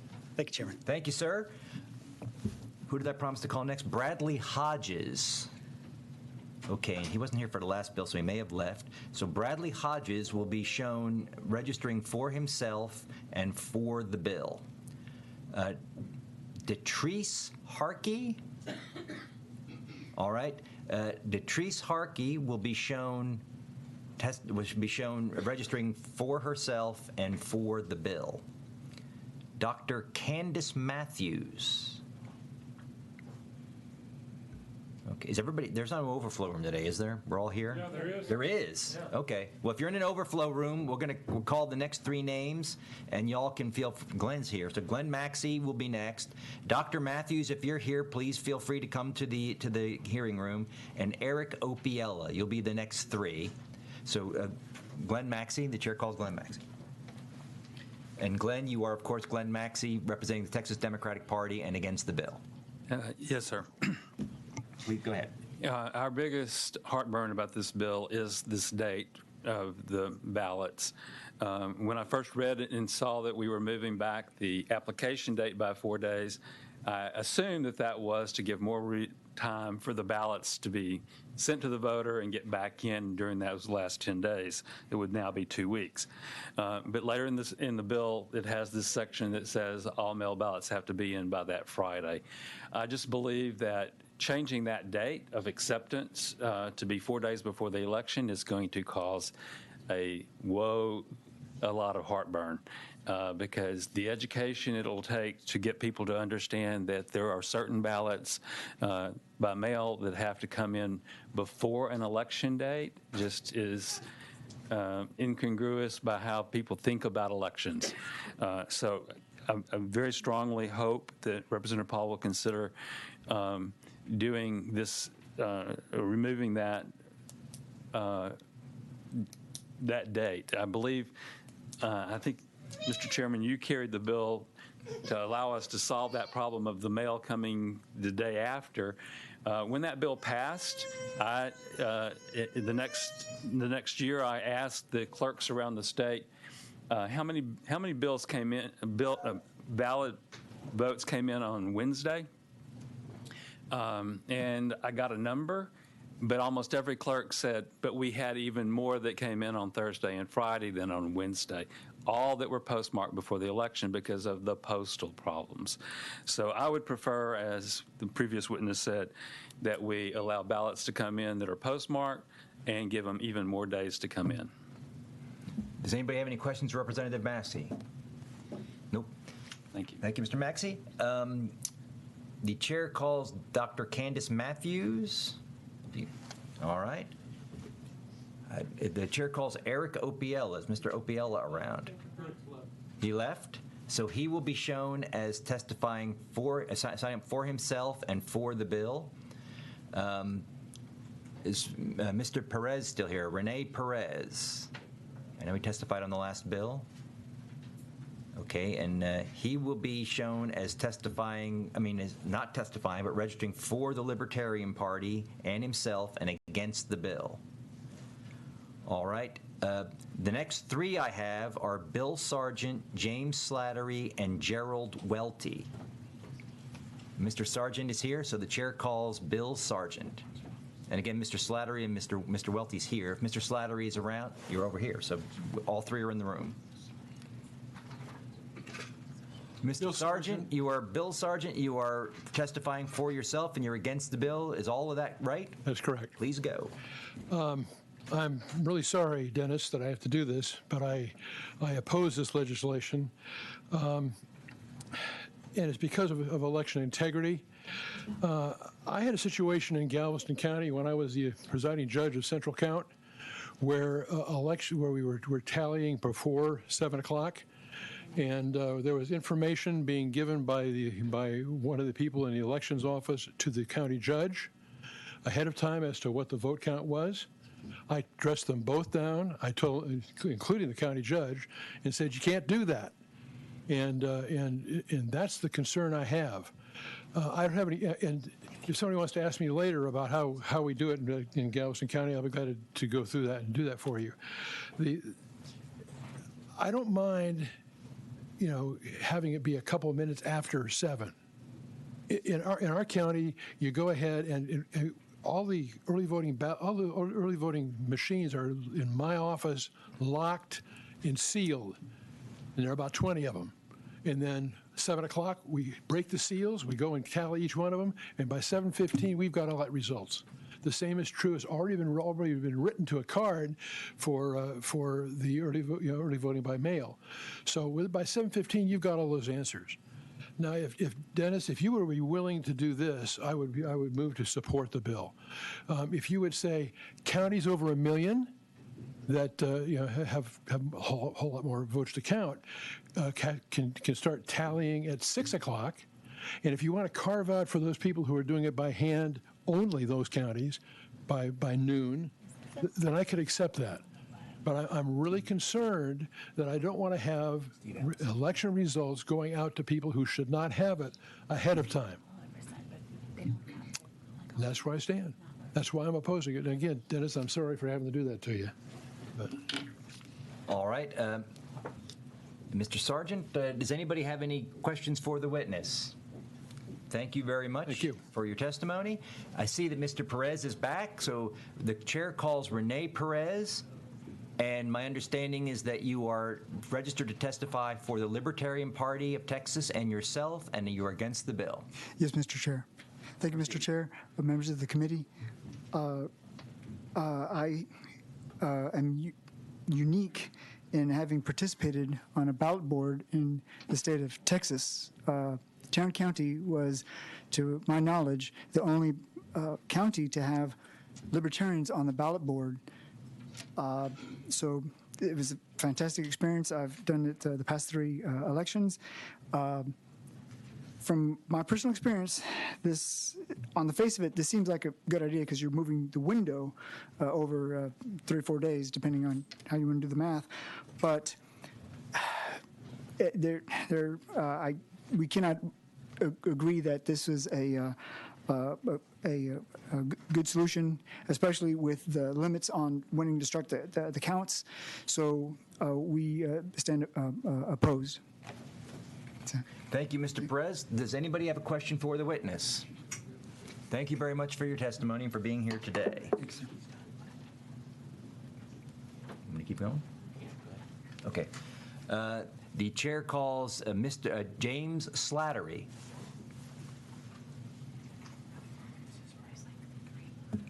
And you are registered as James Slattery for the Texas Civil Rights Project, and you are against the bill. Is all that correct? Yes. Please proceed.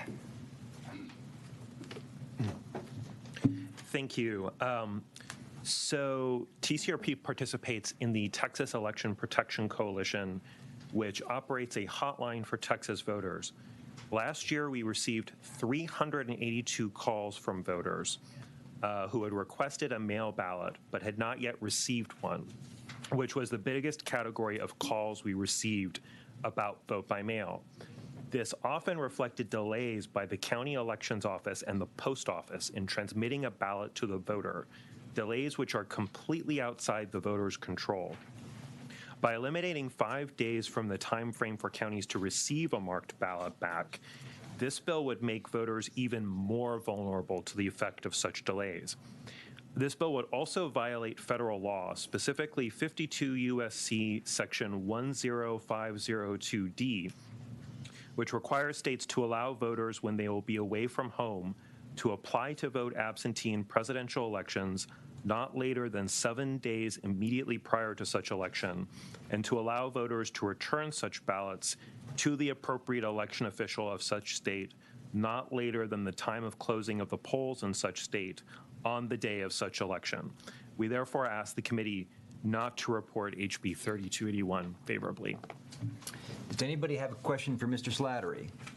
Thank you for being here. Thank you for your testimony. The chair calls Gerald Welty.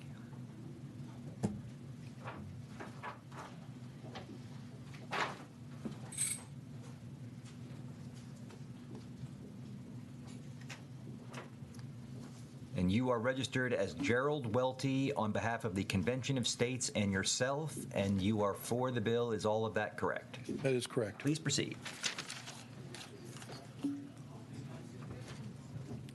Due to the fraudulent abuse of the voting system, I would like to ask that the committee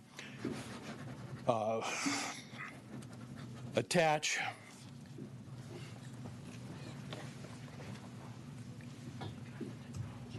felony crime to people that would abuse the early voting system, and that felony crime would be on the order of $25,000 and or 25 years in prison, no reduction by the judge, and no dismissal by the judge. And what I'm saying here is this system is our system of the voters. We don't want it abused, and we want to take this seriously. And if you increase the jail time, the punishment to fit the crime, what's happened to our voting system will stop, and it needs to stop. Thank you for your time. Any members have questions for the witness? Thank you, Mr. Welty, for your testimony. Members, we do have a resource witness, Keith Ingram from the Secretary of State's office. Does anybody need Mr. Ingram on this bill? Mr. Busey would like him. Mr. Ingram, come on down. The chair recognizes Keith Ingram.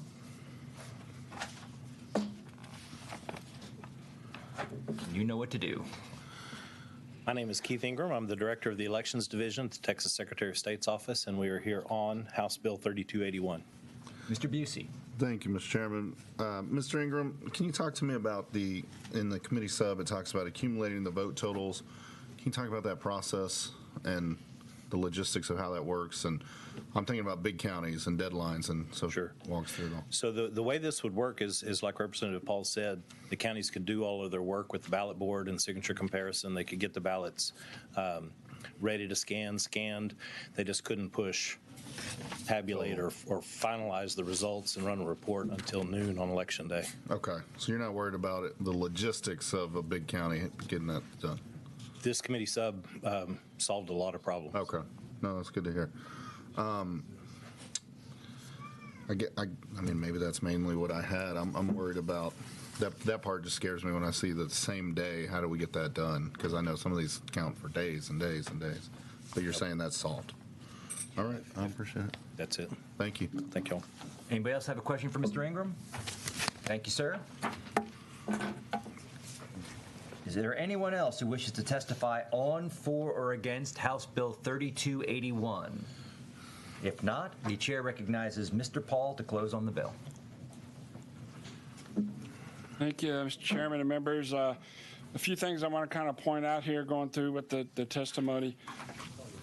In 2020, 41 counties didn't have any results until the day after Election Day, including Harris County and several of the large counties of our state. So the citizens of our state had no way of knowing who won elections till after that. 5 counties in our state went 2 days after Election Day before they reported any results. The citizens need to have better fair elections about that, better have a faith in their elections and better knowledge of who their elected officials will be. So this bill will go a long way to end those problems. We could work with a tiered structure with that, with the counties. We could work with that and see what we can work out. We've been working with the administrators, as the young lady said earlier, so we'll continue to work with them to make sure that gets done. Remember that we did say we'd add some time in there for mail-in ballots to come in that were after postmarked on Election Day.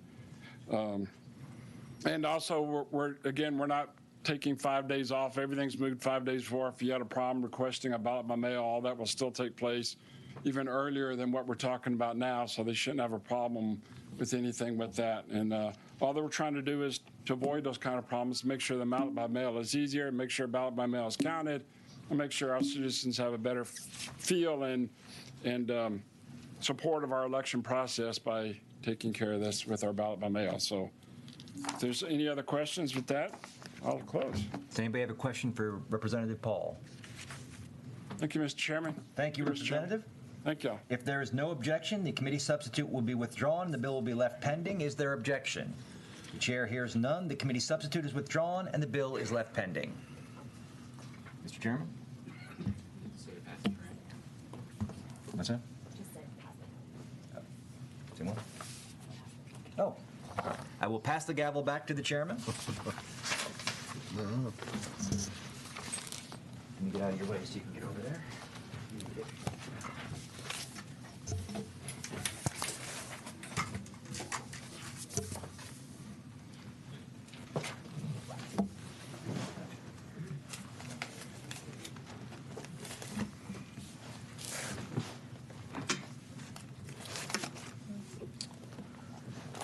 The chair lays out House Bill 3080 and recognizes Representative Oliverson to explain the bill. Thank you, Mr. Chairman. Chairman Kane, Vice Chair Gonzalez, members of the committee, appreciate the opportunity to lay out House Bill 3080 with you today. Friends, mail ballots are, I think, as we all recognize, at the top of the list of complaints the Secretary of State receives after every election. This past year saw a rise in complaints from voters who claimed they didn't request a mail ballot, didn't receive a mail ballot, but had to vote a provisional ballot when they showed up to the polls because they were shown as having requested and received a mail ballot. Part of the source of this most recently reported problem was that in 2020, so many voters were sent mail ballot applications that they did not request. The first part of House Bill 3080 simply tries to reduce the number of unsolicited mail ballot applications flooding the market in order to cut down on voter confusion and possible disenfranchisement. It does this by stating a person commits a Class A misdemeanor if a mail ballot is sent without being requested by the voter. The other ongoing problem in the mail ballot process is contention over the signature verification committee. We're asking ordinary citizens with minimum training to make rulings on whether or not signatures on the application and on the ballot carrier envelope are truly those of the voter. So the second part of the bill presents an additional factor to double check the rulings of the SVC, a thumbprint. The Secretary of State will provide to all counties for inclusion with the mail ballots themselves specially prepared cards onto which the voter can place a thumbprint or a fingerprint. Whether with an ink strip accessory or a fully biometric space on the card, the voter is asked to provide a thumbprint to be submitted with his or her mail ballot. The Secretary of State will provide a scanning tool to verify these thumbprints with those that should already be in the DPS database. If the thumbprint is not found or does not match, the Secretary of State will assist and possibly send the voter a second thumbprint verification card. I have experts here today to help explain the bill further. And I am happy to, I'm happy to answer any questions you may have. I will point out that there is a committee sub that I do not have today, but will have before, you have a chance to vote on the bill in order to clean up some of the language. I'm happy to take any questions that you have. Members, are there any questions for Representative Oliverson? The chair recognizes Representative Busey. Thank you, Mr. Chairman. Thank you, Mr. Chairman. Just, is this for campaigns too? Or is this like when we're talking about like government, in a government capacity? We've been dealing with that a lot, sending out mail-in ballots. Is this also campaign sending these out with it being unsolicited? I'd have to get back to you on that, Representative. Okay. That's a good question. I'm just thinking like Dan Patrick, we saw send a lot of ballot by mail applications, or the TV, I mean, Republican Party. Look, I think campaign, I think the goal here, I think we, so let me just back up and state that this is an issue that I've been working on since I first got here in 2017. The mail ballot problem is not a new problem. Sure. I think the new wrinkle that we've seen, although it's not really a new wrinkle, is that groups on both sides of the aisle attempt to sort of, maximize turnout by sort of flooding the market with unsolicited mail ballot applications, which I think mail ballots in the hands of voters who requested them in a secure process always should be counted, right? I mean, I am for every person being able to vote every time, one person, one vote, every vote should count. But I think we can all recognize that the process of mail ballot voting is intrinsically more prone to fraud than any other method of voting that exists in the world, simply because the ballot leaves the clerk's office and goes out into the world and then comes back, and we have to trust that there was some integrity in the process. And so this whole mail ballot process to me is problematic at best. I will be completely honest with you.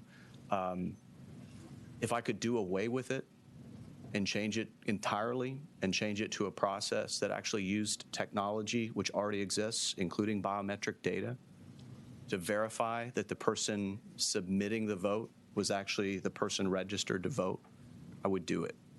As I said, I've been working on this since 2017. Some of you may know we had a good bipartisan bill that year dealing with this issue that looked specifically at mail ballot harvesting in nursing homes, which is still a problem. We can and we should do better. I think I remember that bill where we'd send two people in and go voting together. Yeah, I think you're going to have witnesses today, which will unfortunately be, for and against today, that we were all together on this one. Sure. And unfortunately, it. I guess my real logistical concern, we can talk about it more offline, is that this, if I'm reading it right, this is going to punish campaigns sending this out as well. And yeah, I think it should punish everybody that's trying to solicit. This is really about this practice of sending out these applications to folks that did not request them needs to stop across the board. I think everybody that's currently engaged in that process needs to stop doing that. Okay. I hear you. Thank you. Members, any other questions for Representative Alderson? Well, Representative, I'm glad we... Man, you guys let me off. Well, no, look, I'll say I'm glad you pointed out what this actually does, and I tend to agree with you. While many of us like the benefit of it, there's still too many risks. There's a lot, but I think the technology exists, Mr. Chairman, that we could actually do this a lot more securely using biometric data. There are other technologies electronically that exist, blockchain technology, which gives us the ability to verify the integrity of the data packet. This is not new science. We don't have to develop anything here. We just have to implement that which already exists. Thank you. If there are no further questions, we'll proceed to testimony.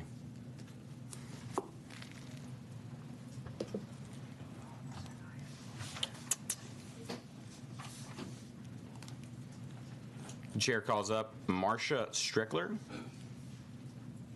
Okay, I'm going to give an on deck. Well, Renee Perez, Jim Perry, Bill Sargent, Marcia Strickler. Who's present of those names? Chair calls up Bill Sargent.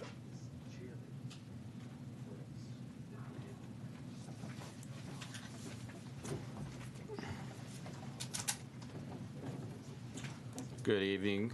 We've got you as Bill Sargent here on behalf of yourself testifying for this bill. Is that correct? That's correct. Please proceed. Mr. Chairman, one of the challenges we have in processing ballots by mail is the signature verification process. None of us are handwriting experts. By using biometrics, this problem goes away because each person's fingerprint or palm print is unique. No longer is the process going to be subjective if we do this.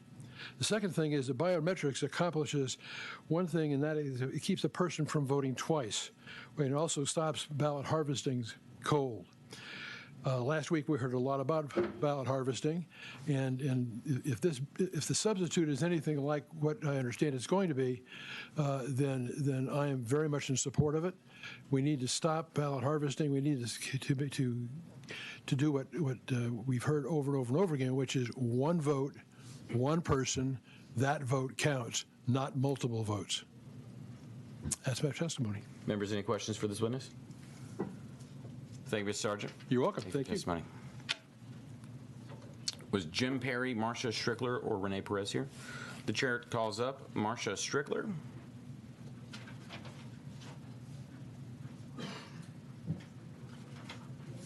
Good evening. I got you as Marcia Strickler here on behalf of Wilco, We the People, and yourself. Yes, sir. You are for the bill. Please. I'm for this bill. I think Is that correct what I said, though? Yes, it's very correct. Thank you very much.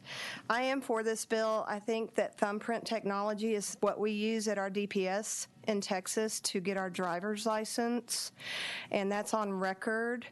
And I even think we could go as far as when we're doing our thumbprint, say, do we want to register to vote right then and there, tied to that thumbprint? That would be a nice, easy way. I know that there's another bill here also that's similar that does not include the actual thumbprint, but it is tied to a very similar bill. Thumbprint technology, I think, is here to stay. I use it on many of my devices. It can also be hackable and problematic, but it's probably better than what we have today. We're currently in our county scanning through an e-poll book a driver's license. Sometimes it scans, sometimes it does not. Then if it does not, we have to deep dive into the e-poll book database that's loaded to see if they are registered to vote in what county or what precinct, so on and so forth.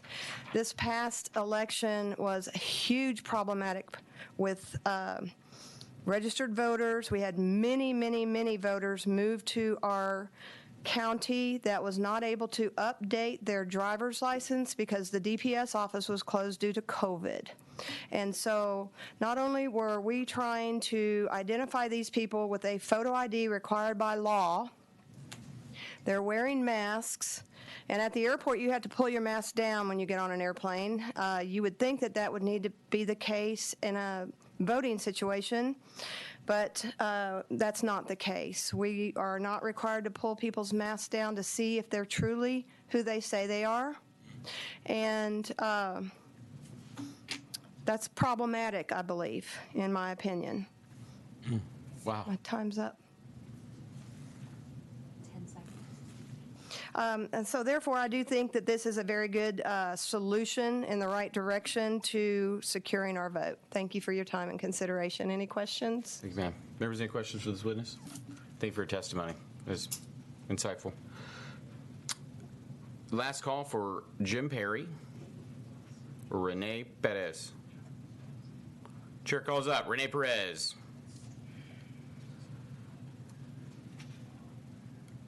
I got you as Chair. Renee Perez here on behalf of the Libertarian Party of Texas and yourself, and you were shown against this bill. Is that correct? Yes, sir. Please proceed. Thank you, Mr. Chair. Thank you, members of the committee.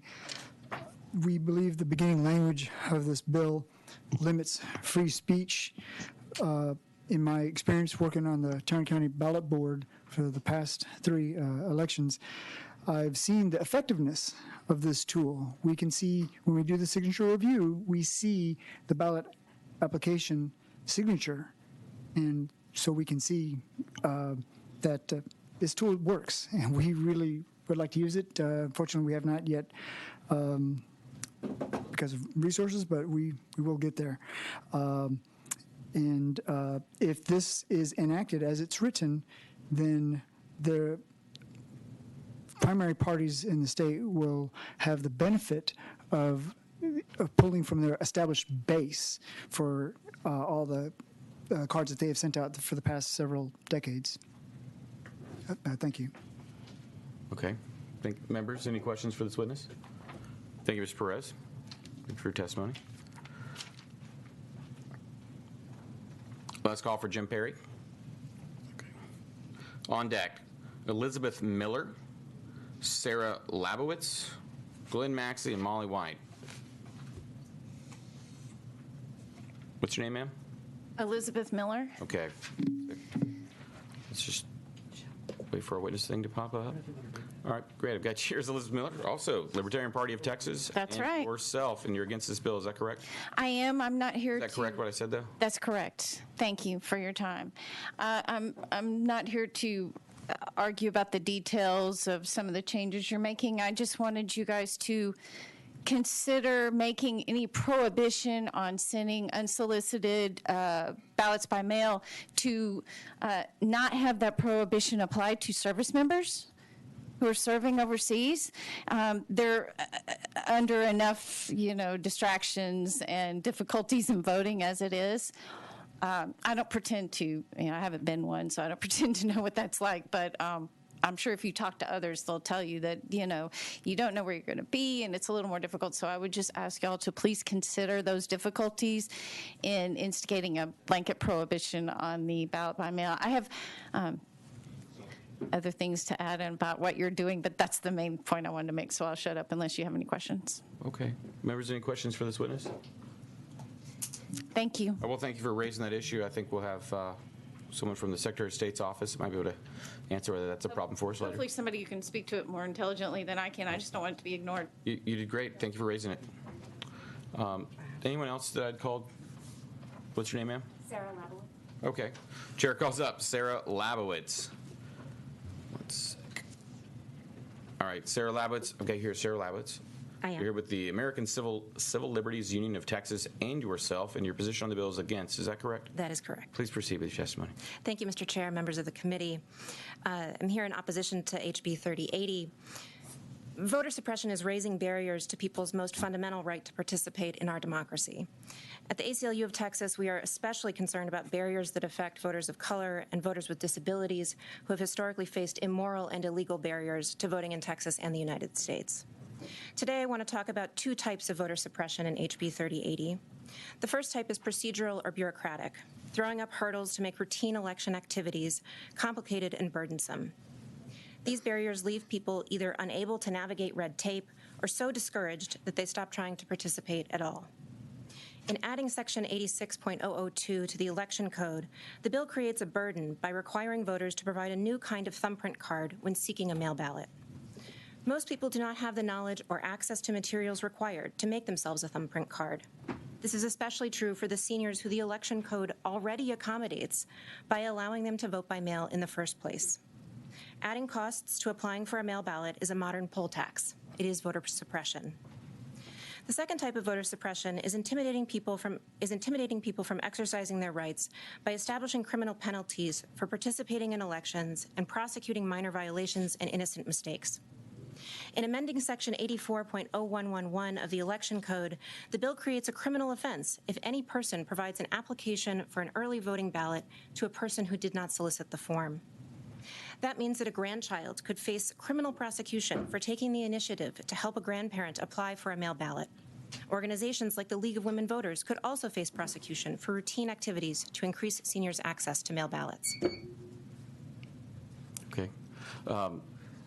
What else did you have to tell us? So I would just say that this provision is intimidating to voters and those who help them. It sends a message that participating in elections is risky and could expose you to criminal prosecution. It is voter suppression, and we oppose the bill. Thank you.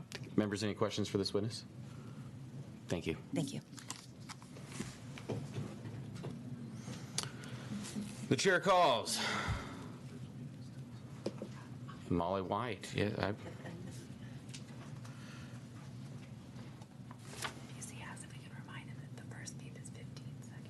Okay, real quick.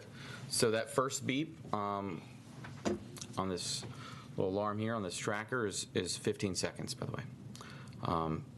Representative White, I show that you're here on behalf of the Conservative Republicans of Texas and yourself. And your position is for the bill, is that correct? Yes, sir. Please proceed.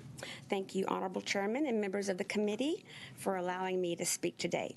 My name is Molly White. I'm a former state representative, and today I am speaking on behalf of Conservative Republicans of Texas and its chairman, Dr. Stephen Hotze, and myself, in support of House Bill 3080 by Representative Oliverson. I need you to be here on behalf of Conservative Republicans of Texas and you. Okay. Is that correct? That's who I'm here for. Okay. Okay. Can I identify as Dr. Stephen Hotze? You know, some may think that's okay, but I don't think you can. Okay. You could tell us who the chairman of that organization is, but you just can't be here on his All right. behalf. Well, the chairman is Dr. Stephen Hotze. So Texans expect you and the Texas Legislature to pass legislation that will provide election protection and stop vote fraud. The massive voter fraud that was uncovered during the 2020 presidential election has undermined the credibility of this election system. In an election system controlled by those with criminal intent, the voter doesn't matter. It is the person who controls and counts the votes that matters. This is why the way totalitarian governments operate. So while we recommend 20 provisions to improve election protection and stop voter fraud, it seems that the simplest and most far-reaching solution is for Texas to adopt a biometric voting system. This would link each voter to a biometric voter registration database, which contains the unique voter identification number and the encrypted biometric, such as a fingerprint, handprint, eye print, or eye biometric for each voter. So we asked the author to include this in House Bill 3080. Biometric technology is currently available and easily adaptable to the election process. Adopting a biometric voter registration system would help eliminate fraudulent voter registration, fraudulent applications for ballot by mail, and fraudulent cast ballots by mail, and fraudulent illegal voting in person. So every legal vote must be counted, and the casting of illegal ballots must be prevented. The most important provision is the adoption of a biometric voter registration system. Am I done? Yes. Members, any questions? Thank you, Representative White. Members, any questions of this witness? Okay. I think it's very insightful. Thank you. The chair now calls Glenn Maxey. Go, Mr. Maxey. Glenn Maxey, Texas Democratic Party, in opposition to House Bill 3080. Both the Democratic and Republican Party spend a considerable amount of time and effort sending vote-by-mail applications to our potential voters. So do campaigns and candidates. There's always been some consternation by election administrators that people receive multiple applications. But I don't think that going 100% and saying that no applications can be sent to a voter, we're going to cause a lot of problems because there will be a significant number of people who still wish to vote by mail. They're all going to have to now find their own application, which means that they most often would have to have a computer or a printer to print that out, or they're going to have to spend their time calling an election administrator, requesting it over the phone, or sending a letter to get an application and then have it processed. I'm not sure that the juice is worth the squeeze on this. Now, I would propose that there are alternatives. Mr. Busey has a bill that allows people to renew their vote-by-mail application every 2 years by the clerk sending a renewal with their November ballot. That would solve a lot of the multiple applications if people could get on a renewable list that's done by the government and not by the political parties. Many states have permanent lists for disabled persons or seniors who are always going to ask for a ballot, that they can permanently be on a list to get all ballots. That would solve some problems. I think there's a mid-level here of ways to make this more secure without doing away totally with it. Almost probably 95% of seniors who vote by mail today, I'm sorry. I was actually going to ask you to tell me about that, but also to tell me I would say that what you see as maybe another secure way. Well, I think the ability for people to get on a permanent list would help. The proposal that Mr. Busey has is to say that in every November ballot, anybody who's asked for a mail ballot would get a pre-printed card for the person to sign and request a ballot for the next 2 years. And so the government is renewing the applications for the people who want to be on a mail ballot list. Every time we do these, we send out 1 million applications and a couple 100,000 people reply to them. They are the very same 100,000 people as the year before. We are just going through steps, putting paperwork in here to continually renew these things. Having a more permanent situation, I think, done by the government, by the election office, of having somebody send out a renewal. Our counterparts in the Republican Party have always said about permanent lists, we'd like for people to actually have a new signature every 2 years. Having that new signature come in a ballot package and a November ballot to renew for the next 2 years would do that. So I think there are alternatives to this that would ameliorate the problem of multiple applications coming in by many campaigns. Mr. Maxey, are you saying they send the ballot automatically?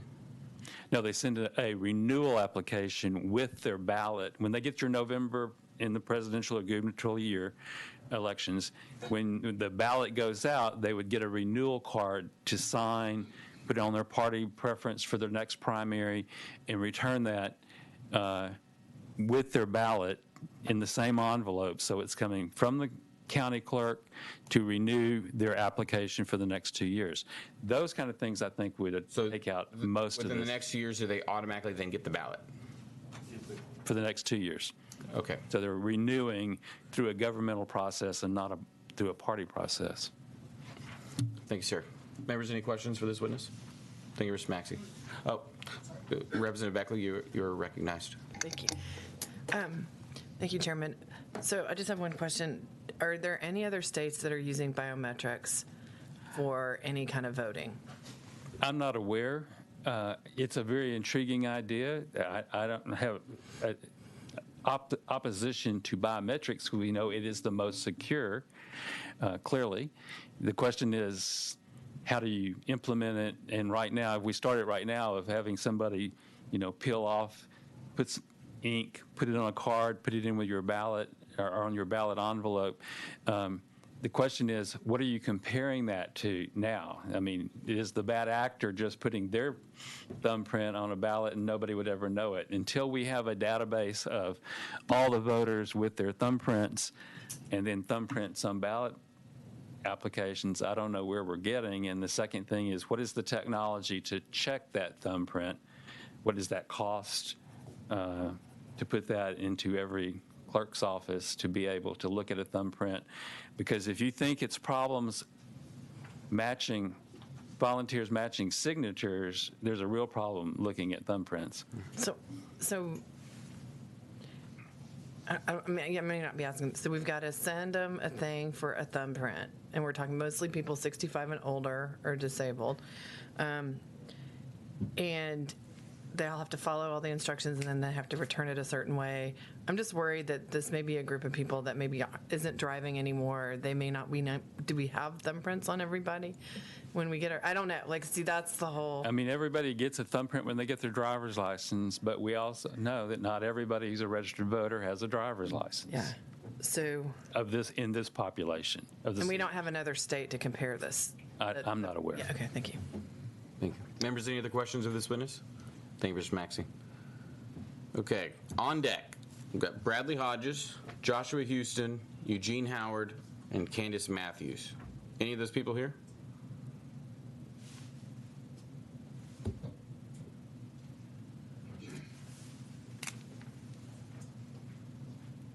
Hi, I'm Joshua Houston. I'm the Advocacy Director at Texas Impact, and we are opposed to House Bill 3080. Okay, one moment. Yes, sir. All right, so I've got you. So you're here on behalf of Texas Impact. Just told us your name and you're against. Thank you. Please proceed.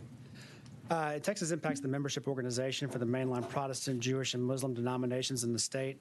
a new criminal penalty for the distribution of an application to vote by mail adversely affects our membership. As you might expect with churches, we have many members that are 65 or older. This last election cycle, many of them exercised that option to vote by mail for the first time, and we undertook a campaign to help them do so. As part of that campaign, we had vote by mail captains in 25 local congregations across the state. Those captains mailed or hand-delivered applications to vote by mail to their parishioner list that were 65 or older at their church. We do not know how many called all those members first or if they just mailed the application. What we do know is that the University Presbyterian Church of Austin tried to call everybody, and it was quite labor-intensive. And we're not really sure if that distinction really makes a difference, because under the plain language of the bill, it says the voter has to solicit the form. We read this to prohibit our members from even calling and asking the voter or in any way advertising that we have the form. These churches had the sincere belief that they were helping their democracy by protecting the health of their community and reducing the number of people in line on Election Day. With regard to the issue of the stamp pad or how you obtain the fingerprint, my 98-year-old grandfather does not have a stamp pad, and we can foresee the need for faith communities to have to assist with somehow obtaining a thumbprint from people who are 65 plus and shut in, and literally it's physically unable to go down to a DMV and stand in line for 4 hours or however long it takes. So we have some concerns about how that collection would take place, and it's not explicit in the bill, so we would want to have more conversation about that. We thank you for your time, and we look forward to working with you. Thank you. Members, any questions for this witness? Thanks, sir. I'm going to call for Bradley Hodges, Eugene Howard, and Dr. Candace Matthews. Gerald Welty. Please come up, Mr. Welty.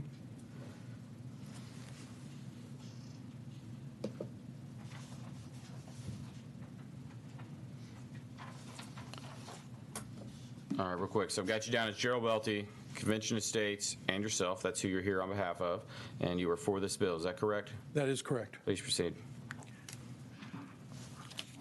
I've been hearing the testimony and relating to older generations, people that are elderly. I'm looking at myself. I am going to reach a point where I will not be able to perform my civic duty.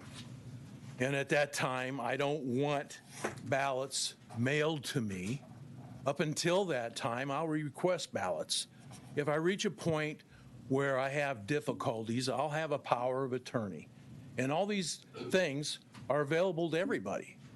So where these problems are being created is, I believe, mostly in perception by individuals that are not actually going through the process. I'm saying the elderly. We got people talking for them, but we're not listening to them. They're not up here talking to you. Mm-hmm. And I don't think it's right.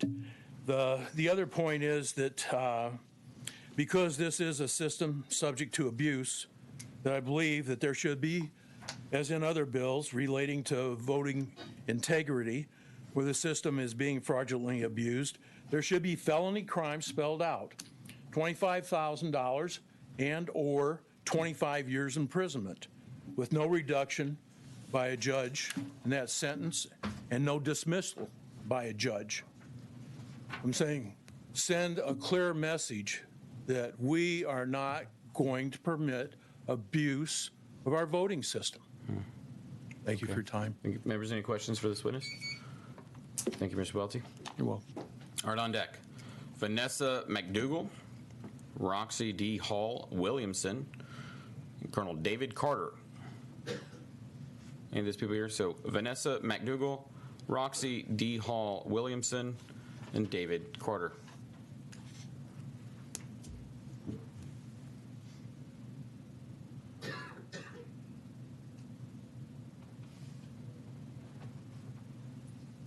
Please come up, ma'am. What was your name? Good afternoon. I'm Roxy D. Hall Williamson. All right. Good afternoon. Let's get you up. I've got you, Roxy D. Hall Williamson. You're here on behalf of yourself, and you're against this bill. Is that correct? Yes. Please proceed. Good afternoon again, Chair, Committee. everyone in the audience. This isn't the way I want to introduce myself to the Capitol, but here it goes. I heard several things listening to the other testimony that really just sends up red flags for me as a private citizen and one who takes it very seriously, the work that I do in my community to educate the electorate about their rights to vote. First thing is I have questions. Mainly, how would this affect our embassies and the other voter assistance hubs, like some of the people that spoke, that are really doing a service to especially marginalized and vulnerable communities who don't necessarily have the access. It's not even about age. I know plenty of people that just don't drive, whether they're choosing to be green or they just, for whatever reasons, driving is not what they do. I would be very interested to know what agencies are really involved with the biometrics and any studies that have been done, how that would affect voting, because just by the very nature of biometrics, from the studies that I've read, they're implicitly and explicitly biased to people of color and other marginal communities. I wasn't aware in my county of any campaigns that were sending out unsolicited ballots, so that's interesting to me as well. And as someone who, for the first time, was involved with my early voting elections board, I saw some issues, but they're mostly administrative. It just needs to be some infrastructure changes.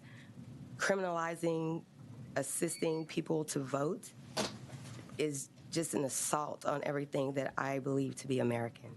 Okay. Thank you. Thank you, ma'am. I'm not sure And also about voter ballot assistance in this tracking, bill. because I have family that lives overseas, and the mail-in ballots are crucial to them getting their chance to voice their opinion about their country, even though they live overseas. Okay. And with the new ballot tracking technology that was used in the last election cycle, it just took a burden off of most of the people that I knew. Yes, ma'am. Because they could track their ballot, they could verify that it was received, and et cetera. Those are good points. Members, any questions for this witness? Thank you. Thank you. Let's call for Vanessa McDougall or David Carter. Okay.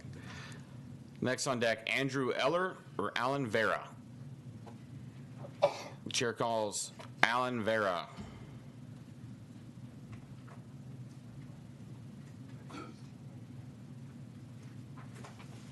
Mr. Alan Vera, you're here on behalf of the Harris County Republican Party Ballot Security Committee, and you are for this bill, is that correct? Correct, sir. Please proceed.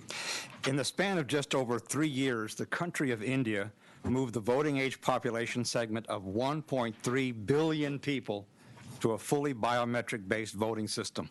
1.3 billion people in 3 years. In Texas, we're still squabbling over concerns that mail ballot voters may never have ever had to show ID from the day they registered to vote right through every mail ballot they've sent in. In Texas, we're still squabbling over signature verification committees and their ability to properly confirm a mail ballot voter's signature over the years. Kind of silly. This bill doesn't deliver the ultimate resolution to our disagreements over the identity of ballot-by-mail voters, but it gives us a solid first step to improving the process and moving from a subjective approach, judging is that signature the voter, to one that is more objective in nature. Because this is new to us, there'll be undoubtedly many concerns, questions, and objections. But this is only new to us.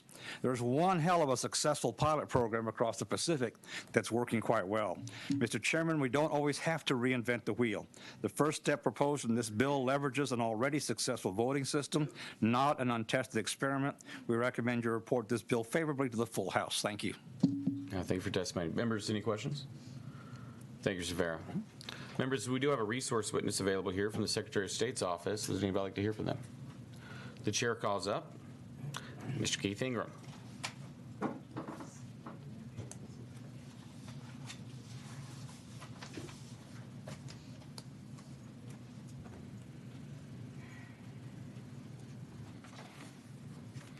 Keith Ingram from Director of the Elections Division, Texas Secretary of State's office, here on House Bill 3080.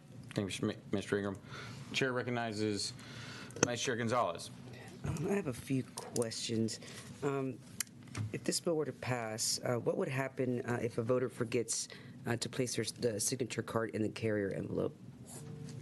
The vote would be rejected unless there was some sort of cure process in place. So the vote wouldn't count if they left the card out? That's right. And you wouldn't be able to tell from the outside because it would be inside. In this bill, what happens if a voter mistakenly places a signature card in the jacket envelope? Well, the jacket envelope is back at the early voting clerk's office, so that couldn't happen. So if when it's being opened, if it somehow gets lost, then the vote wouldn't be counted either, right? You're talking about if it's at the ballot board and they misplaced the card? I don't know. I guess it would depend at what stage of the process they were when that happened.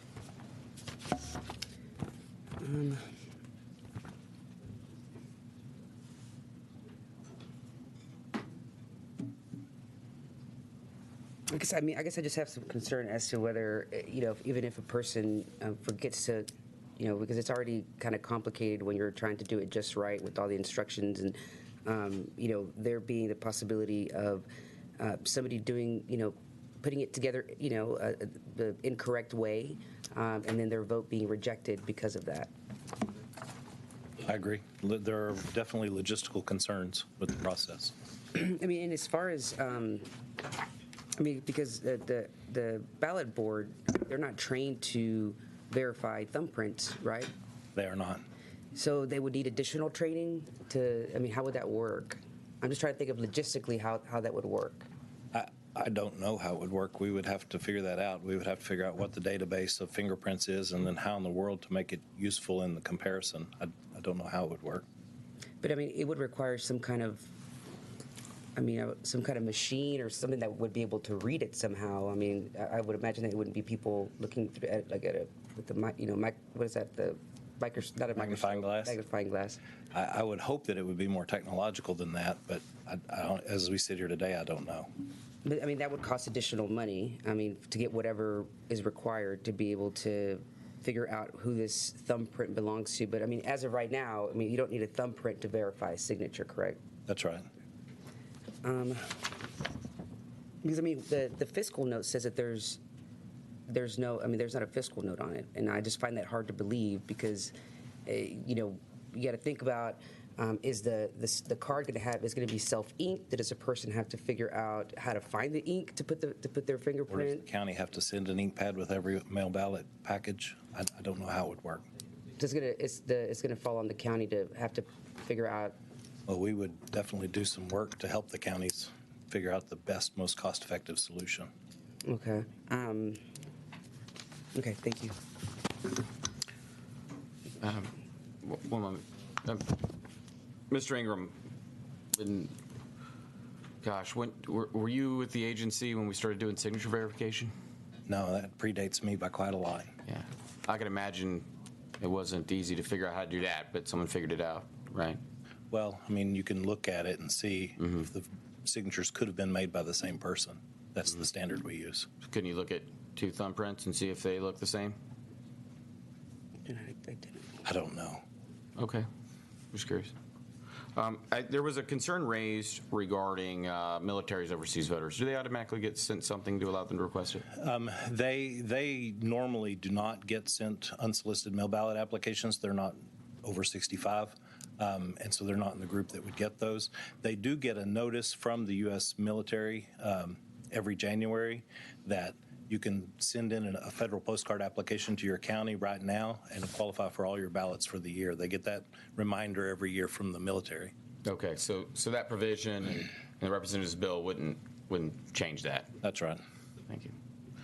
The chair now recognizes Representative Beckley. So I'm kind of going back to the thumbprint thing and how we would have to do the standard. Don't you have to have kind of a standard of how you do a thumbprint? Because it seems like sometimes it can't read it, sometimes it can. And then if we're using the DPS database, is this going to be an unfunded mandate to the DPS and y'all having to communicate all this and figure out how to do all this? We would definitely have to do some work to figure out how it would work, and I don't know how much it would cost. That's the reason we didn't put a fiscal note on it. We just have no idea what we're dealing with here. Yeah. But you think there's definitely some cost associated? I think so, especially if we're going to do it right. Well, we would hope to do it right. We would want to do it right. We would not want to do it on the cheap. No, and I was just looking at India just because somebody brought up the biometrics, and it actually hasn't gone into effect yet. I just Googled it. Thank you.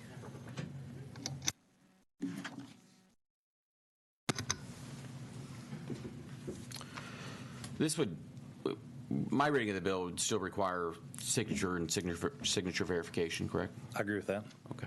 So maybe this would be in addition to, or when there's really doubt about signatures. Just kind of seeing it. Members, any other questions for this witness? Thank you, Mr. Ingram. Thank you. Let's go Andrew Eller. Andrew Eller. Is there anyone else who wishes to testify on, for, or against House Bill 3080? If not, the chair recognizes Representative Oliverson to close on the bill. All right. Thank you, Mr. Chairman, Vice Chair, and members of the committee. I certainly appreciate the opportunity to talk to you all about this today. You know, I was conversing with my friend Glenn Maxey here, and, you know, just thinking about the last time we all worked on a bill like this in 2017. I was sort of, you know, had Alan and Glenn and Keith all testifying, and it just sort of brought back old times. But, you know, the reality is, I think at the end of the day, what I'm trying to do here and what I think this bill is really about, regardless of who wins or loses an election, I'm just really tired of all the conversations about fraud, cheating, you know, all this stuff. I just want to sleep soundly at night. I think we all want to sleep soundly at night. I think we all want to know and believe and be confident in the fact that our election system has integrity. And for the most part, I think it does. But we have these little paper ballots that leave the polling location and go out into the mail system where they sit in mailboxes and wait to be picked up. And sometimes they go to nursing homes where nursing home attendants pick them up, and various other things. And sometimes applications get mailed to the wrong address and people fill them out. And maybe it's not the same person that requested the ballot, and we don't know. And then people show up to the polling location and it looks like they may have already voted. I'm just tired of it. I want something that actually works.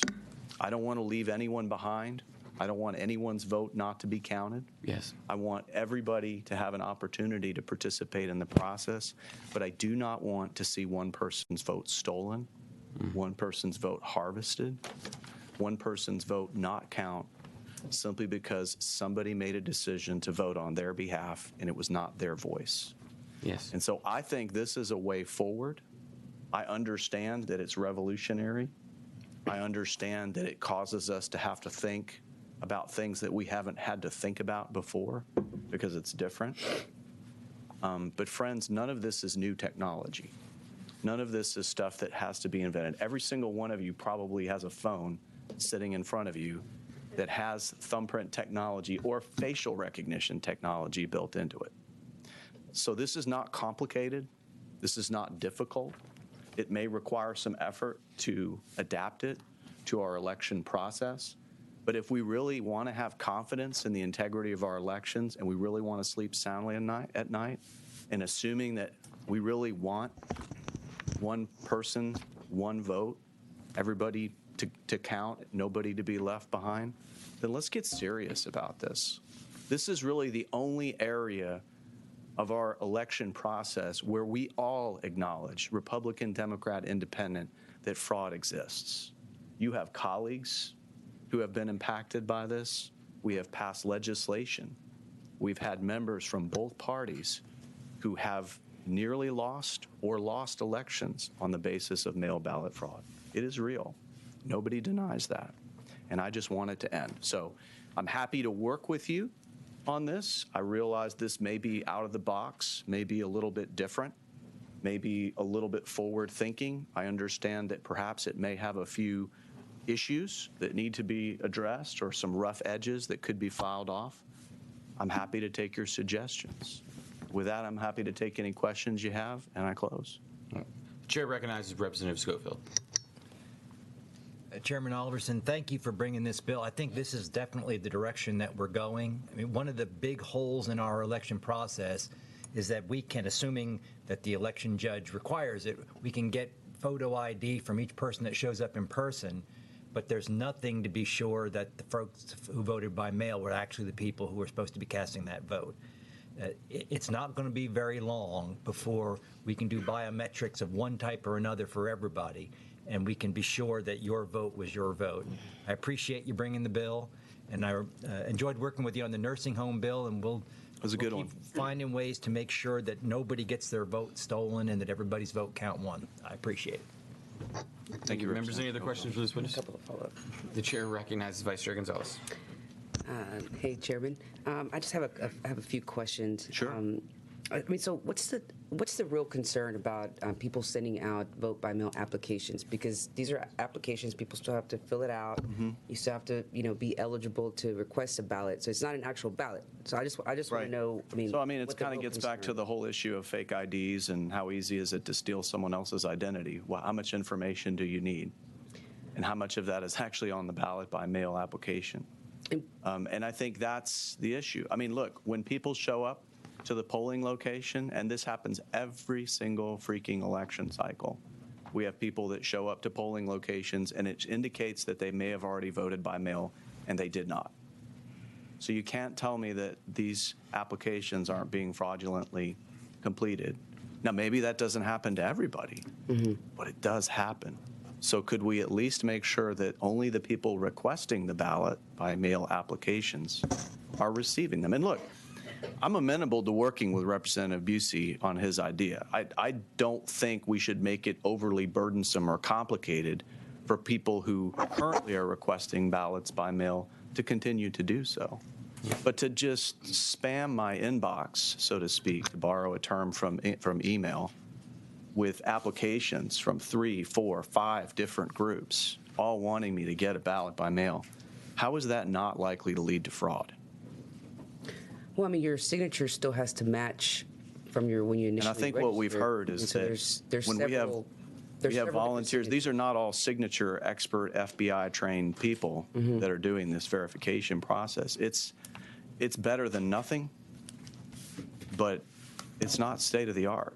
I mean, but there are other materials that they can look at to compare the signatures. I mean, from previous elections that they voted in, sometimes when your signature it's still changes, a signature, my friend. It's yeah, still but they're looking at the signature. I mean, the rest of the world has moved on, right? In the hospital I work in every day, I can't sign out drugs on a single patient without a thumbprint. You know why?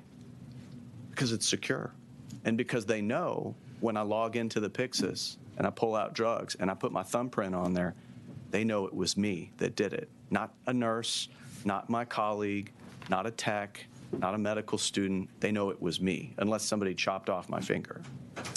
And so do you know, I mean, I don't know if you've thought about it this far. Actually, I was going to ask about that because your bill, since you mentioned that. Chopping off I'm not trying to be funny. No, I'm not trying to be funny or anything. But I mean, there are people I hope that never happens, I mean, by the way. Your bill does specifically say the right thumbprint. And, there are people that happy to work with you on that, missing a right arm or a right thumb. If you think there's a better way to do that, what I'm looking for here is biometrics. And things that can't easily be fooled. I think we all know that there are people out there that forge signatures, and they're pretty good at it. And have you thought about, after the election, what happens to the card? I mean, how long are they going to hang on to the card? I mean, I think there's going to be some concern about people's fingerprints, right? Floating around somewhere. I mean, look, I know the black helicopter folks may come out a little bit on this, and the thumbprint and what happens to the thumbprint and all that kind of stuff. I assure you that Google keeps far more data on you right now that you would be a heck of a lot more concerned to know is out there than just a copy of your thumbprint.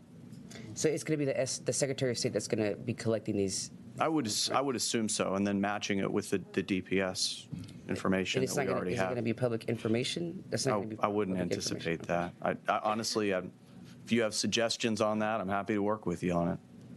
Okay. I think I have some concern about where they're going to be housed. Right? Well, let's work on that once they've received them. Let's work on that together.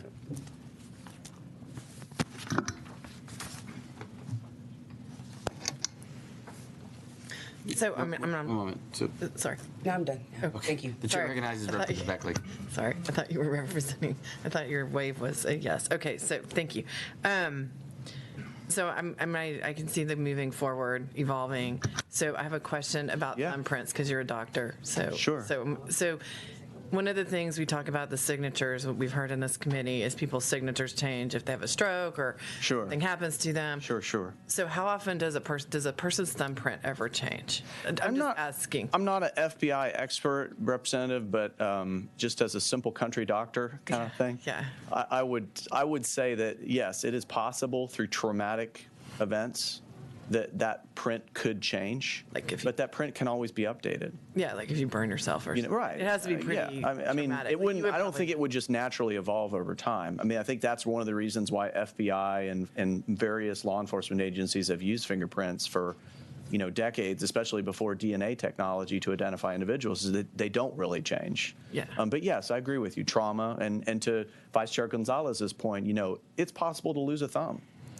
And there maybe should be a way to work through that. Disability groups and like how to work. Happy to work with them on that. Again, we put right thumbprint on there. I think we're willing to work with you on that. What we're looking for is biometrics. And then you're not, or because I'm looking up India because somebody else brought it up. Yeah, okay. So they have, since somebody else brought it up. So, and they're talking about a biometric passport. You don't think people are going to freak out about that? I guess we already all have a biometric passport because it's in DPS with our driver's license if you want to get technology. This is a biometric passport right here. Yeah. This thing recognizes my face, and when my kid tries to unlock it, they got to put in a passcode. But all I have to do is look at it, and it unlocks it, and that freaks me out. But that is the world in which we live. Go to China, where you literally are getting facially recognized by probably close to 100 cameras per minute. Everywhere you go, everything you do. This is, unfortunately, the direction we're moving. But I think, if you think about it respectfully, I would just submit that if that really is the direction that society is moving in general, then why in the heck are we still in the horse and buggy era when it comes to voting? Really. I can see that, yeah. We've got other things we could bring into this too, right? I mean, you could have, ultimately, this could lead to electronic ballots. I mean, if you have this technology that already has geofencing, the ability to access blockchain technology and biometric data all built into it, you want to make ballots really secure and easy to vote? There are ways to make it a lot easier, also a lot more secure simultaneously through geofencing, blockchain technology. I mean, we can have a whole other hearing at some point, but not tonight because I don't. No, we don't want to do that tonight. But I mean, there's some aspects of this bill. I'll work with you on that. There's some aspects I don't like about the bill, but actually it's not the biometrics. So I think it's the implementation and how do you do it for 29 million people in Texas. But why not? Why can't we be first? I'm and maybe we try it out first. Yeah. Maybe we trial it. We could trial it. Exactly. Thank you. Members, any other questions? Thank you, Representative. Thank you all. Appreciate you. If there's no objection, the bill will be left pending. Is there objection? The chair, hearing none, the bill is left pending.